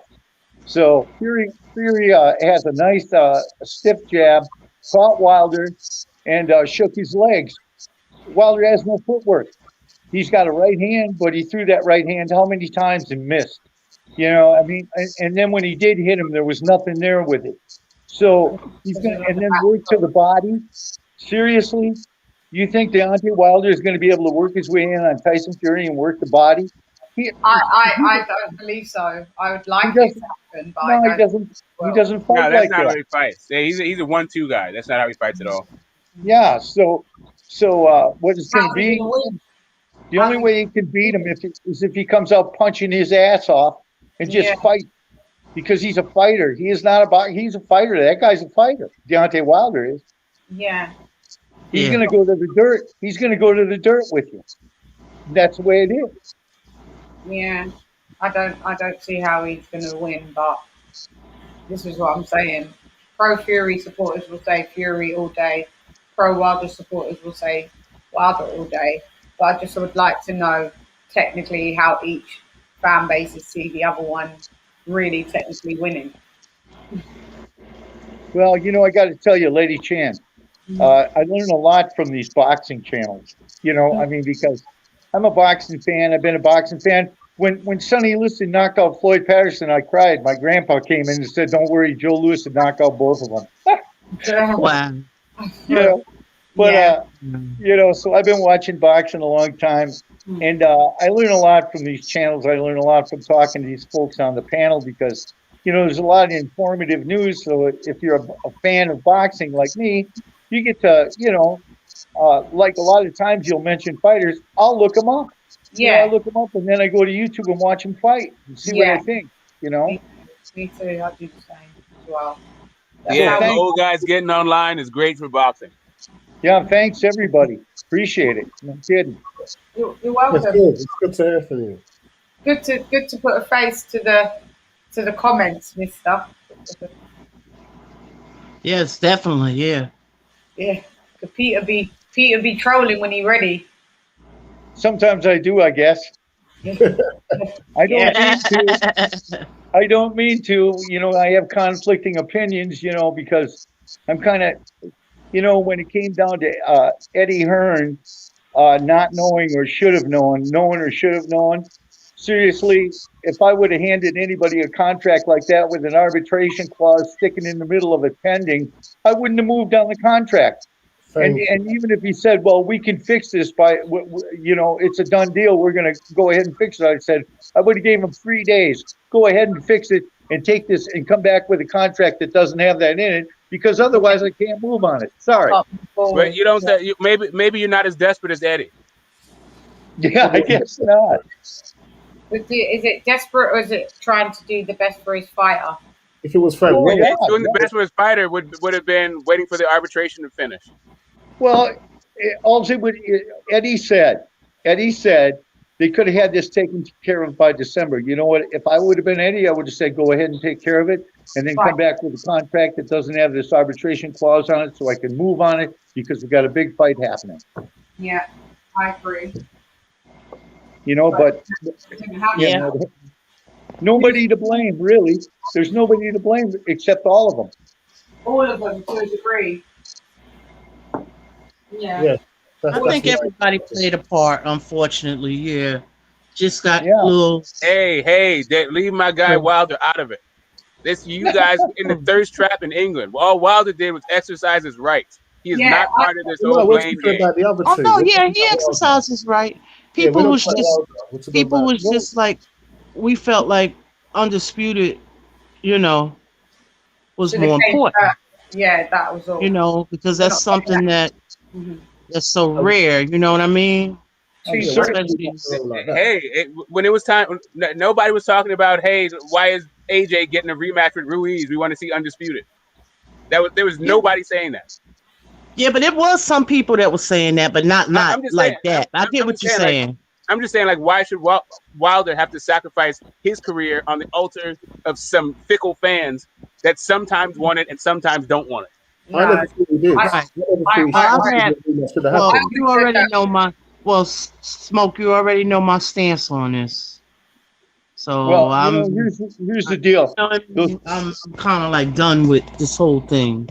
Those contracts are considered what they actually refer to them as is boilerplate contracts, and they're boilerplate contracts because they have mediation and arbitration worked into them. Nobody's getting down on Deontay Wilder for exercising his right. Yeah, no one is. The last thing I'm ever doing. Of course. Yeah. It's just that we kept being given the wrong information, so we was banging on Wilder for the fact that we was told by Bob Arum that Wilder didn't want a third fight; he wanted compensation. So if we wasn't given, we can only speak about the information that's given to us. And the minute it changes, like myself, I'm the first one to put my hands up. I wouldn't say that Wilder was in the wrong. If obviously he had a right to do what he did, and obviously Fury actually absconded from the deal, which is something that Fury does. But because we were told by Bob Arum multiple times that wasn't the case, we banged on Wilder. Wilder was right all the time. And Wilder was right the whole time. But right. Me personally, okay, go ahead. No, me personally, I'm real sick of this heavyweight thing, and Fury and Wilder in particular, I'm real sick of. But that's just my opinion. Me too. Me too. It's just back and forth, back and forth. It's just like they're going to want to be fighting each other for the rest of their careers. So there's two things that it takes some getting used to for me, like as an old-time boxing fan. One is the idea that we can tell the best of a division when guys aren't fighting each other just because they have belts. Like that's kind of a weird thing for me. I'm less interested in getting the fights that I want when I want, but I see that that's causing a lot of consternation among some fans. Because I understand what the alternative is. The alternative is fighters seem to be getting hosed and fighting these huge fights and not getting their just due. If I want the fighters to be compensated, and I understand that if I may not get the fights that I want when I want as a result, I'm okay with that. But what's really weird to me is the amount of bullshit that promoters and managers put into the media to make fans fight over. That type of shit, 21st century promoting, I absolutely detest. I don't like the psych ops. Yeah, I don't like it either. 100%. Yeah, I don't like it either. We all have a fight that we want to see. I got two fights I'd like to see. Right. One of them I want to see them all fight. I'd like to see Zurdo Ramirez take on Joe Smith Jr. instead of Danny. What's his name? Daniel Jacobs. Yeah, I'd rather see that fight. And the reason I say that is because Zurdo is a good fighter and he deserves it. And I know the money's there for Danny Jacobs, but doggone it, Zurdo is a good fighter, and Joe Smith Jr. It was kind of given a gift that last fight. I think he should take on Zurdo and see what he's made out of. And I would also like to see Antoine Russell go head to head with Regis Prograis. I just got my favorites, Yeah.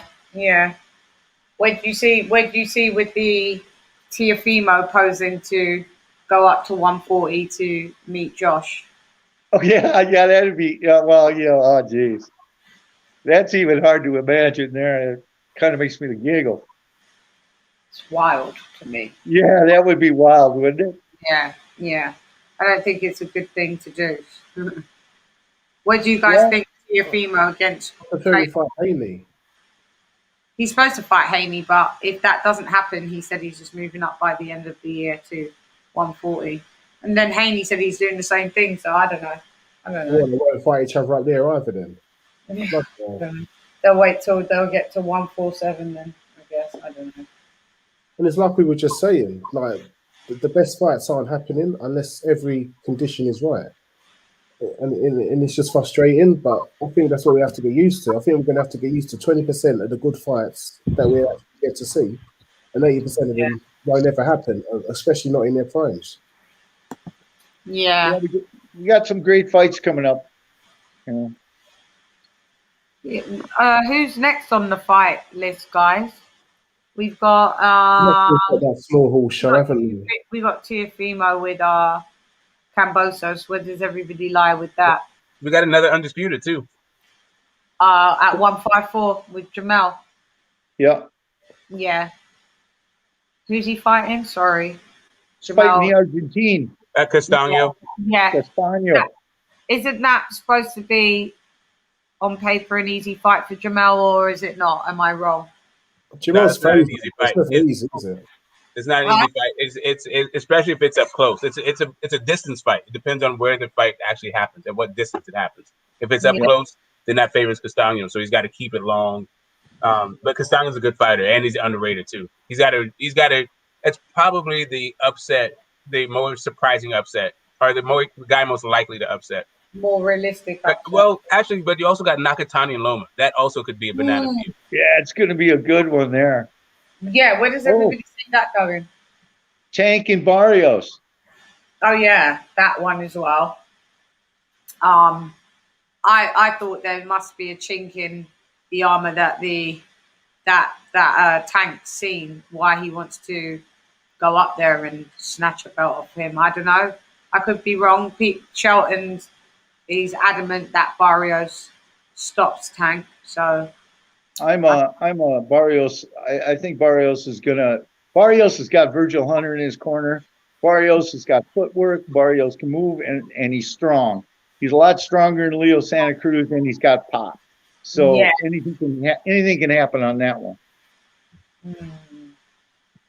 And then with the Teofimo and Cambosos, I see Teofimo winning that within inside 5 rounds, in my opinion. Duly noted. Yeah. I agree. I've seen Cambosos fight once. That's true. The Selby fight, isn't it? Lee Selby, it was an unimpressive Being at home with those Aussie fans. Win. It went the distance. It was an unimpressive win. I'm thinking more 6 or 7 because he's at home and with the fans. Nah, Cambosos just doesn't have the power to stop Teofimo. He doesn't have the greatest. He doesn't have the pop. He doesn't have the greatest fundamentals. I don't care if he sparred with Pacquiao. That's his claim to his fame, but didn't show it. It didn't show us anything in the Lee Selby fight. So he may want to stop saying that. It doesn't give him any extra points if you're not going to show anything for it. Stop saying it.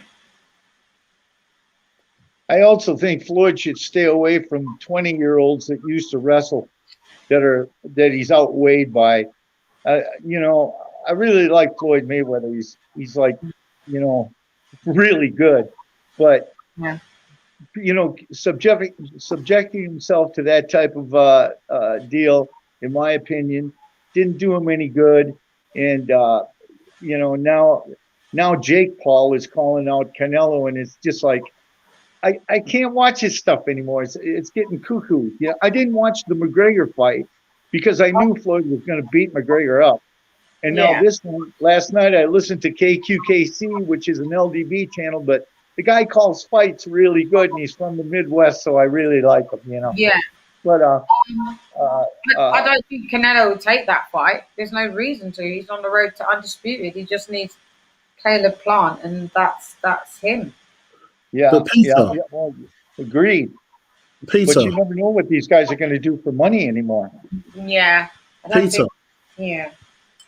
Sorry, Shan. Peter, when you was listening to the fight, did they mention? Because I just saw a clip where he looks like Floyd hit Paul clean, and he was dropping. He held him up. So people were Floyd held him up. I just saw the reel that he said. Yeah, I just saw it. Did you notice that during the fight? Because I never noticed that, but I missed some of the rounds because I streamed it and I missed the early part of the fight. Mm-hmm. Oh, I didn't see it. I was just listening to OG call it. Oh, okay. And it's on a reel. Yeah, that's it. yeah, I knew Floyd was hitting more, you know, but Floyd stopped him from dropping. Yeah, the entire thing was it was centered around it being an exhibition, right? That's why he was able to hold on and all this stuff. Like the entire thing, it was just like Floyd was like laughing through most of the fight. Yeah. Oh, really? Yeah. Yeah, he was like, he had a huge smile on his face, like whooping, like tearing that boy up. Yeah, I just wish he wouldn't. I wish he wouldn't do that anymore because he's better than that, in my opinion. That's just my opinion. Better than what? It's better than exhibition. Logan Paul. Oh no, Floyd ain't better than that. Floyd's trying to make a buck. Floyd is trying to check a buck like nobody else I've ever seen in the sport of boxing. Mm-hmm. That dude, it will definitely do the dirty for $1. Okay, you tell me, how much is enough? How much is enough? Did they stop making money when they made all the money that Floyd has? Floyd wants all of the money. He wants the money that he has, and he wants to separate you from the money that you have also. Well, highly unlikely that's going to happen. And the way I look at it is, when is enough enough? You know? I mean, if he would have fought Judah, it would have been a different deal. But he didn't. He fought some guy who's used to wrestle in high school, and he's like outweighs him how many pounds? It's like who with any common sense would even buy that fight? Well, to me, it wasn't even about like the real like the purist in me had absolutely nothing to do with Floyd fighting a YouTuber or a social media influencer. Sorry, it was a Jarrett Hurd fight, where Jarrett Hurd apparently doesn't know how to move his damn head or put his his thing up to protect this side, because that overhand right was just on the side of his head all damn night, and he had no adjustment for it. No adjustment for it. I heard about it. Arias deserved that win. It was just too quick for him. Way too quick. And the thing is, Hurd is such a big guy. For one reason, I don't know how he was fighting at 154 and 160. He clearly needs to move up. But there's no point moving up because he like you said, Lee, he just doesn't have it, in my opinion. Unless he weight drains and he couldn't generate power or something. I just didn't see like what Smoke said. He just doesn't have any adjustment. That fight just exposed him. Yeah, you can't put both your hands up. You got to stay in the half guard the entire time, even though the left side of your head is getting beat to shit. Beat to hell. Like, come on, man. Do something. Ridiculous. Do something. And then also Badu Jack coming out of the gate trying to knock a guy out. When's the last time you saw that? That guy, Colina, dived. I called it, didn't I, Lee? You did. I called it, didn't I? And you said, wow, you're Mystic Sham. I called that right out the gate. I was like, this. Before the third knockdown, he said, no, there's a 3 knockdown rule. He's going to take the thing and he's not getting up. From I saw the second knockdown, from I saw the first, I was like, oh, shit. Yeah, the way he went down on his back, how hard he went down, I thought that he was I thought he was looking for a way out then. Yeah. Hang on, I've come off the screen. I can't see where everybody is gone. I can hear you guys, but I can't see you guys. Let me ask you all a question on the panel here. Do you guys bring the fight in and watch it on TV, or do you ever just listen to it? Like somebody calls it, not, like when you have somebody call in the fight, and they call the fight really good, because I listen a lot of times, all we had was black and white television. We had to listen to the radio to hear the fight. So I like to listen to the fight, I like to hear somebody call the fight. Do you guys ever do that, or do you always bring it in? My favorite guy on YouTube to hear call a fight is a guy called Trey X. But he uses colorful language. So if you're not a fan of profanity, then you may not like his calls. But but he's fast with it. He's exciting. Like, he's very interested in the fight, and he's real interesting to hear call fight. Someone who's really good at that is Tunde on Stamina for Sale. Yeah. Which I love that kind of stuff. You know, he's really quick with it as well. And yeah, so if you can't actually see, he does describe everything for you, because you need, as you said, as Smoke said, you need a good person who's commentating to able to speak quick enough and describe the action. I don't know. It's me. Hang on, let me come out. It's me. Whoa. What happened? I think she'll get some feedback. She's got feedback, yeah. Yeah, she's gonna. Yeah, most of the fights that ever took place in my life, like let's say Marvin Hagler and Mustafa Hamsho. I don't know if you guys remember him, but he fought him twice. And then Larry Holmes. One time I was driving down to Georgia, and I stopped and got a hotel room, and it wasn't on TV, so I listened to it on the radio, because that's all, that's all we had. There was no internet or anything like that. Yeah. Peter.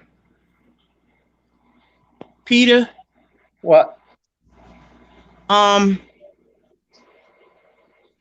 Subscribe to Coach Strout's Classics. Okay. He got a lot of the classics. Yeah, classic fights. Yeah. So yeah, for the station that calls like current fights, like all the new ones. It's the channel is called Marlowe's Corner. The guy who actually does the call is Trey X, but the channel is called Marlowe's Corner. Yeah, he's good. Really good. It's a good thing I have a pen here. He got a lot of passion for it too. Yeah. Yeah, that's what I like. Boxing fans. Left hook, duck, left hook. Whoa! Yeah. Like he just got that energy about him. Yeah, it's also an LDBC channel that only talks boxing. They don't like really give their commentary on the controversies of the day in boxing. He just calls fights, and that's about it.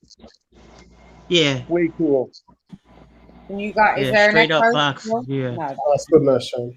Yeah, you're good. You guys, thanks for everything. Yeah, Stamina for Sale is a good one. I didn't know that they did. I didn't know that they did fight calls. I've heard them do like the wrap ups of the week and stuff. I just haven't heard them call fights yet. Yeah, they do live commentary watch-alongs.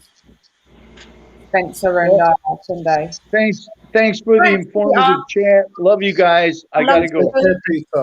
Thanks for coming. Always welcome. Thanks, bud. Yeah, Peter. Thanks for coming through.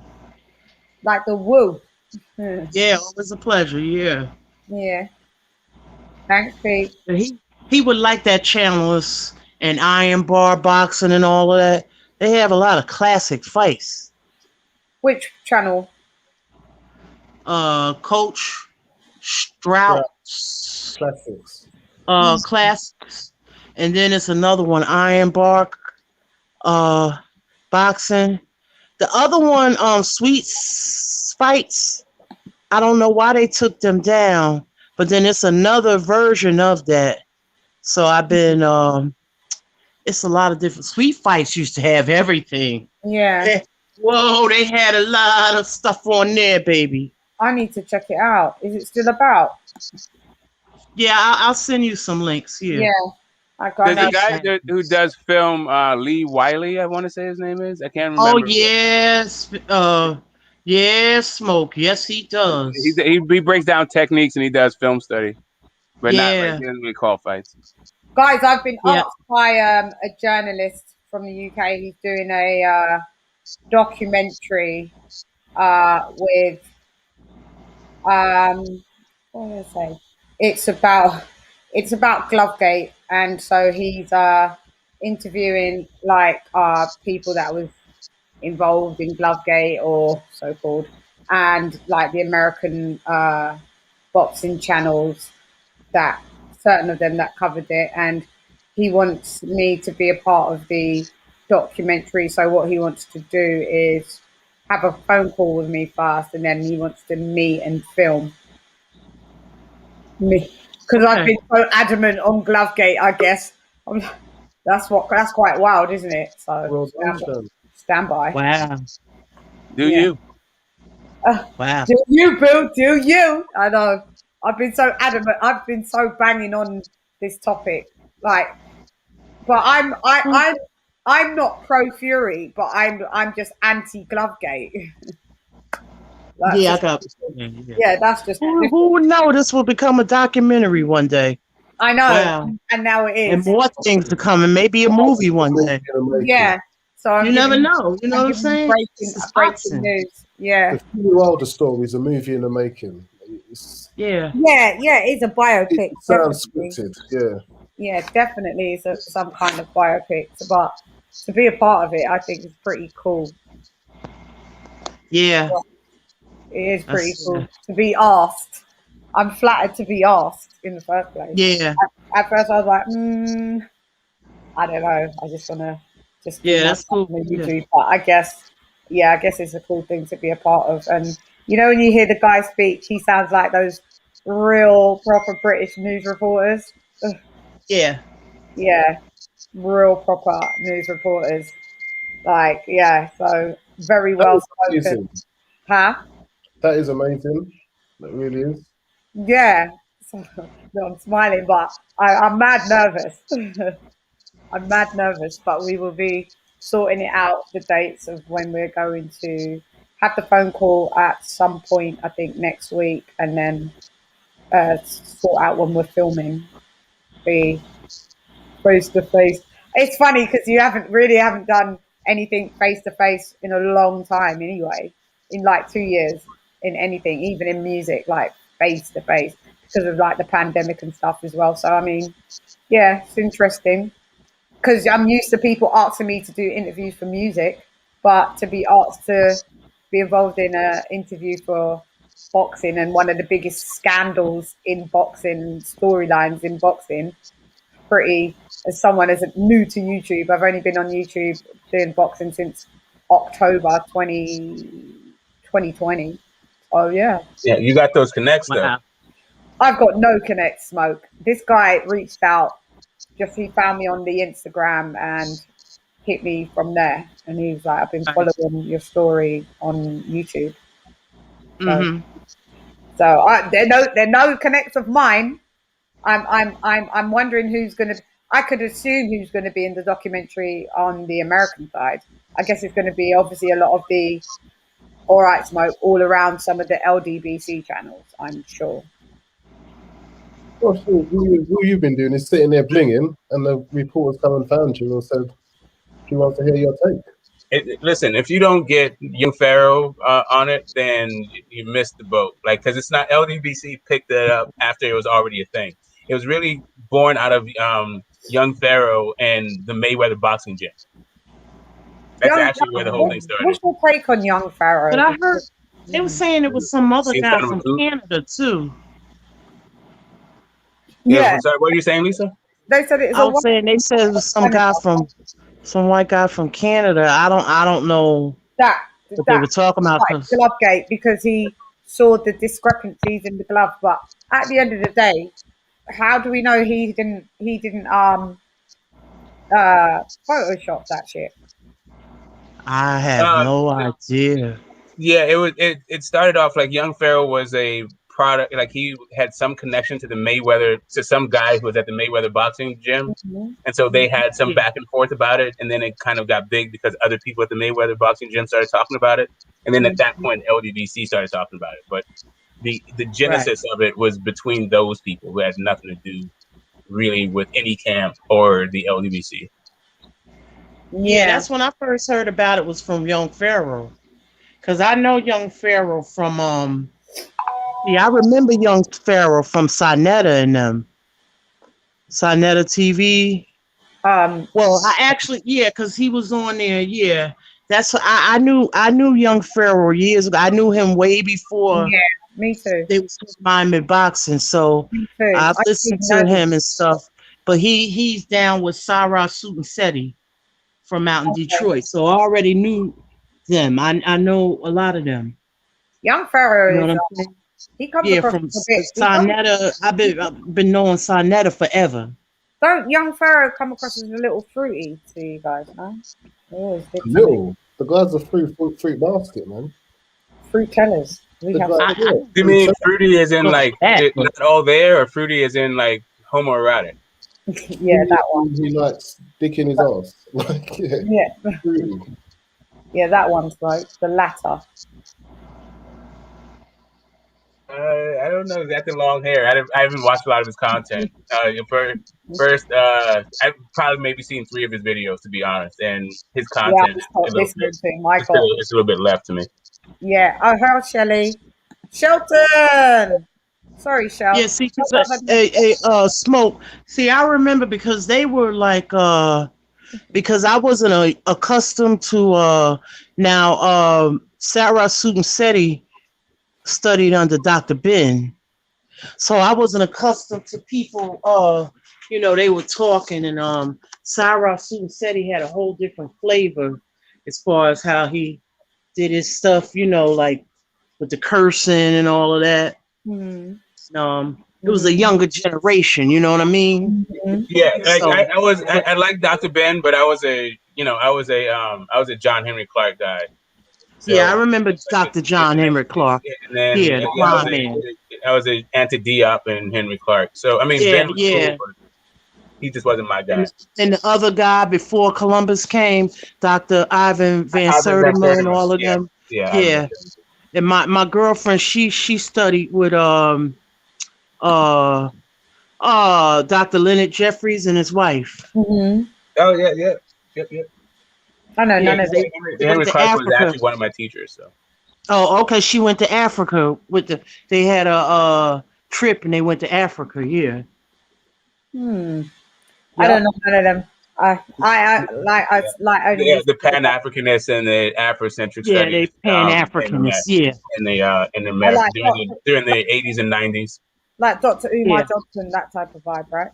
Yeah. Well, I know Dr. Umar's a little bit different, but it's kind of sort of different in what regard? He's a little bit more of like a personality, like a media personality, where they were just like straight up educators. All he did was teach. Right. Guess who I just spoke with, y'all? Go ahead. I remember Dr. Frances Cress Westland when she was on Phil Donahue. Yeah. I got her book. I got her book. Yeah. You can find that one on. You can find that on YouTube. Her parents. Yeah, I've seen it. Yeah, I got it in my. You got it in your arsenal. You got it in your library. A big sister gonna hook you up, girl. Yes, please. The self-empowerment is nice, but I got a music question for you. Have you seen the Khalid Where You Come From video with Capleton and Barrington Level? We love it. That song's been stuck in my head for 2 months. Ever since that's hot. Lisa, we were talking about that the other day. I sent it to Chan, but she already knew. Yeah, I was like, this tune bangs. I don't understand why it's not banging down. Yeah. It's the best DJ Khaled song. Sorry, Chan, when you getting back into the studio? I'm supposed to be going in within the next 2 weeks. I keep all saying, right, that's what I'm talking about. Yeah, I keep saying I'm going in, but then boxing gets in the way, and I end up, I'll never let that get in the way. Music, you got to put this boxing to the side. No, I can't put two loves to the side. I like them both. What I'm saying is, boxing's new to me. I've been doing music on a professional level since 2009. Before that, I know. Before that. Since 2004, since like literally a kid. So I've been in the music industry for a long, long time.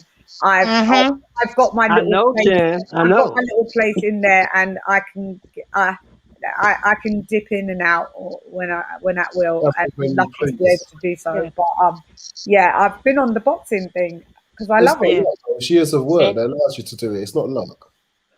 Huh? Yeah, they tell me if you love what you do, Chan, you never have to work a day in your life. And this is true. So I've picked two things that I love. And guess who I just spoke to, Chan? Who did you speak to? Shelton. I mean, OG Tommy Brooks. Who? OG Tommy Brooks, trained Evander Holyfield, Pernell Whitaker. When did you just speak to him? Now, when was he on Coach's show or something? He was on Major Key show. Oh, was he? Because Troy just actually texted me. About okay, so they had David Benavidez. They have good guests on there, you know. Yeah, they have some good ones. They had Tommy Brooks today, Chop Corley, and Junior Jones. Yeah, this says Tommy Brooks. Yes, that's what he's telling me. Major T. Yeah, Junior Jones. I'll never forget Junior Jones. He beat the shit out of Barrera. How did that go? It was great. It was great. Tommy Brooks answered my question. I asked him who was the toughest fight he ever had. He said his toughest fight was Michael Spence, actually. That was his toughest fight. And I asked him who was the best fighter he ever saw. He said, shit, I can't tell you. Holyfield, Pernell Whitaker, Junior Jones, Vasily Girov. He said, all my guys are good. I can't tell you who the best was. Oh, Vasily Girov. Yeah, I remember him. Different era, mate. It's hard. I know all them guys from. It's hard to pinpoint who they class as the best because there was a lot of people that were the best. Like, yeah. He told a story about how when Whitaker got his jaw broken by Trinidad. Trinidad. Oh, I didn't know that. Yeah, so he got his jaw broken. He got his jaw broken in the second round. He told him not to stop the fight. He finished the fight. Continued to fight and finished. Yeah.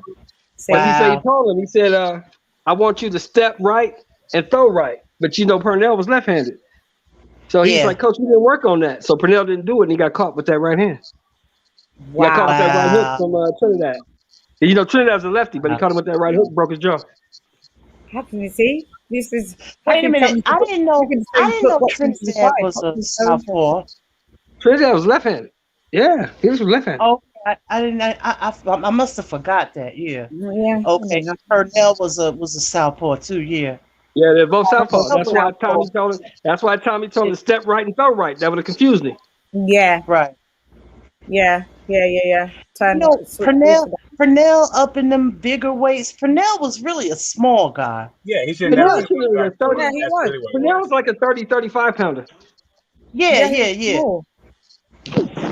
was a bad brother though. Yeah, Pernell Whitaker. Pernell was a beast. Yeah. And so was Tito. Tito was a bad brother too. Yeah, Tito went all the way up to 60. He was a 47 pounder, went all the way up to 60. He started at 40 though. Yeah. He started at 40 and went all the way up to 60. In the higher weight, you could tell that wasn't him. Right. Because he was flat-footed and kind of slow. What were the weight divisions then? Because there were less weight divisions then, wasn't there? Yeah. There wasn't all this other stuff. Well, he skipped things. He went from 40 to 47 to 54 to 60. He just went right there. He just went up. Yeah. It just wasn't so many belts, Lee. It was just silver division. It wasn't so many belts.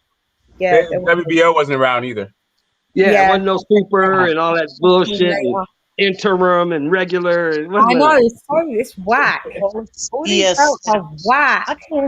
I can't even figure stuff out. I can figure it out. I just choose not to. Because you know why I choose not to? Because I can't make sense out of nonsense. But it's sensible. But it's say that again, Lisa. They need to hear that. It's sense to them because they, you know, I have a bullshitometer, BS. I know. At some point, it shuts down. Yeah. Hey, Smoke. Did you participate in that garbage yesterday, bro? What garbage yesterday? Garbage. That garbage that they called a fight yesterday. That trash. What do you mean participate? Did you watch it? What? I watched it. I watched. Wait. The Mayweather fight? Are you talking about? Yeah, that. I watched part of it. But I watched the card though. But the card was good. Oh. Like, listen. The card was good. Here's the thing: if you boycotted that fight, then you missed a good Jared Hurd fight, and also you missed Badu Jack trying to win from round one.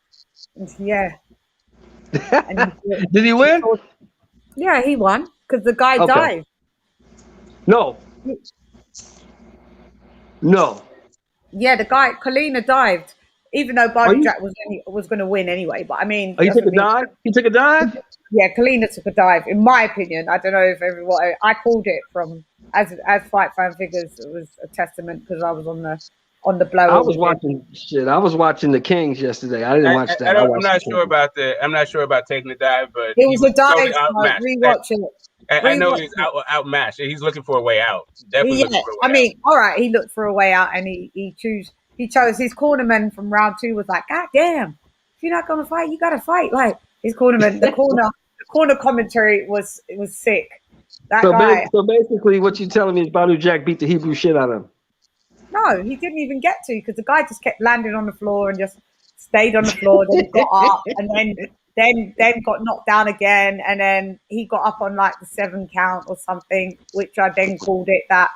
And then it was, they in that state they're running a 3 knockdown rule. So I said to Lee, oh, he's just going to go down straight away after getting up for this. He's not going to want to smoke, and he went right back down and just didn't bother to get up and overreacted and as soon as the fight was called off, he was all normal in the ring, like yeah. I was like, "How you recovered quick?" I heard that Chad Johnson looked pretty good. They say. I didn't watch. He did look pretty good, but his hands were too low and his chin was too high, so he got caught. I was at this. Ochocinco, yeah. Ochocinco. Yeah. I saw a clip of him getting spun onto his face. Yeah. Yeah. But he's like a football player too. He's very used to falling. Yeah, football player. He should have been in the ring. Oh yeah. Do you guys, Lisa? Did you watch the Kings last night? The who? The Kings. The Showtime documentary. Leonard Hagler turns around. Oh no, I gotta check it out. It's on demand. You could check it out. Did you watch it, Lee or Chan? Did you guys watch it? We don't have Showtime. But I didn't even know. Even though we watched the Showtime fight yesterday, we watched it on a stream. That's crazy. Oh, okay. I gotta check it out. I gotta get that, and I gotta send you some link or something to that. That you gotta see that documentary. Even if you send the link, it may say not shown in your country, so it may not. Wow. Because every time you guys gotta see that. It's the most comprehensive documentary on those 4 guys. It tells everything. Really? Oh, okay. I watched the whole thing, and all 4 episodes are that. They're doing it in 4 weeks, but all 4 episodes are on Showtime on demand right now. Right. And guys, also, what time Malachi on Fred? He's gonna be 9 o'clock my time. 9 o'clock my time. J. Cole. Oh yeah, Leon. Yes. Man. This guy is hater of the week. By the way, we forgot to say. Oh, is that him? Yeah. He needs to click that link. The reason why we talk over each other but he was voted on my haters of the week of the meanest comments. He was the guy that got voted as the. He called me a demon weave rat. Click the link, J. Cole, man. Yeah, why don't you get on the panel, weirdo? Get on the link. Yeah. I'm gonna get on that panel because it's Audubon. You got to get in where you fit in. Get in where you fit in. But listen, y'all. Let me tell you how stupid I feel. The other day, I saw the weigh-in with Chad Ochocinco. Mm-hmm. Yeah. How dumb I feel. I thought that it was Chad Dawson that was the fighter. Right. I kept saying, why do he look different, Chad Dawson? Do you know how stupid I feel? I confused him with Chad Dawson. I said it. When I realized who it was, I was like, you big dummy. Tangalaga, you're funny. I know. I don't think Wilder likes my song, but he could twerk to it. He's a good twerker. Twerk better than me. I can't twerk, so not to that degree of what Wilder can do. But yeah. I'm an MC. I wouldn't say I'm a rapper. Wilder twerks like a pro, man. Like he practices that very often. Lee, you crazy, man. He crazy. It's true, though. Why do that shit? Listen. Twerking is for girls. I love it. I love asking girls to twerk for me. Yeah. Yeah, for girls. I ain't seen many that can twerk better than Wilder. And like, I know he twerked well. That was why it was so like, oh, why do you do it so good, King? Oh my God, you're a king. And then you twerk. You just stop. Somebody told me yesterday, right? Y'all check this out. Somebody told me yesterday Padding removed, not loaded. So you don't want to come on the panel, J. Cole, because remember I'm the demon weave rat or whatever you called me. So. Yeah, you're a hater of the week. So well, see over here then. Well done to you. You actually made being a loser a winner. Great stuff. Well, see somebody told me yesterday. I was talking to somebody yesterday, right? And they told me that the reason that they love Deontay Wilder so much is because he speaks up on black issues, right? Yeah, I know who told you that. So I said, so what I said was, okay. I know who told you that. I don't even give it no energy. We know.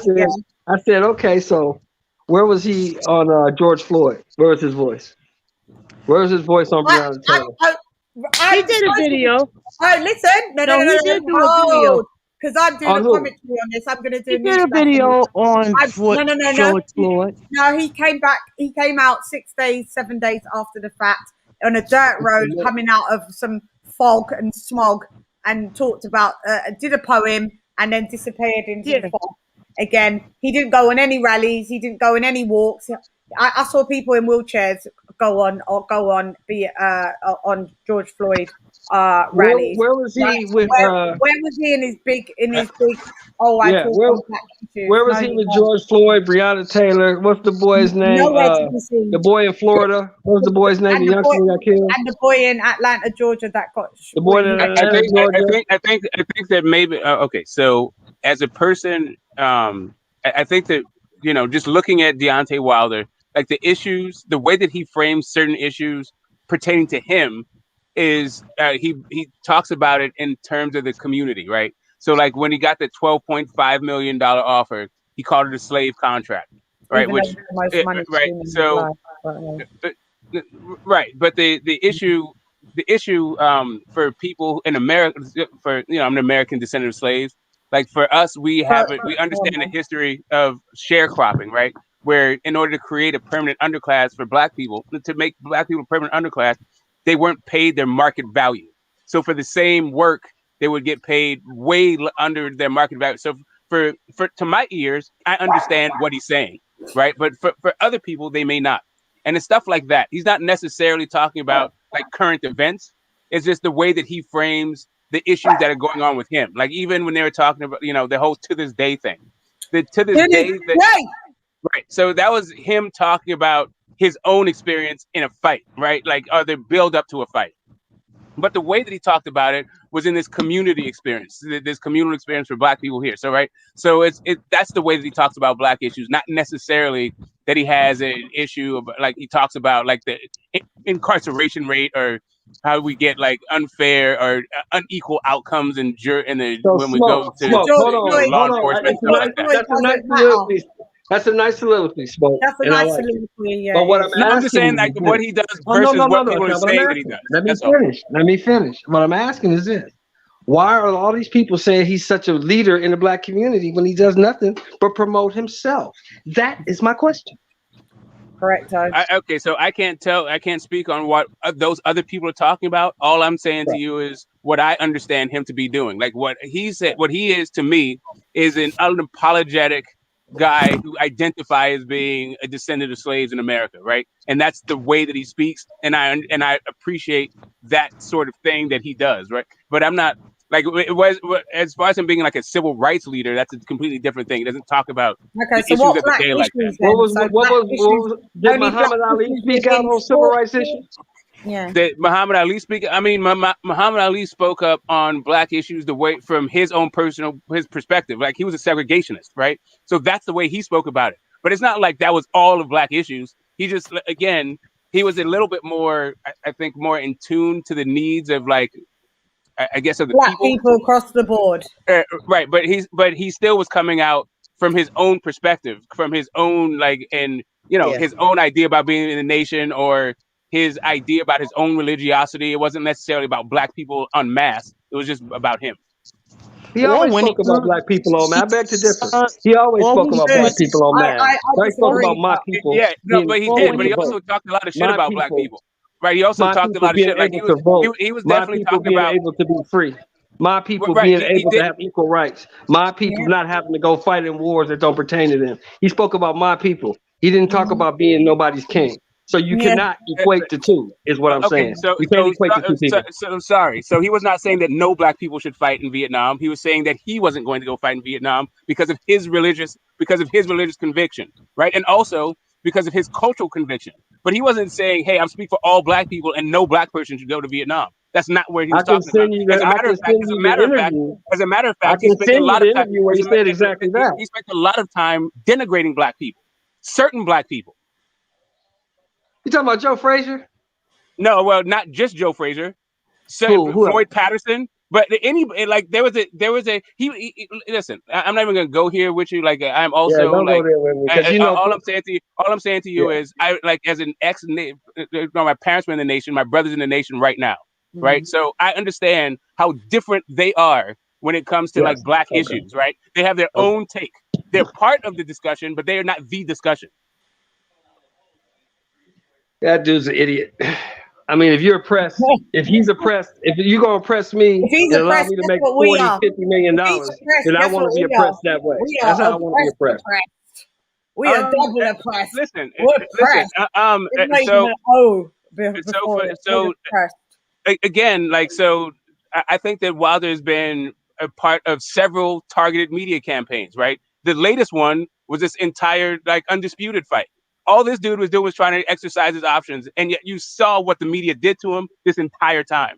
So yeah, there is definitely oppression, even though this guy is, he's part of the like 1% when it comes to his actual purchasing power and his ability to like negotiate the system is definitely. He has way more access to I guess what the system has to offer than most black people, right? But that doesn't mean that he can't also be victimized.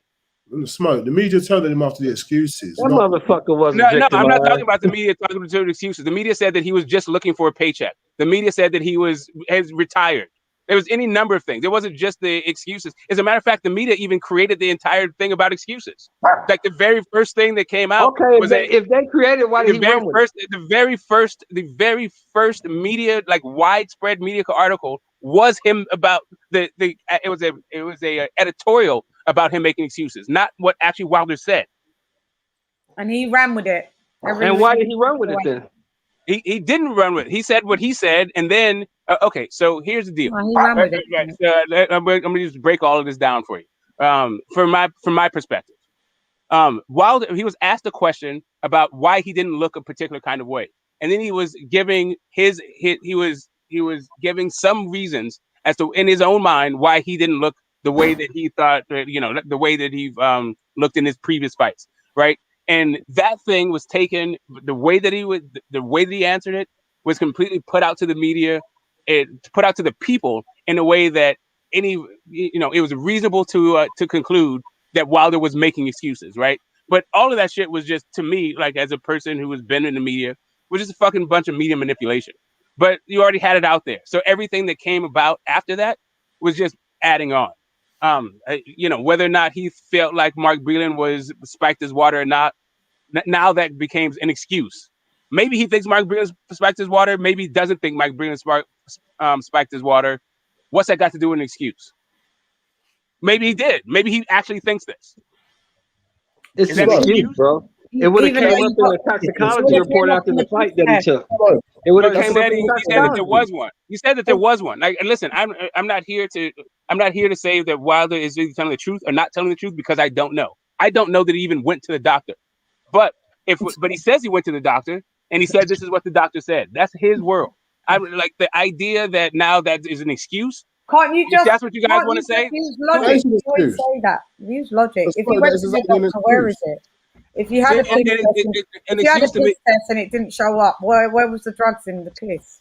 Well, that's what he said. That he said that it was drugs in his thing after the fact. Okay, let me see if I can get it across. Don't know. Let me see if I can get it across. That's why I talk about this stuff, because it's uninteresting to me. Right? He had a fight in 1973 in San Diego, right? Who did? He got his jaw broken. Muhammad Ali. He had his jaw broken in the second round. He fought to the 12th, right? Yeah. Mm-hmm. After the fight, he did an interview after he got his jaw wired. They said, well, champ, your jaw was broken in the second round and you fought till the 12th. You think that had something to do with you not coming out on top? He said, well, I don't make excuses when I lose fights. I just lost. Okay. Why can't this guy just say, I got beat? Why he got to say crab in the bucket referee?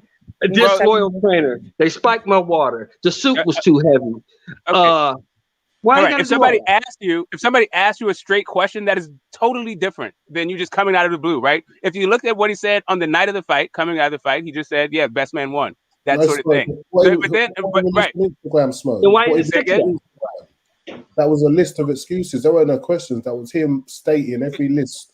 And okay. So sorry. Hold up. Let's not conflate ideas, right? So the thing about the costume was him answering a question. He didn't just come out and offer the costume, right? He was literally answering a direct question, right? Why did he say that then, Kevin Ione? Right, because he was answering a question, right? Yeah, but why did they say in the first place that he didn't say it until Kevin Ione got so pissed off 9 months later, then releases it. He did say it. Why don't you just admit it from jump? He did say it. Why can't people admit that he made excuses? Is my question. Right. So again, this is conflating a whole bunch of things, right? So one is Tay Jones having a conversation with Lance Pugmire. This has absolutely nothing to do with Kevin Iole asking Deontay Wilder a question. And this is what happens when you actually are part of a media campaign. All of the details get lost in the fucking shuffle. And I don't really, I'm not trying to really if this is about the way that I view this whole thing, then cool. But if this is about the way you view it, then I'm just gonna let it go because it's too hard. It's too hard to keep going. So you view it as there was no excuses. No. Okay. So here's the thing: if what he's saying is true, then it's not an excuse, and I don't know it to be true or false. Smoke. And I've put in time with Smoke with this. We've done chapters and episodes on my show with this. Smoke knows where I stand with this. Take the floor. And I understand where most people. I understand where most people stand with it, and I'm not even saying that most people's ideas are unreasonable. I don't think you're taking an unreasonable stance. I'm just saying that this is what happens once you're subjected to these kinds of stories and articles in the media. This is what happens. Go ahead. Your truth is irrelevant at that point because your own truth is now your own truth is now going up against everything else that is being reported out there. Yeah, but you always say let's operate from the same group of facts, and then go ahead. When there's no facts to operate from, then you're cool. Yeah, right. Right. Because right. So the group of facts that we can all agree to, I don't think that there's any disagreement. The only thing that we disagree about is whether or not a person is lying or telling the truth about what they're saying. Go ahead, Lee. Lee, go. No, I was just saying, whether it's true or not, it's still an excuse. If I leave to go to work, and the bus doesn't turn up, and I'm late, and I say I'm late because the bus never, that's me making an excuse. The fact is I'm late. Whether it's true or not, it's still an excuse. And then, yes, I get your point about he's just answering questions. He was, but then the questions didn't prompt him to release that Instagram video that he did. Very well produced. It was sent for editing. Good voiceovers, all the work, and he got his point clearly across. Like, yes, motherfuckers, this is all the shit that I believed happened. It was a list of excuses. It was smart. Listen, if you think that the reason, like using your analogy, if you think that if the bus doesn't turn up, right, and this is how you get to work every day, and this bus has a schedule, all of a sudden the bus doesn't get there, and somebody asks you, why did you come in late today? And you said because the bus didn't go there. If you think that that's an excuse, then yes, then everything that Wilder says is an excuse. I'm just going by what his analogy is. I would say that's a reason why you didn't. That's what I say. I agree with you, Lady Chan. But if Leon thinks that that's an excuse, then I understand where he's coming from with Wilder. Because by that standard, then yes, Wilder's doing nothing but giving excuses. But reasons aren't necessarily excuses. I think I've drawn a distinction between the two things. I do see your point. Okay, listen. Okay, let me see if I can get this across. I work construction, right? I've been working construction for like 24 years. So I remember one day I got to work. We start at 6:30. I got to work at like 6:35, 6:40. My boss said, "What happened? Why are you late?" I said, "Man, I had car trouble, man. My car wouldn't start. I had to get a jump." He said, "That's a nice excuse." I said, "That's what happened." He said, "No, it's an excuse.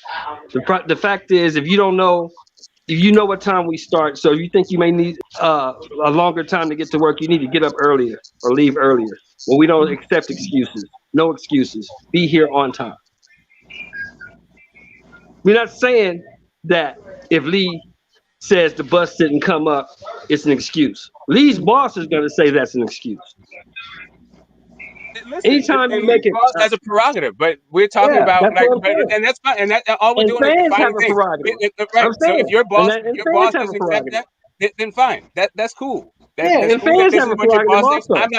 I'm not mad at any of these things. All I'm saying is there is a difference between reasons why something happened and making excuses for why things happen. If your boss doesn't want to hear any of that, every single reason is just an excuse because it's all the only result. The only threshold is you need to be here on time, and the only anything that stops you from being on time is an excuse. Then cool. That's your boss. That's the way that your boss looks at things. But that's not actually the way like these words are. Whatever. There's a world outside of your job. I'll just put it that way. Of course, I agree with that. But here's the problem I have with Mr. Wilder. You said you have proof of all these things, and you've never produced it. Yeah, I mean, cool. I don't think that. I think that's a reasonable reason to have an issue with Wilder. Don't you think it would be good for him to release some of the? If you're accusing somebody, maybe. I mean, at some point, maybe. I mean, he can milk it too. Like the other part of this is the way that fights are promoted. Like controversy is like this helps the fans' passions getting whipped up is part of what sells fights. You know what I think? I'm gonna tell you what I think. I told Chan this before. I think they cooked this shit up in the locker room after the second fight. I truly do believe that. They cooked this whole shit up. It's scripted. It's a fucking reality series. That's what I've realized. It's reality TV, and Wilder came from reality TV in the first place. So, like, we gotta find a way to keep this fight hot. Because this is the only bag I'm gonna get. I'm not gonna get this bag with nobody else, and I don't want to fight that other guy in England. So I gotta get this bag. This is the guy I want to get the bag with because I can't get it with nobody else. So I got to do something to keep this fight hot. And they cooked this bullshit up, and some people bought it. Well, yeah, I mean, why should Wilder be the only guy with conspiracy? Why should Wilder be the only guy with conspiracy theories? Right? Like, why shouldn't fans have some? Tyson Fury's got plenty of his own conspiracy theories. Yeah, he's got his own conspiracy theories too. You're right. But I give him kudos. I'll give him kudos though, because he got this fight hot as a motherfucker. This fight is on fire. Everybody can't wait for this fight. I don't talk about it if you notice. It better sell out. Let's see what it is. All the seats in that all giant stadium better be sold out. It better be. If I check online when the tickets open, I don't talk about it because it's a Hollywood charade. Because my comment section is always sold out. So all the people that are always in my comment section pro Wilder, why don't you buy his tickets? Why don't you go to the fights? You can bring your phone and be on the comment sections while being at the fight, supporting both ways. Yeah, but they never do. I got to tell you, just straight up, this may be a cultural difference. Like we actually break gates for gross receipts without selling out venues. Like the selling out, like for sports just in general, we tend to watch those on TV.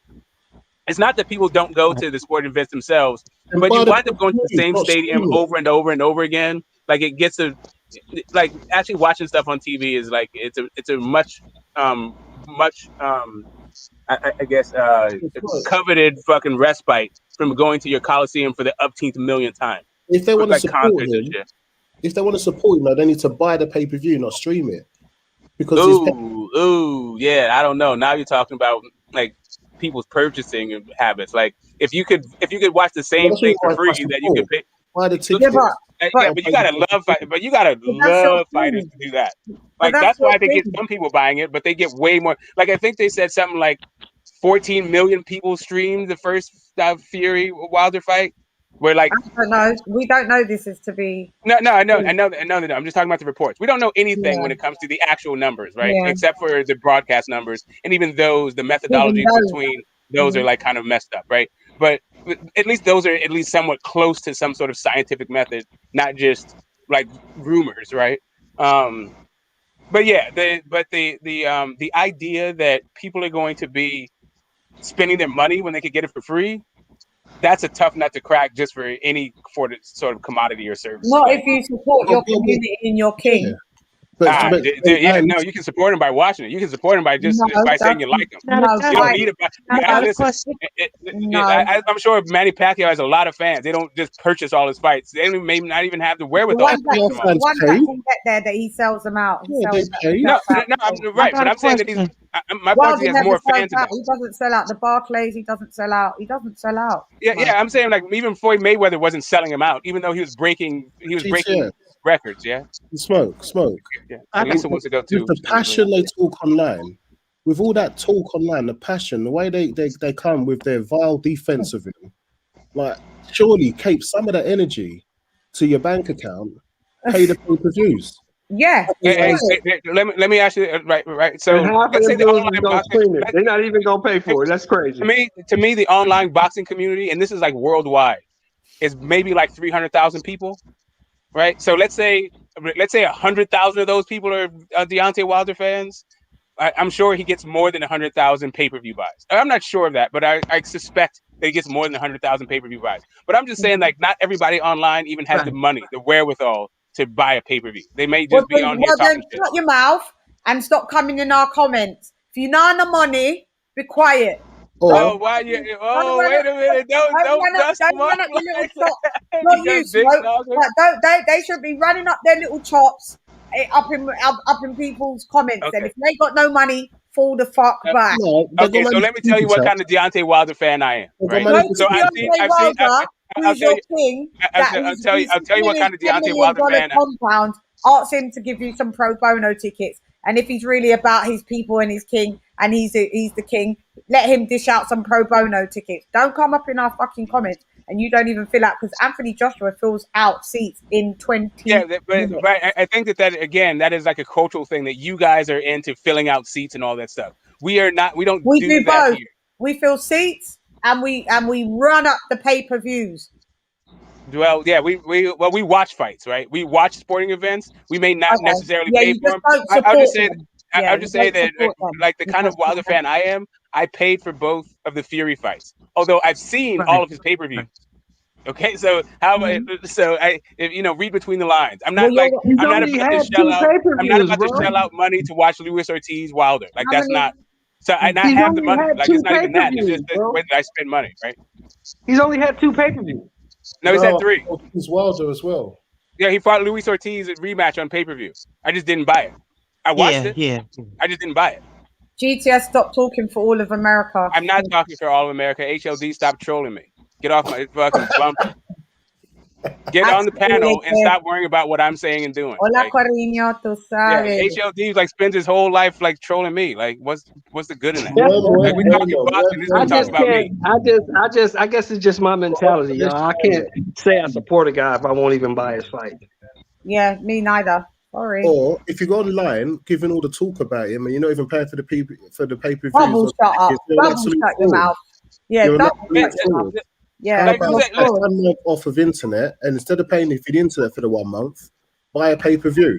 Yes. Yeah. Good luck with that. So if they can watch, like I said, if people can get something for free, more likely than not, they're going to get that. Unless you feel like you need to contribute to a multi-millionaire's more millions, then sure. But because it's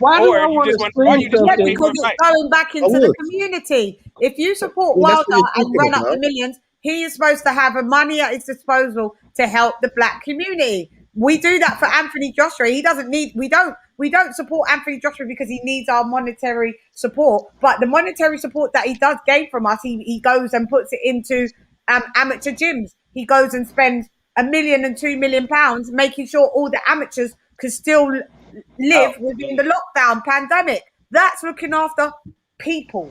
Okay, I hear you. You know what? Floyd Mayweather does that too. And guess what? I did not buy All the the Logan time. Paul fight. That's cool. I can do that myself. I know how to philanthropically give to my community. I don't need for a boxer to be the middleman for that. You guys will always have excuses of why you run up in the comments and never sell a seat. Oh no! Like I said, I bought 2 of his. He's at 3 pay-per-views. I bought 2 of them. Like when it comes down to, like, I do have standards about where I spend my money, and it's not just because I like Wilder that means I'm going to open up my wallet. That's not how I am. Like, you guys can be that way, and I don't mind that you're that way. But yeah, like, you're not going to separate me from my money just because of the way you are. Like, you didn't make my money; I made my money. I don't get this though. Why do people want to stream something when it's going to be buffering, stopping? You got to find another stream. That's too much work for me. Why don't you pay the $50? Why don't you just buy it? Right, because it's not that important for me to whip out my credit card. That's it. The buffering and the streaming and the finding the link. That's the level of fight I think this is. Yeah, for your king. Doesn't make sense to me. Hey, listen. Hey, Queen. No, if you charge me $50 a year to actually to view your content, I might catch your content on the stream. Or maybe I do it every now and again. I'm not sure. I'm not like I'm funny style when it comes to my worth as. It's what you see my worth as.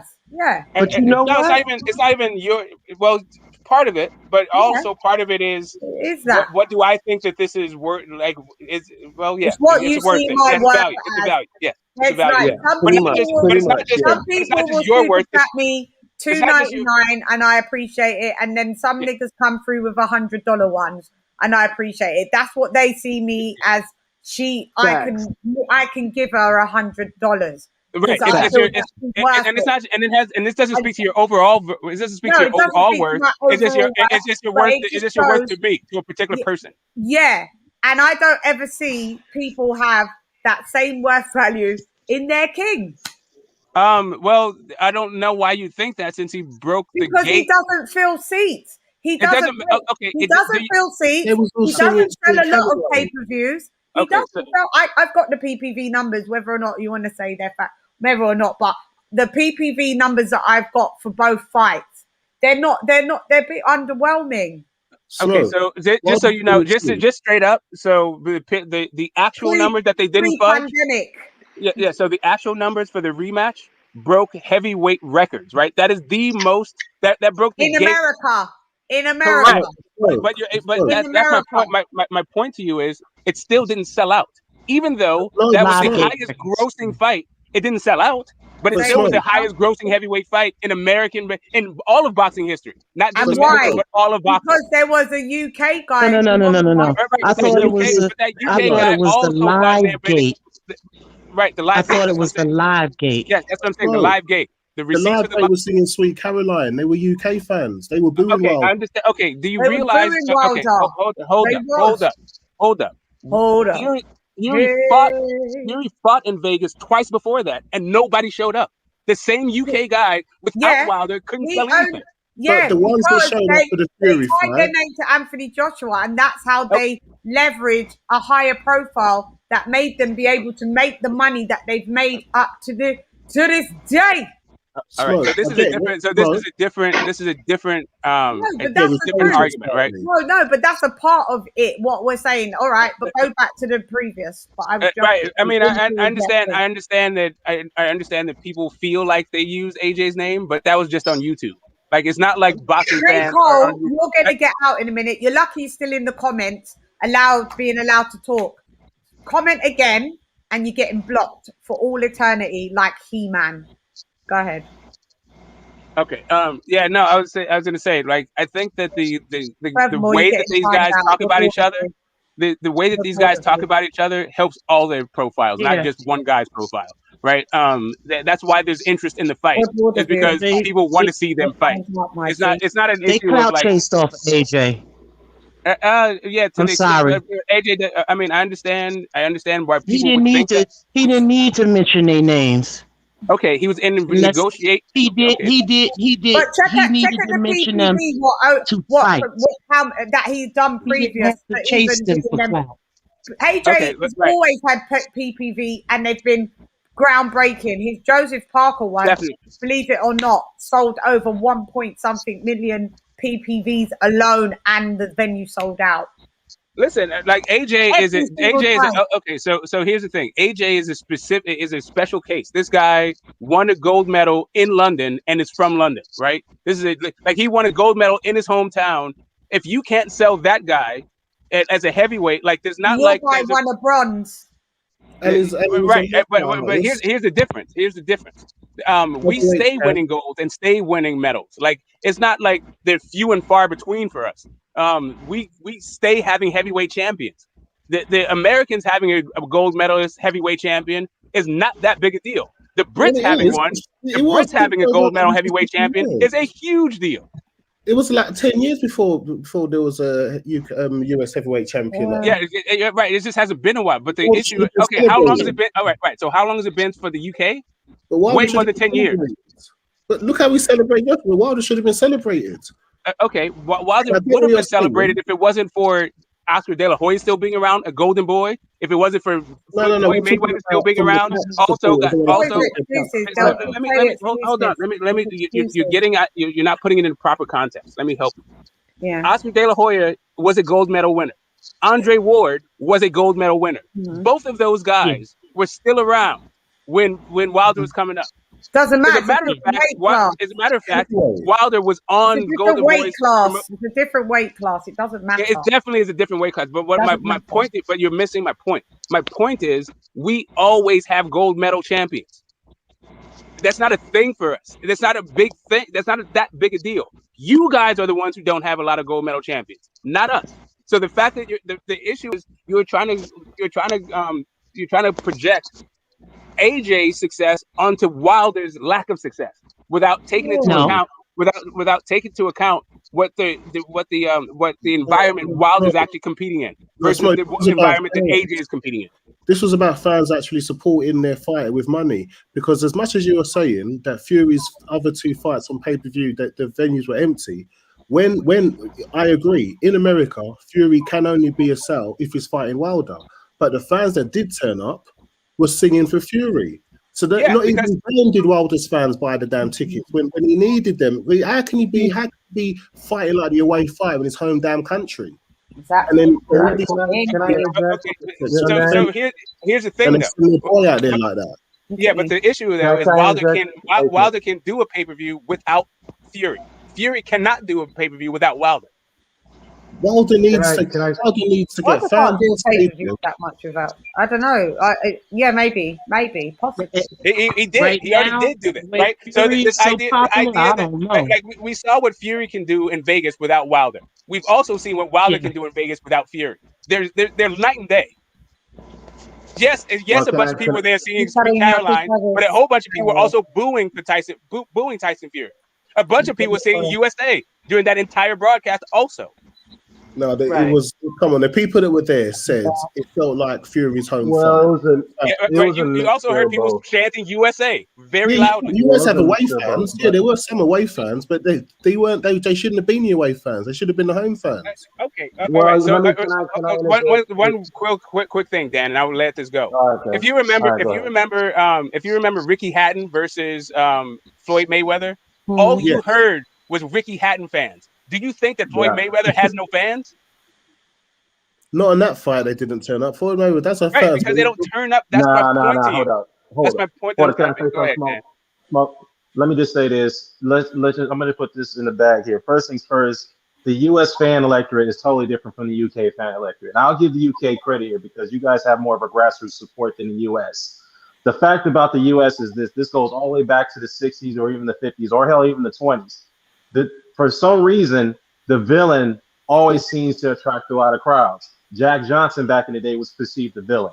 Okay, after the Reconstruction era, after he beat Tommy Burns for the world title back in 1918. And also you have Muhammad Ali. When he won the gold medal, how exactly was he treated? Everybody despised Ali after the fact he won the gold medal. In fact, speaking of using names, Ali used Sonny Liston's name for a long time to build his profile. And then what happened after he got listed in the ring? He beat him, and then after that, it's American trying to build up on the name. Don't try to build up on our name and then try and desecrate us. Not necessarily. It's not just America. It's not just America. No. I hear you, but you have to understand, Lady Chan. But okay, I understand that, Lady Chan. Dan, we're not accepting it. We don't have to understand. You don't have to tolerate it. Please let me finish. We don't have to understand it. We don't have to accept it, and we're not tolerating it. The end point. There's no other chapter afterwards. That's how we rock. And that's how we're staying, how we rock. That's fine. I respect that. You lot rock how you lot want to support people and go up and run up in people's comments and don't fill seats. That's how you want to rock. Cool. Just don't tie us to it. Like, that's how you lot. Cool. Well, I'm just trying to get you to understand the picture here. Now, let me just say this. A lot of fighters have used other fighters' names for years. Do I like it? Hell no. I even called out Floyd Mayweather for using Arturo Gotti's name and Oscar De La Hoya's name to build up his profile. But what I understand the fact is that this has been going on for many, many, many years before all of us born. I don't like it just as much as you do. In fact, I even criticized Wilder for using Joshua's name. But the fact is that Dillian Whyte did the same thing. Dillian Whyte uses Wilder's profile to build up his profile. It's not some like this whole idea that this is only the U.S. No, as a matter of fact, I think everybody does this, and I don't even understand why this is an issue. Right? This how else are you supposed to build your profile?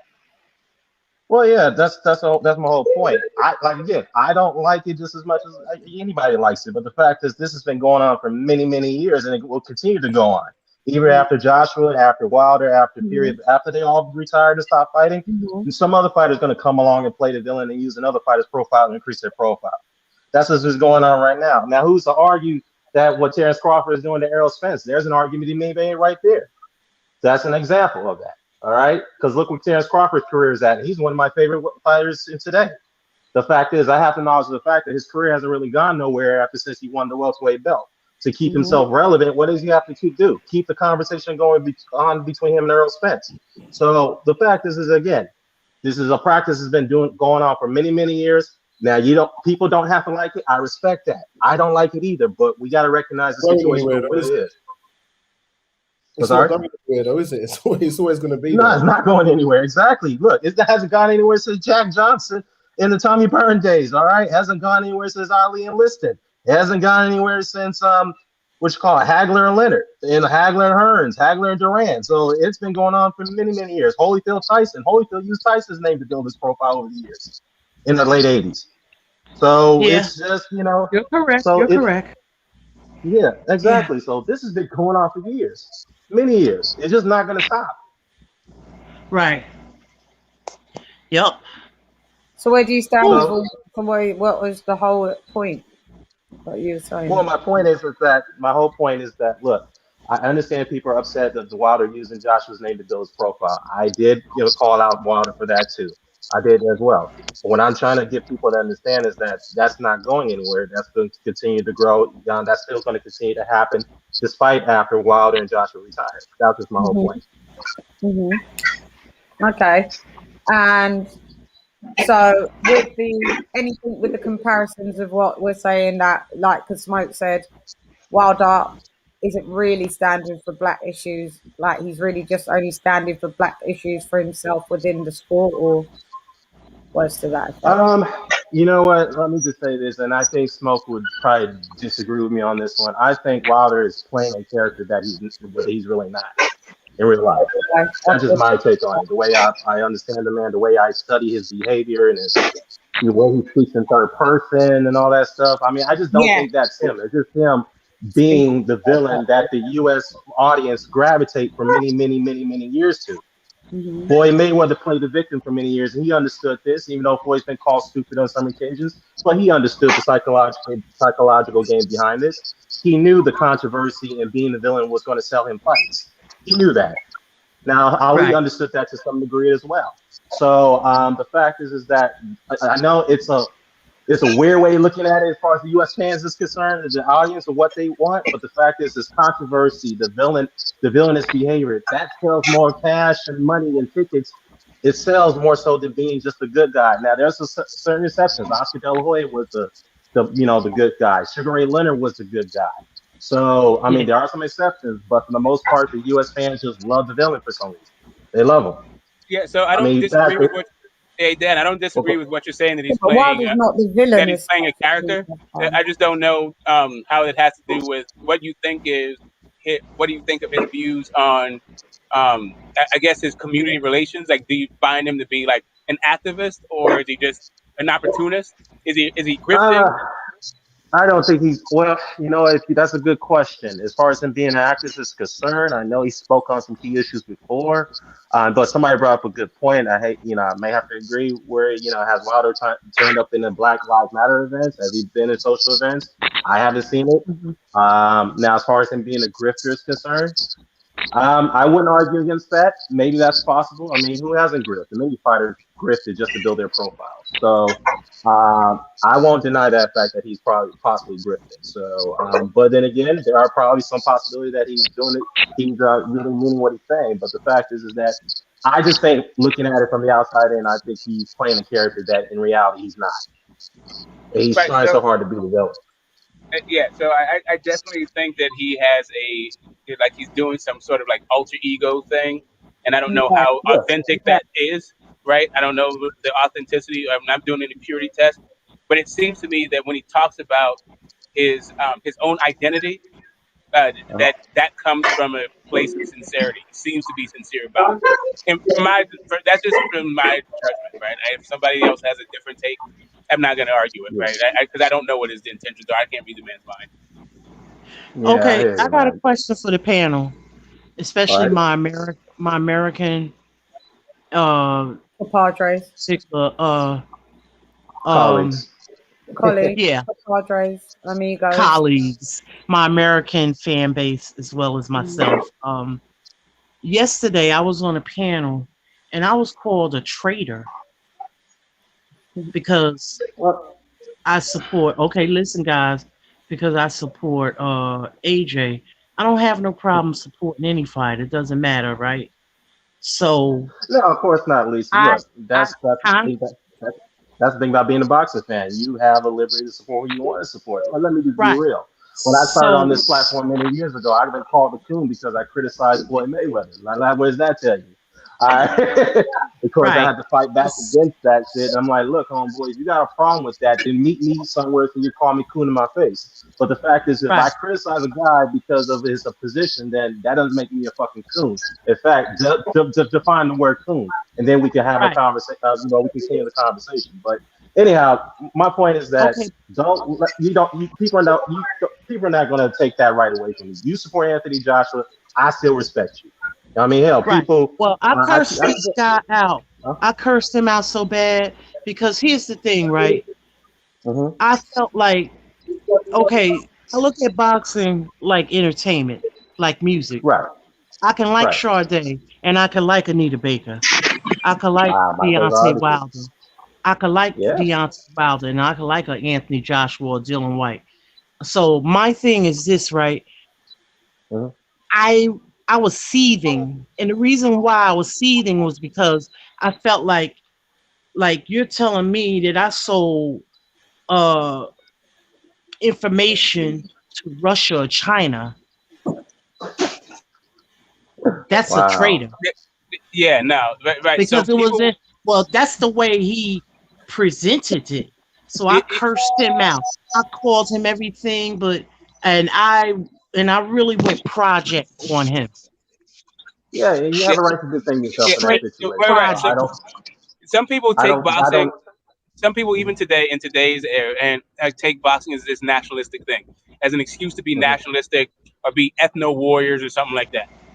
Right. And for those people, if you need to have some only root for the USA, or you need to root against some other country, then that's them. That's their mentality. Yeah, if they want to call you names, it's fair game. They open themselves up to be called names back themselves. But I don't experience boxing like this. But there is this element in boxing, and boxing actually encourages it from the amateurs and the pros. I just don't particularly like it. Right. Well, tribalism. When I grew up watching boxing, like as a little girl with my stepfather, we watched Sugar Ray Leonard, Ali, and all those guys, and Duran. I knew Duran was from Panama, but I just looked at Duran was like he was a great fighter. Like my mind didn't even fathom that at that time. You know, Yeah, always, I mean, you know. yeah, you know, at least here's the thing. You know, I've had guys who got pissed off at me because I was, befriended with guys who like Gennady Golovkin, and you know, Golovkin's name is pretty toxic too when it comes to tribalism in a way. And I said, look, if he likes Gennady Golovkin and he respects my views and my point of views, then I can't knock the guy for that. I can't knock anybody for that, you know. So you like Anthony Joshua? Cool. I got no problem with that. I like Anthony Joshua as well. What's up? Yeah, so you're entitled to support whoever you want to support. You know, as long as you show the mutual respect on our views, and we respect your views. So yeah, those guys, those trolls, man. You can't pay them no attention, but at the same time, you have to defend yourself in a situation like that. So I don't knock you, sister. I don't knock you at all. Right. You know. So, now, like Ali, I put him in a different category. Right. Because he was bigger than boxing to me. Oh, absolutely. I agree. Way bigger than boxing. He transcended boxing, if you think about it. You know what I mean? Here's a guy who was very outspoken, who was always there for social issues. He was there to speak on political issues. I mean, he was there all the time to express his point of views, and that was like a true pure leader, as I called him back in the day.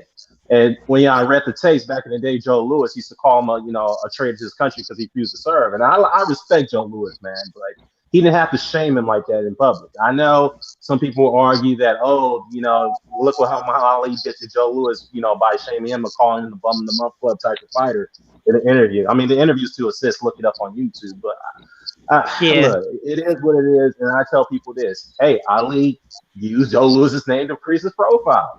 I mean, I don't think he really meant what he said about Joe Louis. I just don't know. Yeah. But the fact is that at the end of the day, Ali, was he a perfect man? No, but at the same time, you have to respect the way he transcended boxing, the way he used his platform to speak out against or for key issues with for the African American community. So you cannot knock a guy like that at all. And that's back in the day when I used to just pissed off at Floyd Mayweather for dragging his name in the mud just to increase his profile. I didn't like that. Right. And that's one of the reasons why I got called the coon, because I call that out. I was like, well, why is he dragging a man who can't even defend himself and his name in the mud just to increase his profile to sell tickets? Floyd doesn't have to do that, but he's doing it anyway. So I didn't like that either. Yeah. Where do you stand with Glovegate? Where do you stand with Glovegate? I'm sorry? Where do you stand with Glovegate? I don't believe in it. Do I think the gloves were suspicious? Yeah, they were, but at the same time, we can't continue to dwell on that situation. It was already investigated by some, independent investigators. Got to let it go. Plain and simple. They got to let it go. Not just the way I think Deontay is wrong for continuing to stay on this issue, but I guess the reason why he's doing it is because he wants to sell the third fight. That's my opinion. But I think the thing is just got to be dropped. There's just no way it's going to be used to beat Tyson Fury in the third fight. Because what would happen if Tyson Fury does win the third fight, which I predict he will?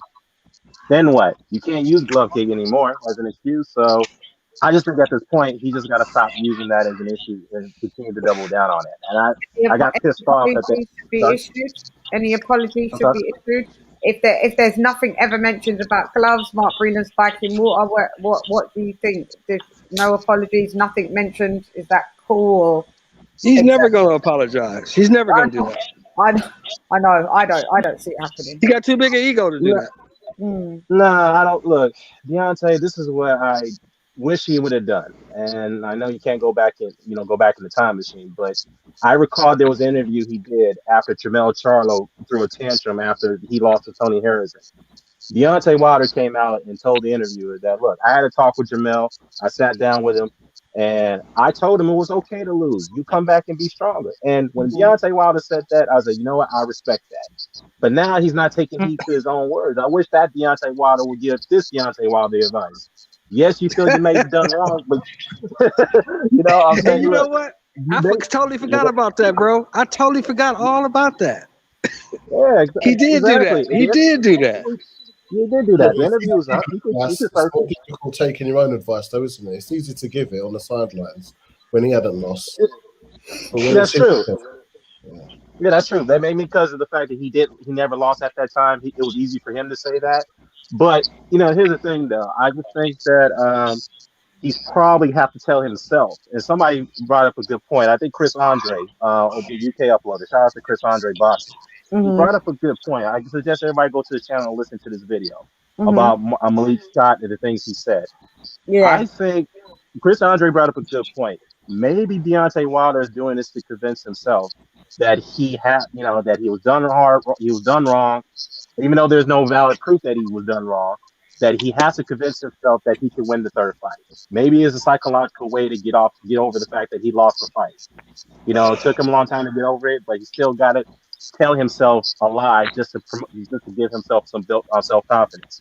What's your name, brother? What's your name, brother? Dan the Man Boxing. Dan the Man Boxing. My name is Sheldon Moore. How you doing, brother?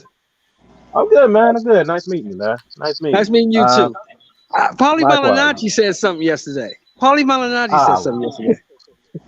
said, yeah, he did. Yeah. No, he did. He made a good point, though. He said Wilder has to do this. He said he has to hold on to these things. He has to say these things. He has to tell himself that he was done wrong, and he has to have a reason to win the third fight. If he doesn't have a reason to go in and fight, then it's pointless.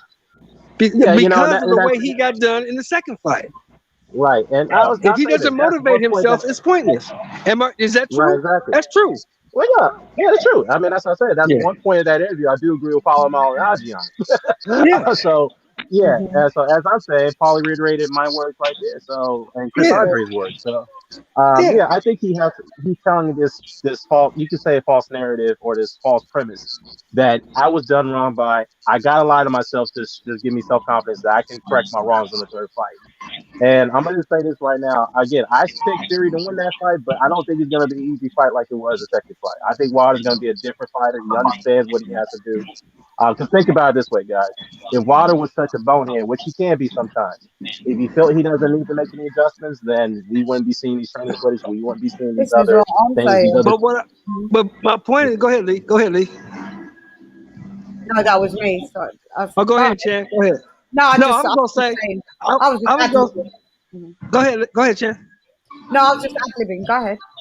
No, what I was going to say was, see, the thing is, the problem with that, Dan, is the fact that the words that are coming out of his mouth are eerily reminiscent of the shit he was saying in the second fight. He's still saying he only needs 2 seconds. He just said yesterday, you have to be perfect for 12 rounds. Only have to be perfect for 2 seconds. So that tells me he really believes all this stuff happened to him. And if he believes that the only reason why he lost is because he was cheated, then why would I do anything different? Because I didn't do anything wrong. Why the fuck am I training? Go ahead. No, I'm mumbling. Go ahead. Sorry. Oh, okay. All right, no worries. Yeah. But some more. But you know what? That's an interesting point. But at the same time, if he really believed that, then why would he why is he making adjustments that we've seen on the tapes? Now, to be fair, that could be all thrown out the window once we get into that ring. That could happen because because pads don't hit back, bro. That's true. Ricardo Mayorga, when I've seen sparring footages of him back in the day, he looked like a fucking Pernell Whitaker. But when he got in that ring, that shit all went out the window. It was like exactly and balling everybody. So hey, that got him through certain fights. But other than that, we'll have to see, man. But look, and I tell people this, and believe it or not, Deontay Wilder had a lot of tools in his arsenal while he was coming up.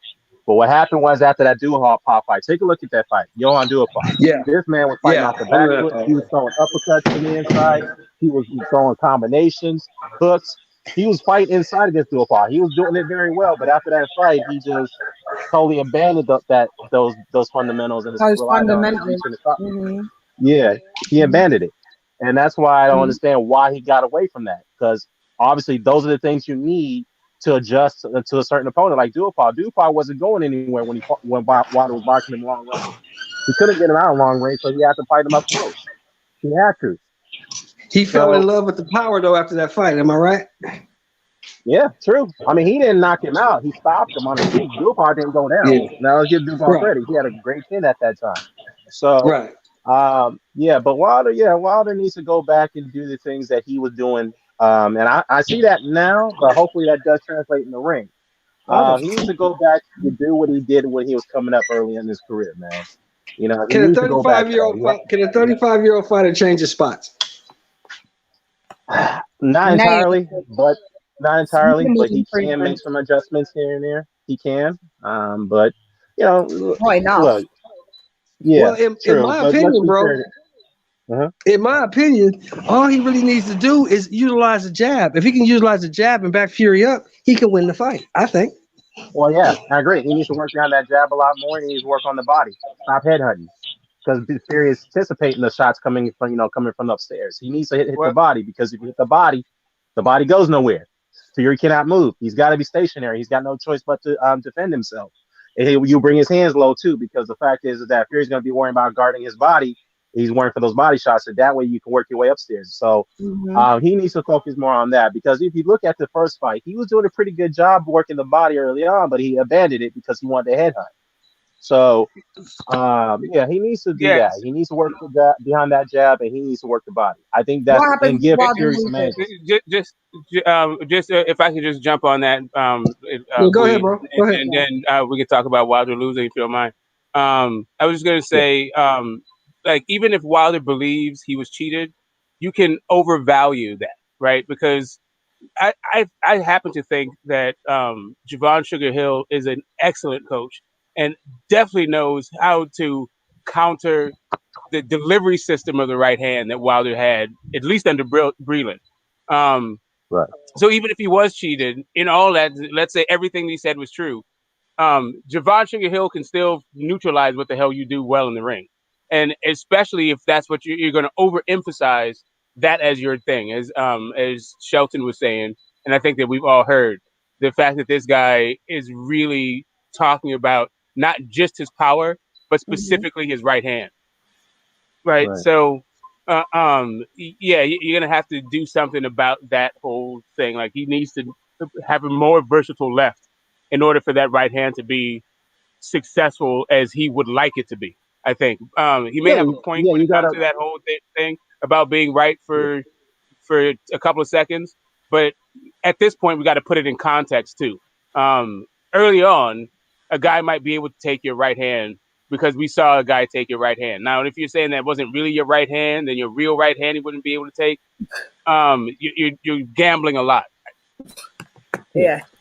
Well, you know what? Look, to be fair, Deontay Wilder, most of his knockouts came from that jab, and then the right came right after that. So he needs to go back and focus on that rather than try to telegraph that. He got a great 1-2. You're right. But he got Dubois Ortiz out of there with the left hook. He dropped Fury with the left hook. Well, yeah, but that's what I'm saying. He's got a pretty damn good left hook to the body, and he's also got a pretty good left hook to the body. I'm just saying. Yes, he does a lot of damage with his right hand. I'm not saying that he doesn't. I'm just saying that I think a couple of fights have shown that maybe he should add some context to what he's saying, and definitely he should account for the brain trust that he has in his corner, because that guy right there definitely knows his stuff, right? He's an X and O's master, like probably one of the best X and O's minds in boxing. Cool. Yeah, and can I say something real quickly about the Can I say something about the 30 Wilder being 35 this year, and he learned some new techniques at that age? Well, there's 2 points you have to take into account. The heavyweight division has a longer lifespan, so he can learn a couple things here and there. So I think he can make some adjustments. I mean, I'm seeing that right now, but again, let's hope that translates in the rematch in the next few weeks. Let's take Arturo Gatti, for example. God rest his soul, Arturo Gatti. When he had took a beating from Floyd Mayweather, I think it was before or after that fight, he hired Buddy McGirt. And people thought that Arturo Gatti's career was done after that fight. I mean, he took a hellacious beating. That was the worst beatings I've ever seen. Yeah, that was vicious. I had to stop watching. I remember. Yeah, that was terrible. I had to close my eyes watching that. That was terrible. But hey, credit to Floyd. He got his fight. When he did what he did. Floyd, yeah. Yo, I was a Floyd fan, so that's a lot of me. But here's my point: is that a lot of people felt that Toro Gotti's career was done. They felt that he had left in his wars with Mickey Ward, the wars with Ivan Robinson. There you go. Was that? Your internet's gone a bit robotic. You know, this unanimous opinions. Yeah. Okay. How about now? Okay. Yeah, he took up about 8. A lot of fighters take up about 8. That don't mean that, you know.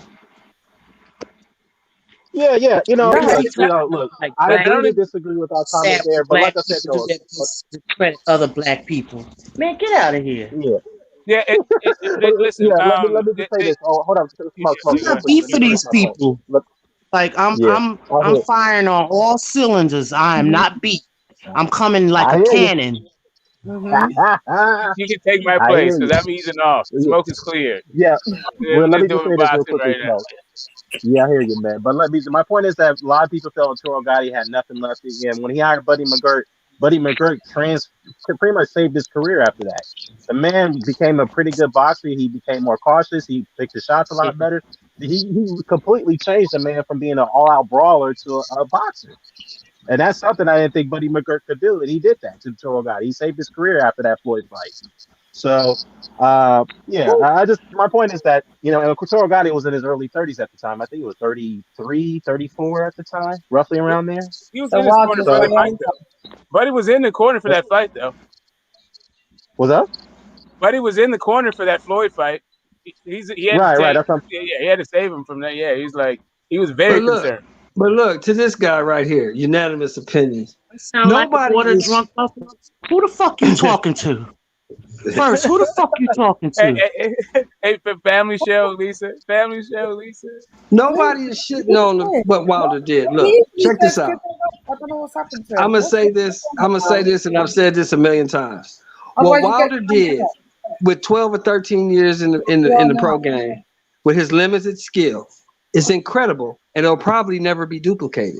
That was incredible. This dude with just a right hand, and basically that's it, became the heavyweight champion of the world. And that's admirable. That is something to be praised. And he defended that title 10 times. No matter who he fought, he defended that title 10 times. So I give him credit for that. Yeah. It'll never be duplicated. That was an athletic feat that most people cannot accomplish. Mm-hmm. But this dude came with the excuses. That's my only issue. Is the excuses. I agree. Like I said, I wish that Deontay Wilder that talked to Jamel Charlo after he threw a tantrum against Tony Harrison, I wish that Wilder came in and talked to this Wilder. It's okay to lose, bro. I understand how it feels. Nobody likes to lose. We all don't like to lose. We all want to win at everything. See, here's the thing. And this is what I was trying to just tell you about the American audience. The difference between us and maybe some other people around the world. We have so many examples of success that we're not hanging on to like one or two guys. We'll cast the dude aside. Like Pacquiao and Loma are not held to this standard, right? They can make all the excuses in the world, and they're not going to lose a single fan, right? It's just that we just have instead like we get a Wilder, right? Accurate. I shitted all over Loma when he made them excuses. No, I shitted on his ass. No, I understand. My point is, it's not like Loma is shedding fans, right? And it's not like this guy. It's not like Pacquiao shedding fans. These guys make excuses. They are horrible losers, right? But it's just that we have a different standard of excellence for our guys. Like it's like, hey, Muhammad Ali never said that. Well, cool, yeah, Muhammad Ali never said that, but we've got some way worse losers than Deontay Wilder, right? Like, but that's cool. Like it is what it is. Have you? Oh yeah. I mean, one of them we talked about. One of the guys we talked about was Foreman. Foreman blamed everybody but Ali, right? Like it took him forever for him to wrap his mind around it. I don't see why that's different from Wilder. Wilder's done the same I'm just saying. I'm just saying that this is not what we talked about when it comes to George. No, I'm just saying it's not something that's often brought up. It's not something that's often brought up when it comes to George Foreman. Yeah, George said that's like the water. George said all kind of shit. Yeah, because a lot of people don't know it. Not all people know that story. But there's another thing too. George Foreman is one of the best who ever did it. Like he is one of the best who ever laced up the glove. Like Chan said, most of these people weren't even born when that fight happened. Yeah, I hear you. I understand. I So they understand. don't I understand remember all I'm saying to you is we've had excellence for so damn long. These are ATGs we're talking about. Wilder's not an ATG.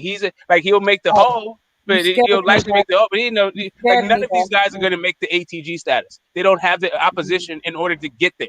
Right. No. So all we have is these moments here and now.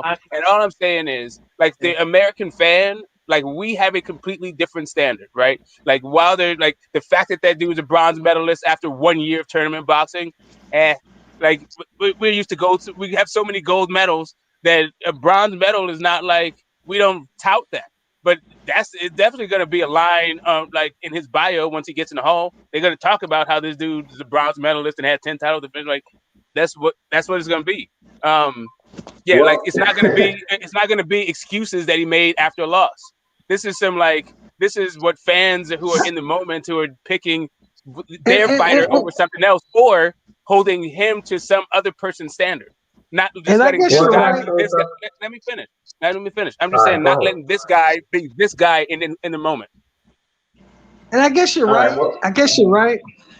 But it's just that if you study this sport, right? If you've been watching this sport and studying this sport, if you participated in this sport like I have, you can see things that the normal fan don't see, like this. Yeah, he had 10 title defenses, but who did he defend it against? Yeah, it's all about what you beat. So these guys, come on, man. Okay, so it is totally not about who Vladimir Klitschko beat. It is literally about how long he was champion. Wait, can I interject? It's Vlad in a whole different. Wait a minute. I know a lot of people say stuff about Vlad, but he was a great champion. I remember the lead up to, like, Larry Holmes fighting James Bone Crusher Smith, and all they did was castigate Larry Holmes' opposition. They totally eviscerated. Wait, he never fought Bone Crusher Smith. James Smith? Larry Holmes did fight James Smith. What year? I don't know a year. Let me pull it up for you. I don't think he fought Bone Crusher Smith. The Eastern Assassin. Yeah, it was James Smith, and he just coming off some great people. All I'm saying to you is, at the time, they were just talking about how this dude is fighting. Like, when is he going to fight? Like, when he's going to unify? When he's going to step up his level of competition? Listen to the build up to that fight. Yeah, well, I remember that. But listen, you know what? I think Smoke, you may have a point there, because I know back then Larry Holmes was casted. He was crucified for fighting in the weak division back then after Ali. Exactly, he was because he followed Ali. Because he followed Ali. The best opponent at the time that he had there was Jerry Cooney, who knocked out over the hill Ken Norton and Ernie Shavers. I mean, look, I know he didn't fight Ernie Shavers. I'm sorry, Ken Norton. He fought Ernie Shavers. He fought Ernie Shavers twice. He fought Shavers twice. He fought him twice. So you mean Larry Holmes? Ernie Shavers fought Larry Holmes twice. Yeah, I know that. I was talking about Jerry Cooney. Yeah. And he was a blown up nothing. Yeah, but if you look back at those heavyweights back then, if you look at the history books now, they weren't that bad of fighters. It's just that the guy who's reigning the division was just way better than them. They couldn't take the title off him. That was Larry Holmes. Right. They couldn't. The same thing with Tyson. I remember when Tyson was reigning the terror in the 80s. They remember people calling that division weak back then. But they just couldn't beat Tyson now. Yeah, they just couldn't beat him. Michael Spinks, a national light heavyweight, had to go up and be his greatest challenge. We saw how that fight ended up. So here's my question. Here's my question. He fought him in November of '84. James Smith. Here's my question, though. Of all the guys that Deontay Wilder fought, right? Which ones are you gonna remember? Say that again. Of all the opponents that Deontay Wilder had, which ones are you really going to remember 10 years from now? You're going to remember the Bermain-Severn rematch. Tyson Fury. Hold on, I can tell you. You're going to remember the Bermain-Severn rematch. You're going to remember the Arthur Spilka.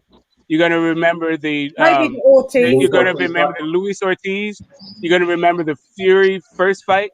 You're going to remember the Dominic Brazil. You're going to remember the Fury first and second fight. And you're going to remember the Fury second fight. That's 7 fights. No one's going to remember Arthur Spilka. No. They're gonna do what? Sorry. No, not a fighter himself. I think what Smoke is referring to is the knockout. Exactly. Yeah, they remember the knockout, but nobody's gonna remember these guys. That is going to be part of his permanent highlight reel. And all of these guys, the only way they're gonna get into the Hall of Fame is if they buy a ticket. Yeah. Nah, his ticket's already. That's the only way. His ticket's That's already. the only way. Well, that's a good point though. But Julian the Hawk Jackson, I need to show more. I think you probably know this question. What is the Hawk known for? Knocking people out. Yeah, but he was his best knockout. Yeah. His best knockout was probably Terry Norris. I think Terry Norris. I agree. I agree. And that's the only memorable moment that some people, the casuals know of that. And you are absolutely, you know what, bro? You are absolutely right. Nobody remembers the Hawk. You're right. Yeah, they don't remember Aaron Pryor. They don't remember Aaron Pryor. Correct. Listen, people remember Mike Tyson. What is about Aaron Pryor, though, man? Hold on, Smoke. I'm sorry for Michael Spence. What's up? Go ahead, bro. Who could forget? Go ahead, Dan. Go ahead. They was on the cover. Leon was on the cover of Time magazine. No, I'm saying with no teeth. I remember that. Yeah. No, I'm saying that. I'm just saying that Mike Tyson's going to be known for Michael Spinks. But I just said Leon Spinks. I meant Michael Spinks. Okay, Mike. He didn't have no teeth either. Yeah. Are you going to remember Malik Scott taking a dive for Wilder? Nobody remembers that. I didn't even remember that. I never remembered that. I didn't remember that until they brought it up. That fight was insignificant. Yeah, I know. Most of the guys he fought were insignificant fights. I'm just saying that. That's what I'm saying, D. Yeah, I hear you. But I remember I was a little girl. They used to call them Naked Mouth. He's on to you. They used to call them Naked Mouth brothers. See, here's the thing. Here's really the deal, right? So it's all about eras that you get to fight in. Vitaly Klitschko did not fight guys who were setting the world on fire. Vitaly Klitschko is sitting right there comfortably in the Hall of Fame. Well, that's not his fault, though. Who was best available at the time when he fought? That's my point. That is my exact point that I was making. That all you have are the sanctioning body's rankings and who's available, who's active at the time that you're active. Well, that's true. That's true. Wait. That is true, but the difference is that era versus this era, you actually have 4 or 5 prime heavyweights. At least. Yeah. Back then, the Klitschko didn't have that luxury, so that's why they were able to get away with it. Hold on. Let me ask you this, Smoke. Let me ask you this, Smoke. Hold on, Smoke. Let me ask you this. Which one of them guys on Wilder's resume beats Vitaly Klitschko? Which one? Okay, how about which one of those guys? Does Wilder beat Vitaly's opponents? No, Wilder don't beat Vitaly. No, he does not. No, you didn't listen to what I said. No, you didn't hear what I said. Okay. I said Vitaly's opponents. Which one of Vitaly's opponents beats Wilder? Lennox Lewis. Right, the same guy who beats Vitaly. Yeah. Lennox Lewis. Okay, right. So there you go. So Lennox Lewis beats him. Right. So the same guy that beat Vitaly. Hey, Andrew Galata beats. Andrew Galata beats himself. No, he doesn't. He beats Wilder. He beats Wilder. He beats Wilder. Andrew Galata was big. So what you see, the thing is, you're talking about when guys, the first era of the Giants, right? And they were big, but they weren't even as big as Wilder is, and they certainly didn't hit like Wilder. And also Galata, like I said, self-destruction fights. Yeah, that's my point. Galata just good technical fighter, but he self-destructs. He just wasn't there psychologically in fights. Did you say good testicle fighter? Wait a minute. Did you just do a Freudian slip? Did you say good testicle fighter? Technical fighter, bro. Technical fighter. Relax, man. Okay, all right. I thought you said testicle fighter. Okay. No, get your head out of the Fruity Loops. Because he did use the family jewels like it was feedback. Get your head right out of those Fruity Loops. Not even a speed bag, like they're a heavy bag, actually. Oh God, Smoke! You know what though? Yeah, you know what though? Here's say this. I'm just saying that this man brought up Andrew Galata. Like Andrew Galata is not the jewel smuggler of the heavyweight division. No matter what, he could be winning a fight, and all of a sudden he feels like he got to just hit up the family jewels. No reason. Out of the blue. And then you got this guy winning fight. I get it, Smoke, that you're impressed with Wilder. I'm just not. Nah, bro. The guy is this ain't about being impressed with Wilder. He's one-dimensional. He's easy to beat. He's one-dimensional. Okay, easy to beat would be. I would say easy to beat. No, I don't think he's easy to beat, right? Well, not by these guys, no. Not by these guys, no. No, he's proven that. 42-1. He's proven that. All I'm saying to you is, Lennox Lewis, I agree with you that Lennox Lewis would have beat Deontay Wilder. Andrew Galata, nah, bro. You're giving Wilder way too much credit, but that's your opinion. Andrew Galata way too much credit. I don't think so. I seen this guy have a dog fight with motherfucking Joanne Dupas and Arthur Spilka. Dog fights. Yeah, and I've seen Andrew Galata be completely comfortable up on the cards and then throw a combination to a guy's cup.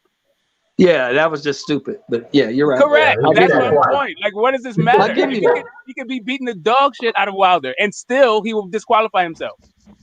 Yeah, Galata was a mess. I just don't have no confidence in Wilder. But we gonna see. He could prove me wrong. I think he's gonna get the dog shit beat out of him personally. But he has a chance to win it. I just don't think he's gonna make the necessary adjustments to win the fight. I just don't see it. But he could prove me wrong. That's the beauty of boxing. I looked at some of the So go ahead, read something. I'm sorry. I was just gonna say. I'm sorry, Dan. My apologies, guys. I was just gonna say. Well, when you look at the footage, I'm seeing like some body work, more head movement. He's like a little crouching down a little bit more. I'm not sure if he's using angles, but I do see some adjustments. You know what I want to see? I noticed the body work, huh? You know what I want to see, Lisa? I want to see sparring videos. That's what I want to see. Me too. That he can fight defensively, going on the back foot. I want to see all of that.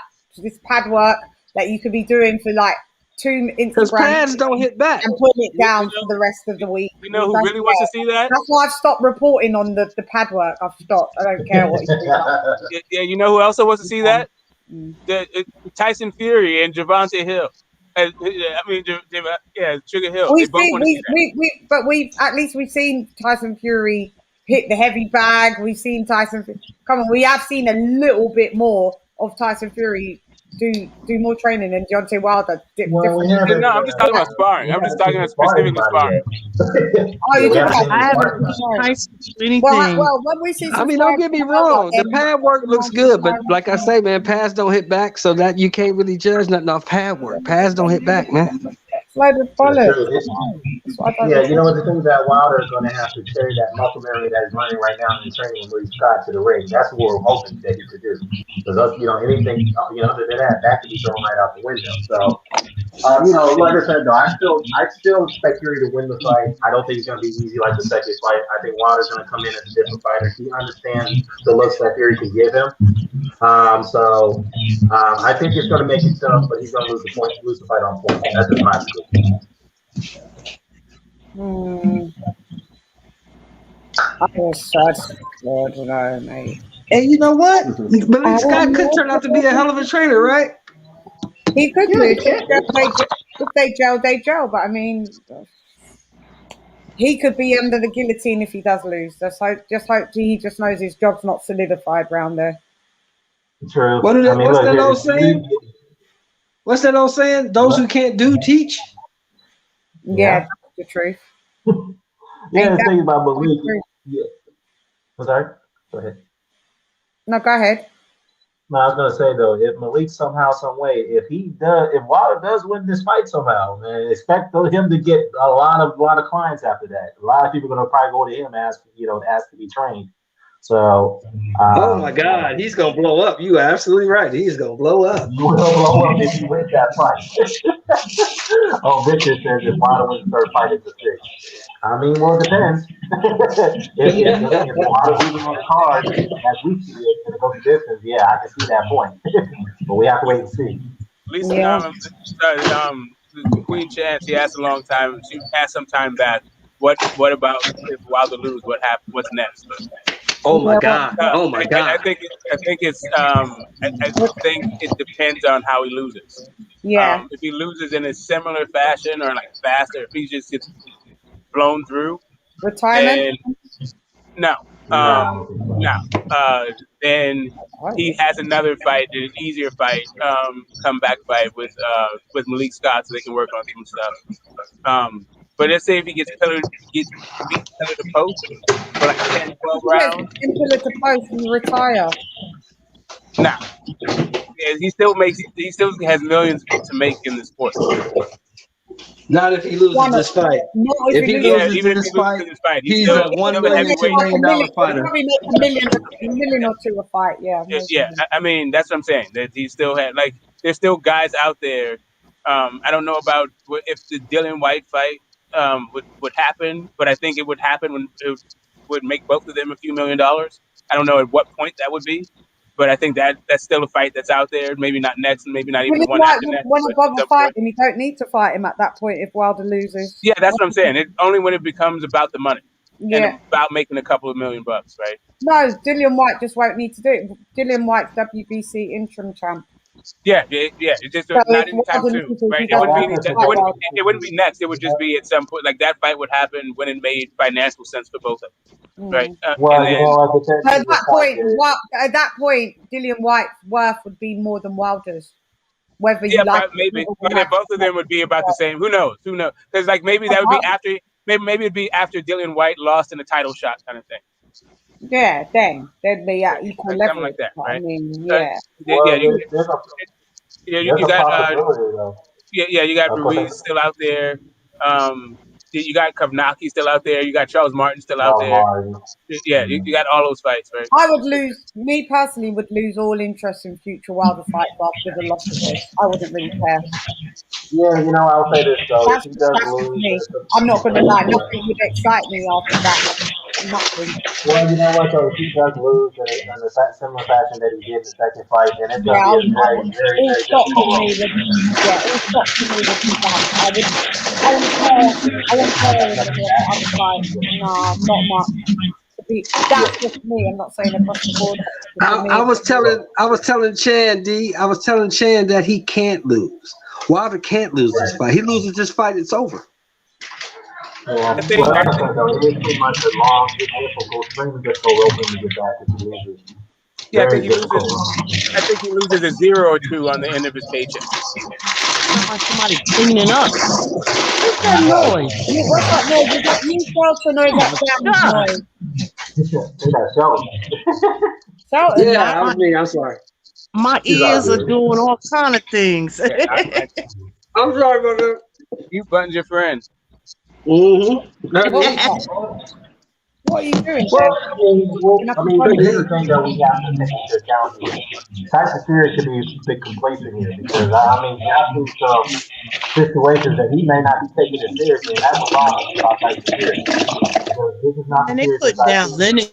It's not putting them down, but like, oh god, this chat, man. Oh, I can see them. Not putting them down, but I mean, Lennox has been knocked out before. This is true, but come on, man. Well, he just losses. He did something that few other fighters have ever done in the past. You just just losses. So, you got. I don't know if you people have seen. There's I thought it's an infamous video at this point of Lennox Lewis showing Deontay Wilder how to jab. Yeah, I remember that.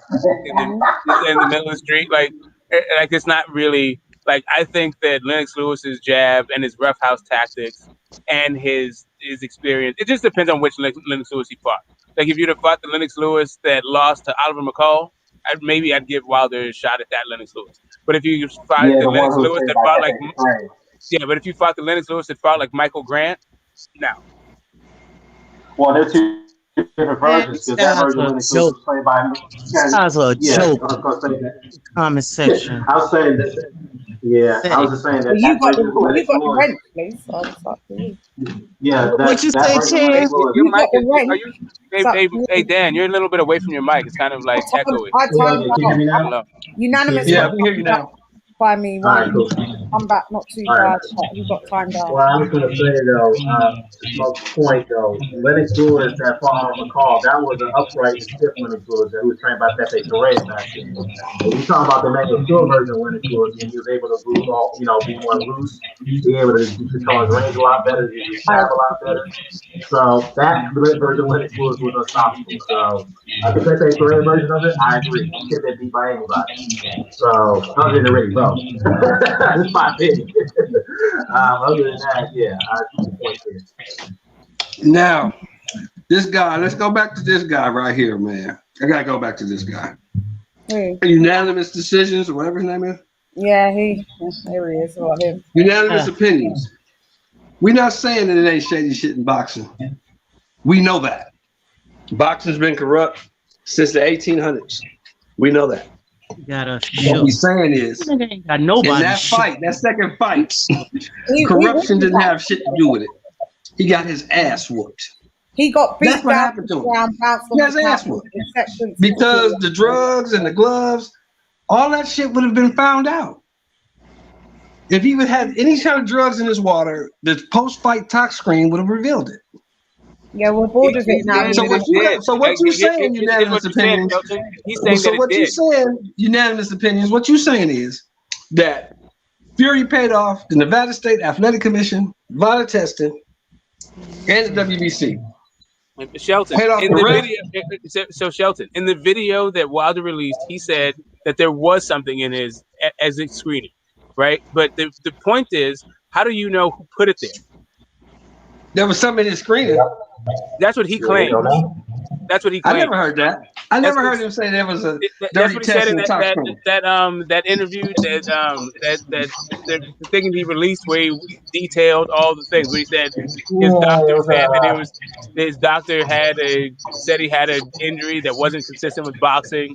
He said that there was an exit screening, that something was in his blood. That's what prompted him to say that that Breland drugged him. Right? Oh, you mean when they performed the autopsy? You mean? No, that's what his brother said. That was a different thing. Yeah, but that's the level of IQ that we're dealing with. Well, that's from his brother. Can I say something real quickly about this? I find this very bizarre. It's rare this has been being brought up. Why is it that all this, we all pretty much unanimously agree that all the bullshit, the glove gate and the cheating scandal is all bullshit, right? But at this stage, why haven't Team Fury sued Wilder for slander and libel? That's what I'm trying to figure out. If this is all, I find that very more bizarre. What was the question? Why what? The allegations that Wilder's putting out. Mm-hmm. At this point, I'm proven at this point. Why haven't Team Fury sued for libel or slander? That's what I'm trying to figure out. Right. So here's the thing. So if I am Fury, right? If I'm Furious Fury, I would definitely slap Wilder upside his head for tens more millions of dollars. Right, I would do that since obviously I didn't cheat and I can whoop him at will. Right, I would do that, and then I would sue him for the proceeds from all three fights, basically, like in a libel slander suit. I will say this though, he said that he had a case, right? But we've heard Fury say things that wouldn't necessarily mesh with reality. We'll say he did say that he had a great case, but it is hard to get either libel or slander proven against a public figure. Like that's kind of a difficult thing to do. So whatever. If Fury says he has the horses to win that race, I doubt it. But sure, if what he says is true, then yeah, I would whoop Wilder up, get that paycheck, and then get like 3 plus more in proceeds in a suit. Yeah. Sorry, I missed it. I mean, as far as gangsters, like the brother in the comment section, we don't even know. Like, there's been mobsters been involved in boxing for a long time. Oh, yeah, but that is not right. So, while he is nothing new, it does, like, if you're talking about like civil suits where the burden of proof, the threshold is not like beyond reasonable doubt, but it's like more likely than not. You start bringing up guys who are on the run from Interpol involved in fights, then you start to it starts to paint a picture. Yeah.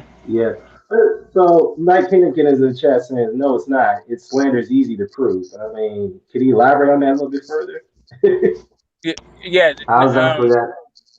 Yeah, it's not whether or not slander is easy to prove. It's just the threshold for public figures than it is for private citizens. Right. Because you have the ability to satire and use public material in any number of ways. Some of it could be slanderous toward that. Like, it's how like tabloids have been getting away with their business for years. Right. Like Pacquiao sued Floyd for slander, remember? Yeah, he did. For slander, because Pacquiao was accused. Yeah, but Povetkin's promoter sued Wilder for slander. $34 million, something like that. Yeah, exactly. And furthermore, I didn't know that. I just thought they were going back and forth. Wilder didn't get any money. I don't think. I mean, didn't Wilder sue? None. I don't think one of them. I don't think it was successful though. They both sued. Wilder sued for damages because of what Povetkin tested positive. Pulled out of the fight. Povetkin's team countersued and say that's bullshit. We never failed any tests. That was the angle they were going in the federal courts. The courts ruled in Wilder's favor. He won that case against Povetkin. Then Povetkin's team tried to appeal, and that appeal didn't go through. So, so that's how that played out. But to Tyson Fury, though, wait, hold up, just real quick, Dan, just to go back. It was that Wilder wanted the purse for that fight, and he said that Povetkin cheated. So Povetkin's promoter countersued for slander for like $34 million. Right. Anyway, wow. Yeah, but he lost. Now, what happened with the case? Okay, so there's a point. So then there was a motion filed during the process in which the WBC was asked whether or not the banned substance was enough to actually affect Povetkin's performance, and the WBC said they didn't know, and they had a motion that was successful to release the funds that were in escrow, but then that thing was being appealed, and that was the last thing I heard about it. Yeah. Oh, okay. Right. Yeah. So there's they instead of asking the scientist WADA whether or not the banned substance was performance enhancing, they asked the WBC, and of course the WBC is a sanctioning body, not a scientific organization. They said they didn't know, and that was enough to rule on that motion. Let me address this guy. Hold on. Let me address this guy. Okay. He says in the other comment, he says he believes JD's was in on the Glovegate shit. Why did the Fury team cover the camera? Well, if you believe JD's was in on the Glovegate shit, why is JD still on the team? I think. Let me just say this. I think JD's is inexperienced when it comes to hand wraps. That's just his mistake. There's many trainers who are inexperienced. I mean, look at Tony Margarito. He's watching them. He's been watching been done since the amateurs. So he's been watching them. If he's inexperienced with hand wrap, why would you send him into the locker room? He's just not that experienced. That is just not acceptable. Sorry, guys. No, I don't think it's acceptable either. Let me say this though. I get what you're saying though, because actually, I think one of my guys, EJ, had a conversation with James Ali Bashir. He said you can't just look at hand wraps. You have to look at the texture of the hand wraps. You have to smell it and see if they have been previously used. You have to do a thorough inspection of them before you can okay it. Because this is exactly how Nassim Richardson did. This is how he caught Margarito. This is exactly how he caught Trinidad for always constantly putting tape before the gauze is applied on his knuckles. So I mean, think about it. Trinidad was doing that for many, many, many years until Nazi Richard got him. I know some people. Yeah, it's called stacking. Yeah, he's called stacking. Yeah. That's what happened with Canelo. They caught Canelo stacking. Yeah, I mean, that's the thing. There's even something else. There's like custom gloves that maybe the padding wasn't distributed properly, so you got to check the gloves on the thing. Mm-hmm. Like there's just a lot of stuff. It seemed like JD's my question is still this though, Smoke. Why do you send JDs if you know he's inexperienced? Why do you send them? Yeah, right. That's to me that is completely on Wilder, right? That's on JD's and that's on Wilder. I don't know about him being on loaded gloves, like he's part of the whole. Like I don't know that JD is working at odds against Deontay Wilder, but he definitely isn't doing him any favors if he's going in there checking gloves and he's not qualified to do so. Right? Yeah, that just seems, and that's part of the brain trust that I'm saying it was behind the in Wilder's corner. Like I think Tyson Fury has some of the best that ever did it. Like bare knuckle guys who've been in it for generations. You got X and O's guys. Like you need to also have something to combat all of that years of experience and guile. Why do you need that if you're 10 times better than Muhammad Ali? Yeah, okay, because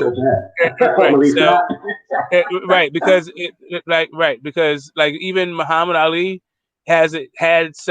was trying to quit because when he thought some untoward activity was going on in the fight. Yeah, and legend has it, right? And you know what it was? You know who put him out there? A Hall of Fame corner. Yeah, Angelo told him to run. Yeah, right, exactly. So it wasn't just 10 times better than Muhammad Ali. You got to be also as good as Angelo Dundee. Hey, speaking of Ali, though, is it true that he manipulated his glove during the middle of the fight against Henry Cooper? When he got hurt? No. Here's the story. He got hit with that left hook and he was asleep. Right. He was not coming out of that corner. He was out. Angelo Dundee said, I got to give this man some more time. So Angelo Dundee cut the glove. So they had to send one of the guys back to the locker room, get another glove, bring it back. They gave Ali time to recuperate. Then he came out, he jumped up in the 5th round and stopped Cooper. Yeah. That's what I'm saying. That was a better tactic. You got to have a brain trust in your corner. It's not just Ali, it's a team. Yeah. Because he was asleep. He was not getting up. He made it back to the corner, but that smelling sauce did him no good. I just watched that shit the other night. Yeah, that was a bad knockdown. That was bad. I mean, that's probably the worst I've seen Ali get hit by anybody. He said after the fight, he said, Henry Cooper hit me so hard, it shook my relations in Africa. I remember that comment too. Oh man, yeah, those are the times, man. Those are the times, man. Cooper said, I showed him a left, I showed him another left, and I went to the body and boom, over the top, I caught him. Let's see. Yeah, I see the comment here about U.S. boxer Deontay Wilder loses $4.3 million in the second case claim his team. Well, yeah, the team lied about that, so they weren't telling the truth. They lost that case. The only thing they tried to do was appeal the decision by the federal district court judge. That's all they did. So, all right. Yeah, I don't know why we keep bringing up the Povetkin Wilder case. But you know what? To be fair, though, I think Wilder could still fight Povetkin if Povetkin chooses his fight, continue his career. But he's going to get knocked out at this point. Povetkin has nothing left. I mean, he looked shot after that. Do you think Povetkin's going to fight again? I don't think Povetkin's going to fight anymore. I really don't. You know what I think? Yeah. You know what I think? I know he was in the hospital and they said he was on a ventilator. Am I correct? He had COVID. Okay, yeah.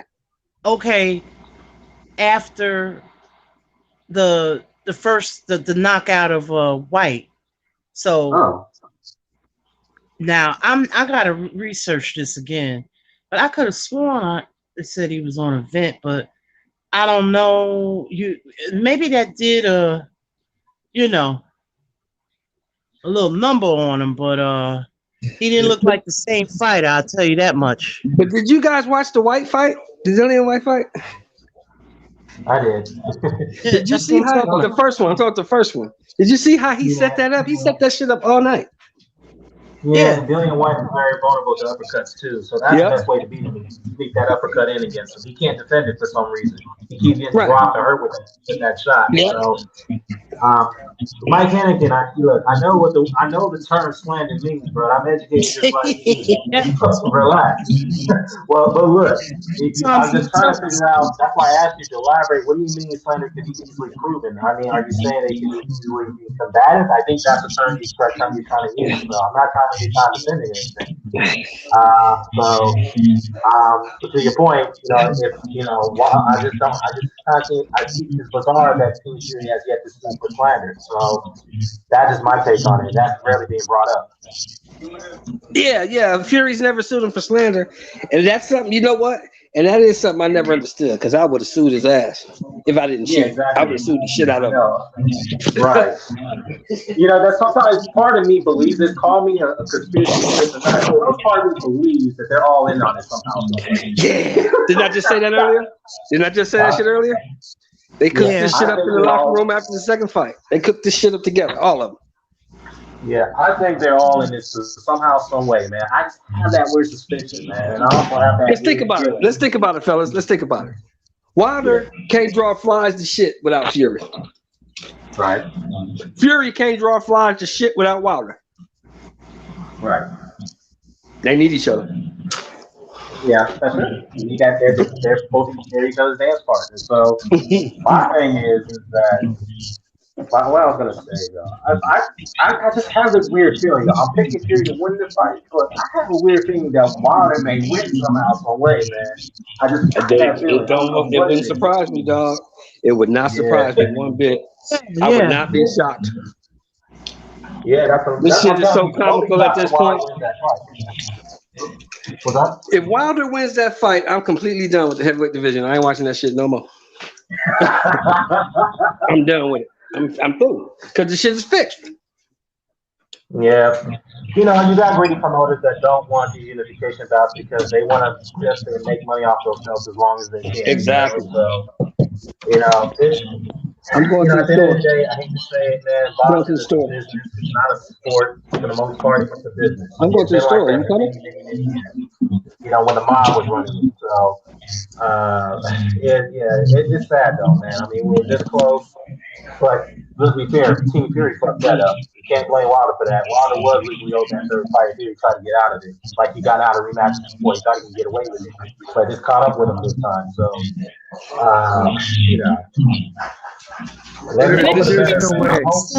The last undisputed champion was a Brit, so, and if that would have been between Fury and Johnson, that would have been two Brits. So, so it's a lot of politics involved. You know what I'm saying, guys? Yeah, it's a lot of politics involved in this shit. I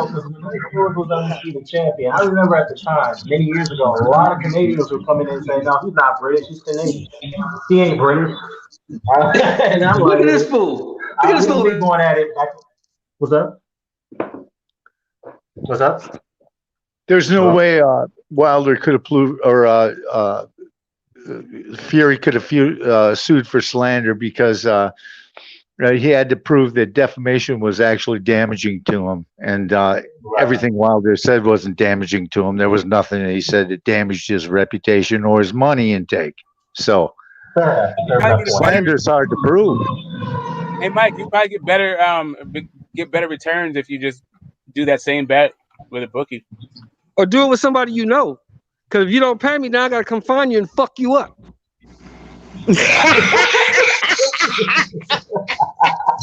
Oh! So bet with somebody you know. Oh, boy. Well, I mean, I just Shelton think No, don't bet me, because if you don't pay me, I'm going to look you up on the internet, find you, and come and fuck you up. Mike, let me ask you this, though. To your point, though, if that's the case, did Manny Pacquiao suffer financially when Floyd sued some of PEDs? To your knowledge? I have no idea, bro. Pacquiao didn't even know suffer Manny financially. sued. I never even knew Manny sued. Pacquiao didn't suffer financially, neither did Fury. It's ridiculous. Well, my point is that Pacquiao sued for slander because Floyd brought out those accusations, and it took a long time for them to settle that in court. Well, he must have had an ambulance chasing lawyer then, because there's no way that it interfered with anything that had to do with Pacquiao. You know, defamation actually, it has to be damaging to him, and there's no way it was damaging to Pacquiao. There's no way anything Wilder said was damaging to Fury. Yeah, because there was no. He's still sued, though. That's my point. He's still sued. Well, yeah, I mean, he can sue all he wants. He can sue, guys can jump over the moon too. It doesn't make any difference. Okay. Yeah, it's going to be very hard to say that, like, he damaged my ability to make money, but I had this $100 million fight offer, right after we said it. And what is a lawsuit anyway? I mean, all you need is an attorney to write up a complaint and enter it into the record, and then somebody has to answer. Who is this on the line, bro? It's me, Pete. Peter hey, what's up, Pete? What's up, Pete? Hey, Pete, do you think they cooked the whole shit up? I think they cooked it all up together, bro. Pretty much so, yeah. I think they cooked this whole shit up together. It reminded me of the old man say, the Hollywood charade. You know. Yep. It's all a big joke, and the reason I say that is because you have allegations. Well, if you have allegations of wrongdoing, you'd want to go ahead and submit that into the record and have it certified in a federal court and administer it as Exhibit A. Guess what? Nothing. There's no lawsuit. It's just a bunch of BS. If I think somebody tried to kill me by loading up their gloves and putting shit in my water, I'm getting somebody involved. Absolutely. That's attempted murder. Yeah, you tried to kill me, man. Yeah, absolutely. I don't want to fight with you. I want to break you. Right, there's also like a statute of limitations, right?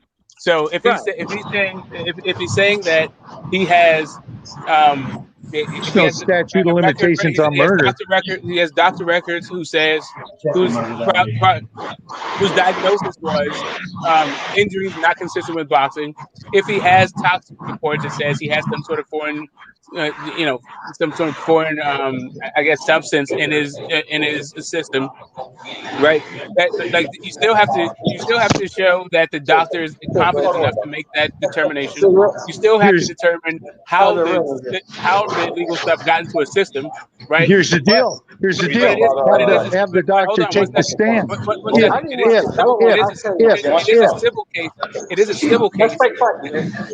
No judges. That's a fake fight. So you don't necessarily have to get like federal courts involved. You don't necessarily. If my aunt had balls, she'd have been my uncle. Let's face it. Ifs don't win court cases. Ifs don't win anything. You know. Right. So you got to have certifiable evidence. Do you know what it takes to get something certified into evidence? Probably not. But let me tell you what, it ain't that easy. Right. So like I said, there's a difference between a criminal case, which is what you seem to be talking about, and a civil case. Isn't that what you call loading up a boxing glove with an egg weight? Which is right, but that would defies logic anyway. That defies logic anyway. That's beyond anybody's comprehension. It doesn't make any sense. And you're telling me that you're going to load up a boxing glove with an egg weight and put a dent in somebody's head, and the doctor isn't going to notice? Seriously? Right, but Pete, but again, Wilder wouldn't take the stand. Take the stand. This would be a criminal. Brothers, check this out. Hold on. Bones don't dip. Bones don't dip. They break. Hey, Shelton, hold on 1 second. Seriously, listen to me. Listen to me a second. There's absolutely no possible way that he could ever bring those allegations to fruition in court. It defies logic. That's why he hasn't. That's why he hasn't. The organization. The organization that would be doing that would be the police, not Wilder. No, the organization would be doing that is a state or federal court. Because it's attempted aggravated assault, including murder. So it would be the police that would be bringing. No, it wouldn't be the police. It would be the sanctioning bodies bringing cause of action against Tyson Fury for having loaded gloves. Seriously. Right. So a sanctioning body does not have is not the party that they can go ahead and notify the authorities to bring cause of action against them. I'm not trying to argue. I'm just trying to get this thing out. So I'm just trying to get this thing out. I'm trying to tell you, Deontay Wilder has no case. They're basically allegations that have no certifiable evidence to go along with them, and you're just going to have to realize that. Right, I understand that, but the certifiable evidence would be coming from the police, not No, it wouldn't be coming from the police. It'd have to be coming from the complaining party through his attorneys, the prosecutor, and they'd have to go ahead and take it down to the register of deeds, organize it down there, get it certified, and then admit it under Exhibit A, and it ain't never going to happen. A criminal complaint never going to happen. Okay, a criminal complaint goes to the police. You're in a dream world. Okay, you're in a dream world. It doesn't happen like that. And I'm trying to explain the actual jurisprudence. And I'm not even trying to give you my qualifications as to why this is true. Anybody, you don't have to give me your qualifications because I got to tell you, there's no way that's going to. If it was going to get entered into evidence, it would have. Sir, and it's not. Sir, I just would like to get it. It's all a big joke. Without you interrupting me, if I could. Well, wait a minute. I've been trying to get you to listen so you wouldn't interrupt me if I could. There's absolutely no way that Deontay Wilder can even prove his allegations because he hasn't done so. I did not interrupt you. He hasn't even done so. Okay, all right. So anyway, like I was saying, the police would be the ones who are listen. This is what I'm telling you. The police would have to arrest him. Okay, the police would have to arrest him. The sheriff would have to serve him with a warrant. Okay, that's who serves warrants. Sheriffs. The police don't serve warrants. Sheriffs to serve warrants, especially in a lawsuit. Okay. The sheriff are also the police, and it depends on where you are. Like in cities, it would be the police. For a civil lawsuit, the sheriff will serve a warrant. But okay, great. So the point is, for your arrest for busting a ticket, what Wilder would be doing was be pursuing. If he was pressing his rights, he would be pressing a civil case, not a criminal one. He doesn't have one. That's the problem. Right. Okay. So that would be for a judge to determine. Not he has no case. People looking in. Well, where's the case? I've been on Pacer. Every case that's in this country is on Pacer. I haven't seen it. So where is it? Right. Because I didn't say that there's a case filed. And like I said, I started my whole statement off with there is a filed. It isn't filed because if it was filed, it'd be on the docket case on Pacer. Correct. You have to have an account to get it. So look for it. It's not there. Correct? There is no case there. He doesn't have a case. Correct? He did. Yeah, I got a Pacer account, and he isn't there. Okay, there's also a statute of limitations, correct? There is no statute of limitations. Okay, there's no such thing as statute of limitations. Okay, gotcha. I gotcha. On aggravated assault, there is. Tell me when the last time you heard of a statute of limitations on murder or attempted aggravated assault, second or third degree murder. Yeah, there's no statute of limitations on that, bro. Right, that's again that's a criminal case. Yeah, well, the criminal case involving egg weights in the glove would involve a murder charge. By who? The police. Actually, in a civil case, it would be administered to the defendant by a sheriff in a civil case. Now, if you're getting busted for a traffic ticket or maybe you didn't pay something else, then the cops come around looking for you because that's a local. We're talking state and federal judges here because it involves state athletic commissions and it involves federal law. Well, in California, the sheriffs in the LA and the police department, they work differently, but they all call the police anyway. Well, let me just say the whole thing is all this shit is bullshit. That's the whole thing. It's all bullshit. It's all bullshit for sure. Let me say this. To Sheldon's point, man. Look, I find it bizarre that Wilder has yet to present those facts as he's pointing out, and the fact that Tyson Fury has yet to pursue a rival case against him. I think this all is that bizarre. It is speculation that's my take. Yeah, that's what I think. I think the same thing, bro. Yeah, that's just my take. Right. So all I can say is Deontay Wilder is going to have to come out fighting because that's the only way he's going to beat Tyson Fury. He's going to have to come out swinging, and he ain't going to have to. He's going to not gas out. He's just going to have to start punching because he ain't going to outbox Tyson Fury. He ain't going to outbox him. You know it, and I know it. I think he worked the jab, worked the body. He tries to work the jab and work the body. He's going to have to come out fighting. Pardon me. Here's my thing, fellas. See, you go into a fight and you trying new shit, right? What happens if the new shit that you learned don't work? What do you usually do? You revert back to what you know. Yep. Right. But he also knows how to stay behind the jab and work the body. It sounds like that's something new for him. He does until he gets done hit. It in how many fights? When's the last time he's done that, bro? In the first fight against Fury. He does until he gets hit. You did. He did. No, You're right. He did it the whole fight. Like he got hit. He still did it. Yeah, Here's he did. fact. He worked the jab that fight. He did use his jab. It was a pawn jab, but it was a jab nonetheless. No, he jabbed himself. He had a couple of stiff jabs. I mean, like I said, he focused on the body. He was even jabbing stiff to the body. He was just pawing with the jab. He was pawing with the jab against Ortiz. But that was, Orthodox versus Southpaw kind of. But let's not get it twisted now. I want the dude to win. I'm pulling for him. I kind of like to see him win myself. I want him to win. I just don't like know to see him win if he's got myself. enough to do it. But I'm going to see. I'm going to damn sure pay for it and watch it. Oh, yeah. Me too. I'm a support dude. I always liked Deontay Wilder. He's our American champion. Yeah, exactly. I don't want the Brits coming over here taking our titles. No, me either. You putting it? Yeah, I don't. If the best guy is a Brit, then hey, so be it. That's what happened. That's what it is so far. I think it's going to be great fights. Yeah. I think that I'm definitely going to be paying for it. I paid for the other two, and also I would pay for Fury versus AJ, and I would pay for Wilder versus AJ. I'll probably be paying for Wilder versus Whyte whenever the hell that happens. It's not going to happen if he loses.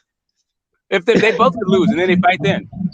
No, he's not going to fight anymore. His ego will not allow him to fight Dillian Whytes or Andy Ruiz's or nothing like that, because he ain't going to get that kind of bag. Well, okay, but getting paid millions of dollars is still getting paid millions of dollars, and especially if he's like promoting the fights too, because it's just like anyway. Deontay Wilder can't sell shit without Fury, and Fury can't sell shit without Wilder. I understand, but I'm not utilizing your crystal ball when talking about fights that I would pay for. Right? I'm just talking about fights that I would pay for. That's it. That you would like to see. Okay. But I'm telling you, he loses this fight. Not even fights I'd like to see. Fights literally that I would pay for. If he loses this fight, though, none of those fights are going to happen. He got to win this fight. This is the only thing he should be focused on. He has to win this fight, or none of that other shit's going to matter. Well, I kind of disagree with that a little bit, because I don't think Deontay Wilder is going to quit fighting until he quits fighting, until he feels like it. Even if he does lose. Mm-hmm. Okay, so Pete, what's gonna be the excuses if he loses? What they gonna say then? It doesn't matter. I mean, how many guys have you seen come back? They just come back and they fight. And you know what? I mean, I've been watching Deontay Wilder when he was fighting clubs. I like the guy, but doggone it, you just can't say he's gonna. You just can't say he's gonna give it up over Tyson Fury.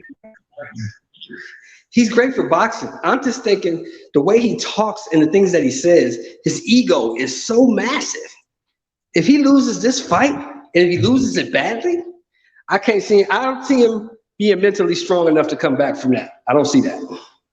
Just by the things I have to agree with you on one thing about that, because he was doing better when he wasn't talking. Yeah, that's one thing I have to agree, man. If Wilder to stay quiet and just focus on his training and his adjustments, then he does.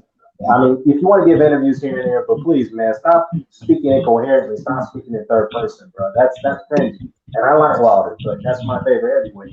But I gotta call real for what it is. You speak in third person all the time, and that's just not answering the question straightforward, man. That to me is just a fucking problem. It seems like you constantly deflect every single time there's a direct question answer to you, man. Come on. I mean, you don't have to always answer every single question in third person or incoherently. You can do that once in a while, but dude, you're doing it every fucking time. I don't know what it is. Is he doing that on purpose, or that's just how he is?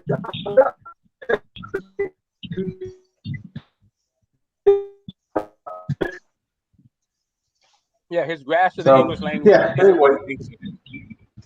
Isn't as good as he thinks it is. I said his grasp of the English language isn't as good as he thinks it is. Exactly. He needs to understand that. And Deontay, look, As much people think he's a dumb guy, he's not really a dumb guy. He's a pretty smart guy. He knows what he's doing for the most part. That somebody needs to tell him is like, dude, you don't always have to answer in third person so they don't incoherent. It's his linguistic style. Like his rhetoric is one thing, but I just think in general he emotes. Right? He's an emotional guy, and I think he works off like energy and his intuition and all. He's an intuitive guy. He emotes a lot. Like I don't think that, and it's not that he's a bad speaker. It's just that he's like his sentences are not grammatically correct, and some of the ideas that he have are like sort of conflicting, like depending. Anyway, he just makes grammatical errors. He's not the best speaker, but at the same time, he's also a self-promoted guy, right? Like in the age of social media, you have to be able to promote yourself, or else he got a hell of a gimmick, lost, right? He got a hell of a gimmick. I give him that. His gimmick is nice. Got him ripped. I mean, right. So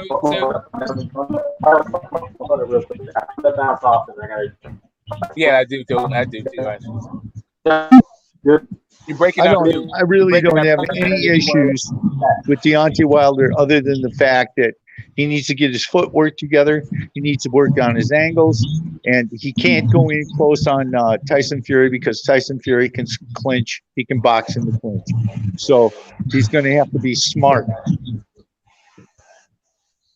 I think he needs to I agree with your assessment totally.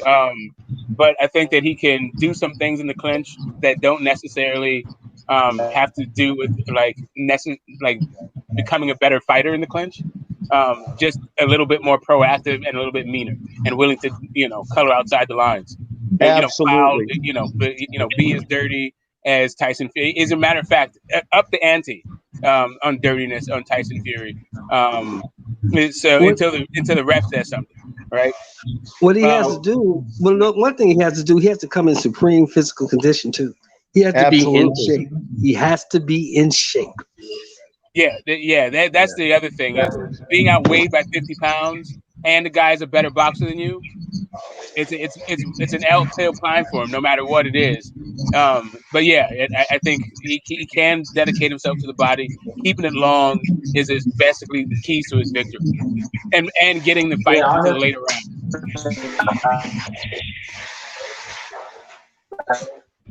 Yeah, it's going to be a hell of a fight, guys. D, fix your audio, bro. What did you say? Yeah, Dan, your thing's messed up. But fix your audio. I got a jet. It's great touch chopping up with you guys. All I'm saying to you is, if the suit is going to be happening, it's going to be a civil suit between the two of them, and I doubt we'll even see that. There won't be any civil suit. He has allegations that he can't prove. They're inconclusive. He hasn't proved them yet. He's not going to be able to prove them, or he would have been to court already. Well, not if it jeopardizes smacking the guy upside the head again and getting tens of millions of dollars. You can do both. It's not an either or thing when you can do both. Defies that statement defies logic. Not really. That he could make some money, it would. If you're going to do both, then the order of action would be the fight in the trilogy, get paid, and then sue the guy for more money than they just made. And you're gonna have to use some reasonable thinking. If he had allegations, his allegations are inconclusive. He has absolutely no evidence, nothing certifiable, only excuses. Well, so he's done. He's done for. If his doctor comes in and his doctor's going to testify, and his doctor turns out to be credible. His doctor isn't going to. I'll cross-examine his doctor. I'll cross-examine him. All right. No problem. Can I? Anybody answer this Put him on the stand. Swear him in. I got a jab. Swear him in. What are you going to do? Bring in a Photoshop video? Please, by all means, bring that in here because you'll never get it certified. In fact, he couldn't get anything even entered on the record.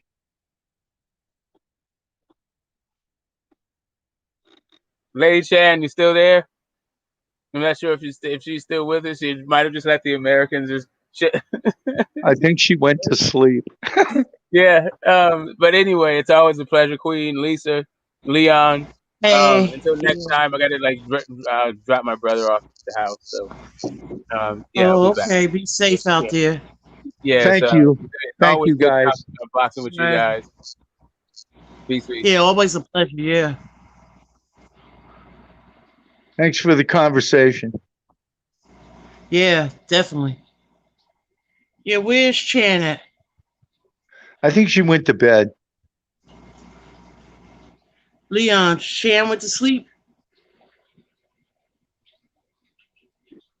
Last time I saw her, she was sitting on a couch. Yeah, with a blanket over her. With a blanket on. Oh, boy. Well, we're just a couple of night owls, Lisa. Yeah, I'll be up at night, yeah. Yeah, it's 12 o'clock here in Wisconsin. I'm about ready to take that little Spanish pause, if you know what I mean. Uh-huh. Where y'all at? Who, me? Yeah. I live in the tri-state area. Oh, you live in around here? No, the tri-state area. Well, the tri-state area for me is Wisconsin, Minnesota, and Iowa. Oh, no, I'm New Jersey, New York, Connecticut. Yeah. Oh, yeah, I like it. Yeah. I like your voice, though, and you're reasonable, you know. I try to be, but it's just, I just got to be, not, maybe I've been on lives too much. Just people just get on your nerves. Like, well, you know what the thing is? I agree with you 100%. This entire ordeal has become toxic. yeah. It's like, you can't have your own opinions. Well, I'm going to have my opinion. Yeah, well, I know you are. I have my civil liberties and my freedom of speech and freedom of... I don't try to impose what I believe on anybody. I know it doesn't. You're reasonable. I'm accustomed to the social media era, genre. Well, this is the first panel I'd been on, and I come from a family of litigators, and I know what it takes to bring cause of action against somebody. And I can tell you, Deontay Wilder, in my opinion, with all of his people call him excuses. I look at them as allegations that have to be proven, and I don't see anything that can be proven or taken to court. And if they are even a doctor, and doctors, they hold a little bit of esteem in the court. A doctor can get your ass thrown in jail, under testimony. But I really don't see how a doctor is going to be able to make any kind of a decision, because the opposing counsel is going to bring in 4 or 5 doctors to rebut his testimony. So it would be a lawsuit that would cost so much money and take so much time. It would be so ridiculous, Right. I think the main thing was getting the trilogy. Yeah, that's a good thing. I think that's all he wanted, and I'm glad he got it. Yeah, I'm assuming that's, I don't know, because I'm not, close to the camp or know him or anything, but I guess it was, about getting his, his trilogy, Right, absolutely. Well, I was amazed that Judge Weinstein went by the letter of the law instead of using COVID as a precedent, because, we never had this pandemic deal before. And I think that's what Bob Arum was, looking at is, we had COVID and we couldn't do anything because of the networks, and then the contract expired. Well, the contract may expire, but the arbitration didn't. So. Right. You know what I'm saying? That's shocking from him, considering he's an attorney, but he's an old man, though. Well, yeah, but he's an old man, but you got to remember Bob Arum is establishment. He's established money. and he knew Weinstein. You're talking about a couple of Jews doing business, and I can tell you right now, I think Bob threw a wrench in the entire deal. And I don't, as far as Eddie Hearn saying, "Oh well, you lied to me," Eddie Hearn knew it. He knew it. Yes, I agree. And so did Joshua. They both knew it. Because Joshua does business with Eddie Hearn through 258 Management. So he knew what was going on. They all knew what was going on. Always said, well, here's the thing. Joshua said that there was a question that was asked to him. He said, who do you think you'll be fighting next? And he said, most likely Usyk. So he did say that. Huh? Yeah. Yeah, I mean, it was right out there in the open. You know what? Because he know who he's dealing with. Absolutely. Well, Fury and them and some dodgy people. I'm just being honest. Personally, from what I've been able to read through the metadata, I don't believe Anthony Joshua and Eddie Hearn get along that well. I think they do business out of just because they happen to be in the fight business, but I don't believe they get along that well, because I know that Anthony Joshua wanted to announce the fight, and here's Eddie Hearn running his mouth around about it when he knows damn good and well there's an arbitration clause, in the contract. It's like, anybody, if you would have put him on the stand, you would have said, Eddie, did you know or should have known that there was an arbitration clause? Yes, I knew there was an arbitration. Eddie said right then and there he's screwed, Right. I mean, because I'm only going by, because I know that they knew about so, I mean, you just don't know with those type of things, but I'm sure maybe he thought they were working on it, but I mean, we really don't know. Here's the thing. Yeah. Nobody knows. You're right. We're all speculating. You're right. It's definitely conjecture. Huh? It's definitely conjecture. We have nothing to go on. Right. It's just, but I think they had, interviewed him, and he said that. And then he got frustrated. He spazzed on Fury. Yeah, he spanned on Fury and Bob Arum. And here's the deal. If you, say you, Lisa, would have came to me and said, Pete, I have this contract for a 2-fight deal, and I want to put it together with Joshua and Wilder, or Joshua and Fury, for a unification match. There's only one thing. There's a pending clause in here, a condition that says, there's an arbitration going on. And I said, and I say to you, well, Lisa, what's the deal? And you say to me, well, we have it handled. Well, how do you have it handled? Well, we can handle it because they're going to want a money payoff. And then I would have said to you, go ahead and pay him off and take that clause out of this contract, because I can't move on it. Right. How am I going to be able to move on it? Right. Well. And that's reasonable. Yeah, but Eddie Hearn is of course he's a shark, but he a young shark in the waters. He a young shark in the waters of with Bob Arum and what's his name, Frank Warren and them. Yeah, he like a young shark. So well, here's the deal.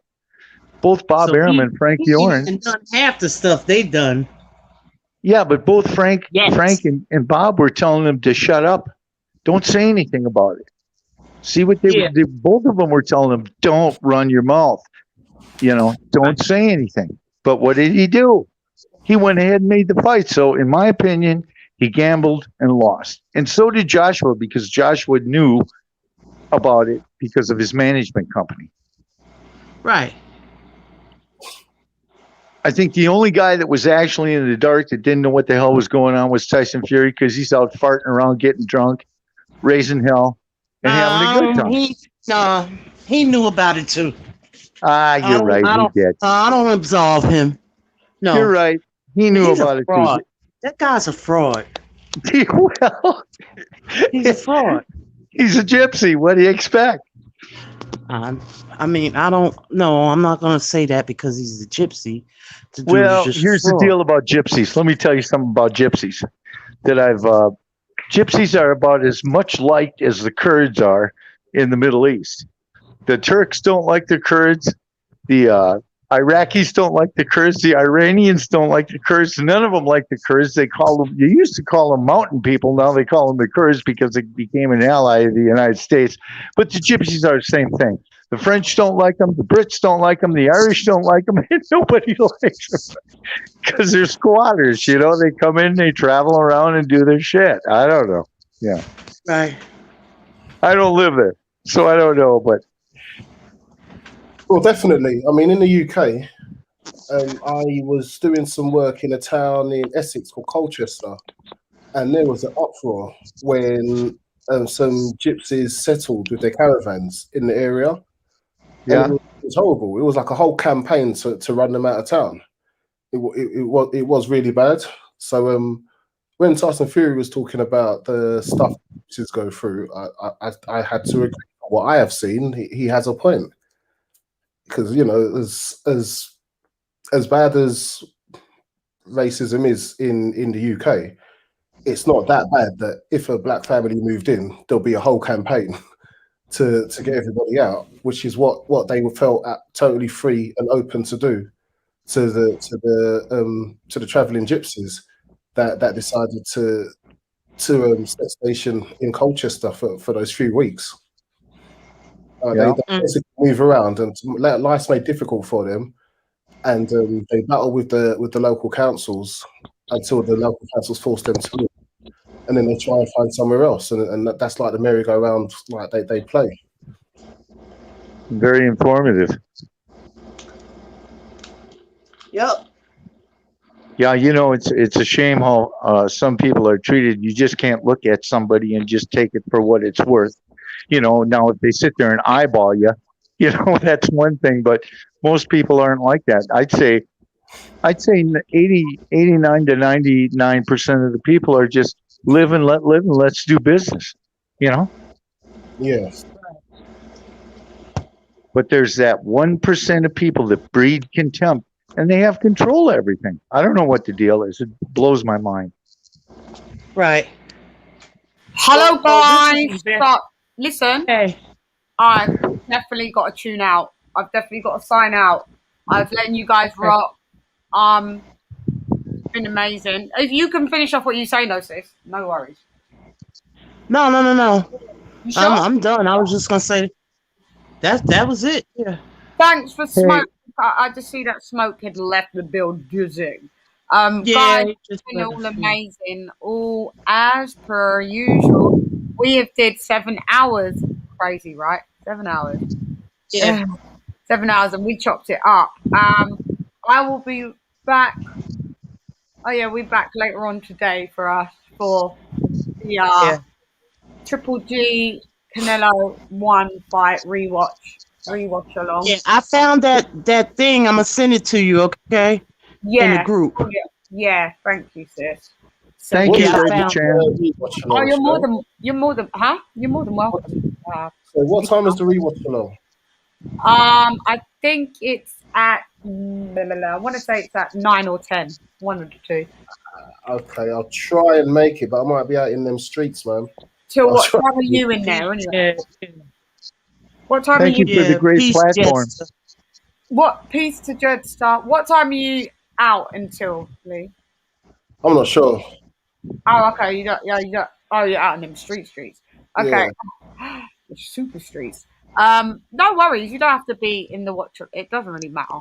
Like we've got the massive and crew, Lee Star, whoever's joining us on, whoever wants to join us along on panel. So you can always watch back and then sync it with your TV and do it yourself as well. Are you able to get it on the screen at the time? That would be the best. Well, it's just we're just going to watch it back on YouTube, isn't it? We're all just going to find like how we did it last time. Okay. Yeah. But I found something where we all could watch it together. I found what I was looking for. Remember I told you? Yeah. Send it to me because I hadn't looked. I'll send it to you. Yeah. It's an app where we could all watch it behind. You click that link. Yeah, but can everybody else that's not watching click the link where we all watching it together? Yeah, but does it stream out? Does it stream to my audience though? At the same time? That's the thing. Yeah, they would have to click the link. Yeah. Oh, they would have to click. Would have to click that link, and then the fight would be on. Everybody could watch it. Then you could put in there behind the scenes. Round 1, this person won. Round 2, person won. Yeah. Can we see people's comments though? No. Yeah. Yeah. Well, send it to me and I'll have a look. Yeah, and then we'll see what is the easiest route. And we'll go from there. So yeah, definitely. I've had 3 hours sleep in 2 days. So you gotta get your rest. Yeah, I'm literally crashing out. Thanks for the great evening, you guys. I really appreciate it. I'm honored. You came through for round 2. We appreciated it, and it was really good to hear from you. Hope to hear from you again. Yeah, definitely. Yeah, definitely come through. Peace, Jed Star. Thank you so much. So I will be signing out, guys. So welcome. No, not welcome to Come Box with Jam. Goodbye from Come Box with Shan. This is what happens when you're tired. You get delirious. Goodbye from Come Box with Shan. And anyway, hey girl, it's Leah the Shan, nonetheless. Come Box with Shan. Gone. Respect to the panel.